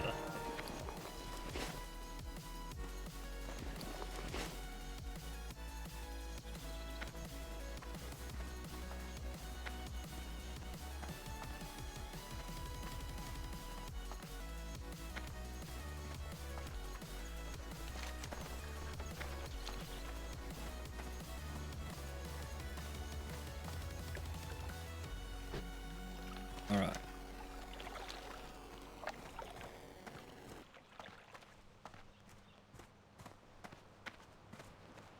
Almost. Ah, that's right. I can go along 2 places here. It's an idea. Weapons master. Ooh, Greetings. I'd like weapons training. Jeez, Be careful. expensive. At least I can use.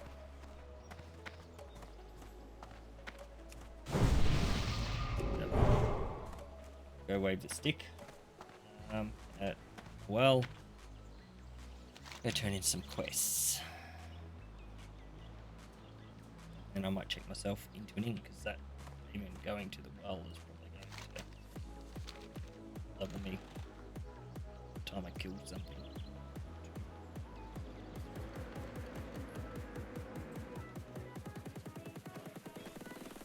I think I'll assign the talent point to improved Mark of the Wild. Do want to get that to 5 or 5.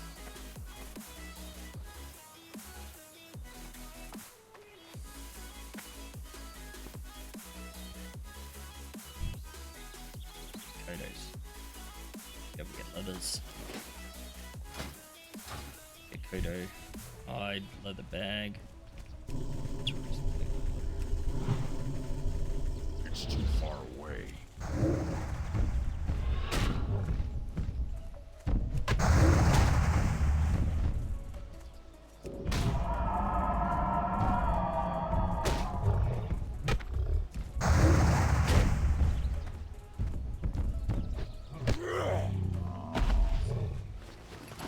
Kodo leathers.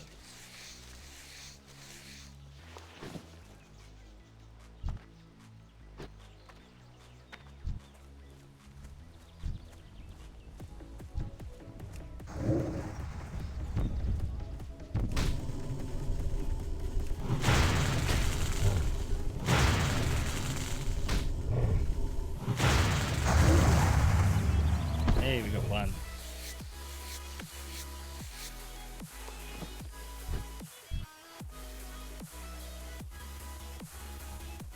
take on the matriarch. I do want to take on the calves. Especially if I can get 2 more of those others. 'Cause that's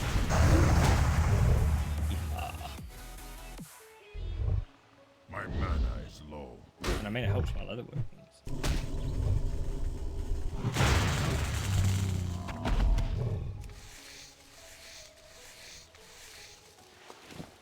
To be honest, you don't kill enough kodos to worry about using it unless you're trying to level up your cooking and get all the recipes. In this particular version I won't. I did have all the cooking recipes in my retail. At the time of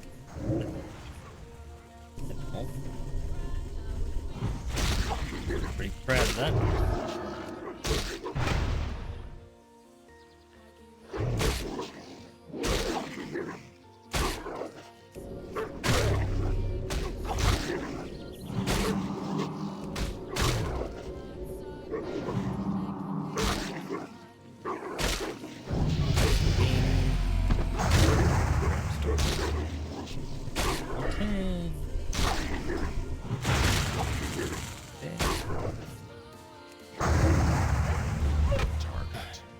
Okay, then.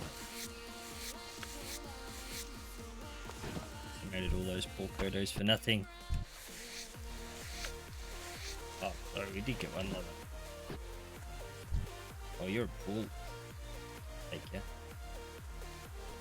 Take ya.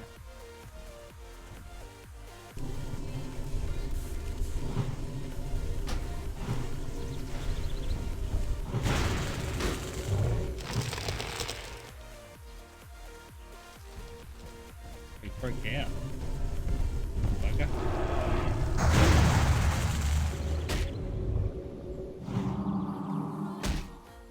That mana regen a little. Has to go in a second.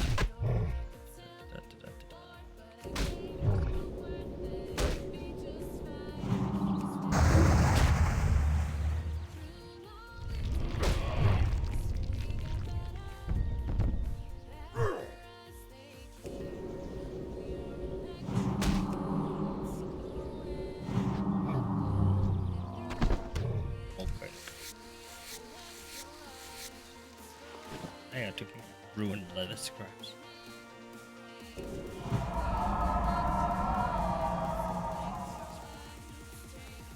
This as well.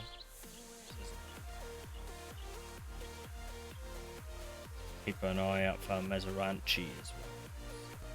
He spawns in. It's a bad time. Kill this guy. I don't need to hit him.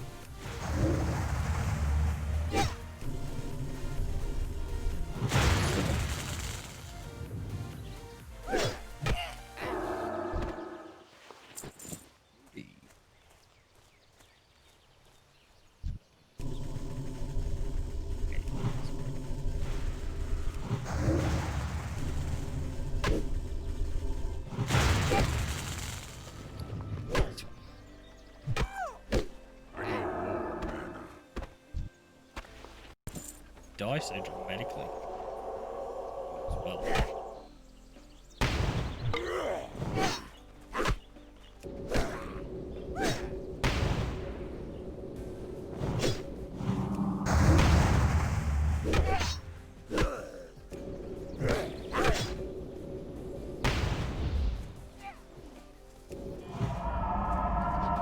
These guys drop their aggro. I don't have the time. Jeez.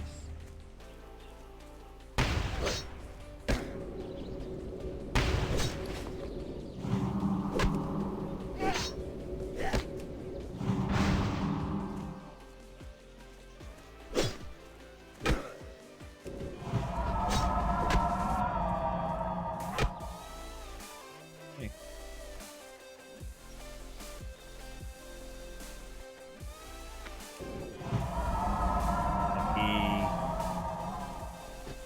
That was too close for comfort. Too close for comfort.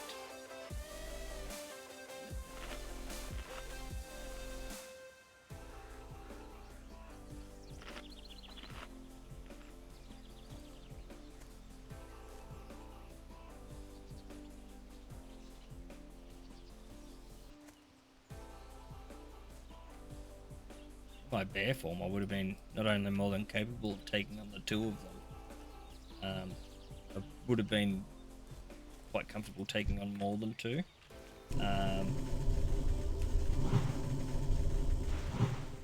But outside of hardcore, you don't have the consequences. Charging. If you die, just walk back to your body and resurrect.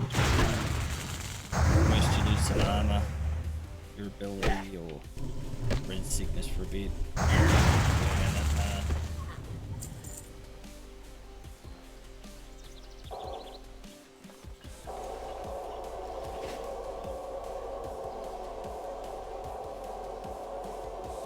Wow. There we go. Way over. Go back to the village.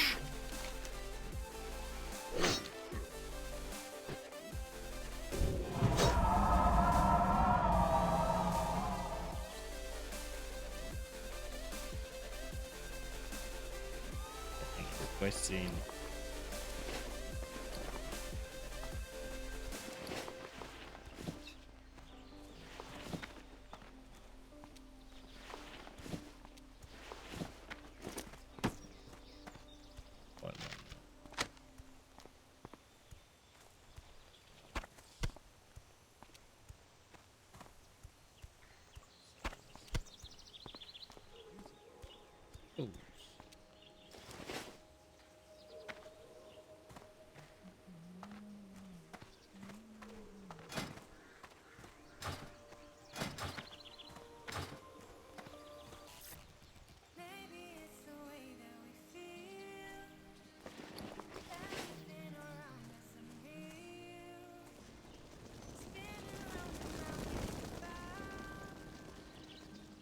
Did it. Level 10. Close. Go Endo.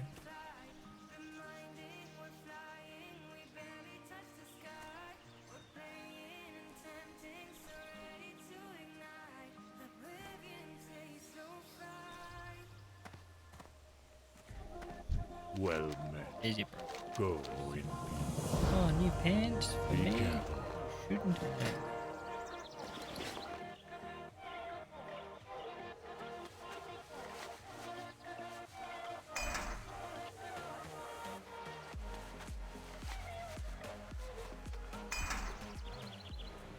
On that. We've done that before. No matter, it is in the past. Hail. Goodbye. Go in peace. Silvers. Looking for something special? Be careful.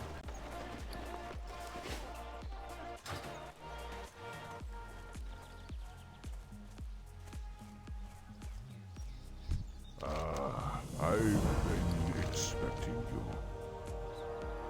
Ancestors watch over Oh, you want me to go see the The winds Druids. guide you. Yeah. Ancestors watch over you. What you got for me to learn? Oh yeah, I'll learn that. And that. May the eternal sun shine upon Two. you. Good. Two. The moon fire.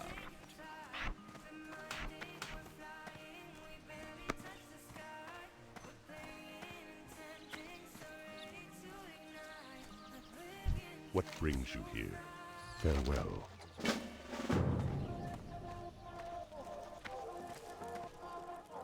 How? Start that off. Don't have a lot of silvers left. May the eternal sun. Okay. I'm gonna call it there. So we I'll leave it to you so we get some rested. Before I come back on, I'll be back on later today, and by today I mean it's 4 o'clock in the morning. Just after. Some point later today. Had a bit of a break. Those of you watching along on TikTok, thank you so much. Hope to see you next time I'm back. If not, thank you for watching this time. Have a good one. TikTok. Bye. And over on Twitch, thank you so much, Archer, and for gifting Blakey Boy a sub. Yeah, no problems at all. I don't know what time I'll come on, but I know Pez will be streaming tomorrow, so I'll probably come on before him because I probably do want to catch a little bit of his stream, but it may be the same where I come on after him as well. I know there's server maintenance tomorrow, so they shut the realm down at like 1 o'clock in the morning, my time, so it will be before then.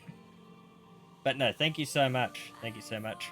If I don't see you tomorrow, I will chat to you in Pez's chat sometime or next time you're on.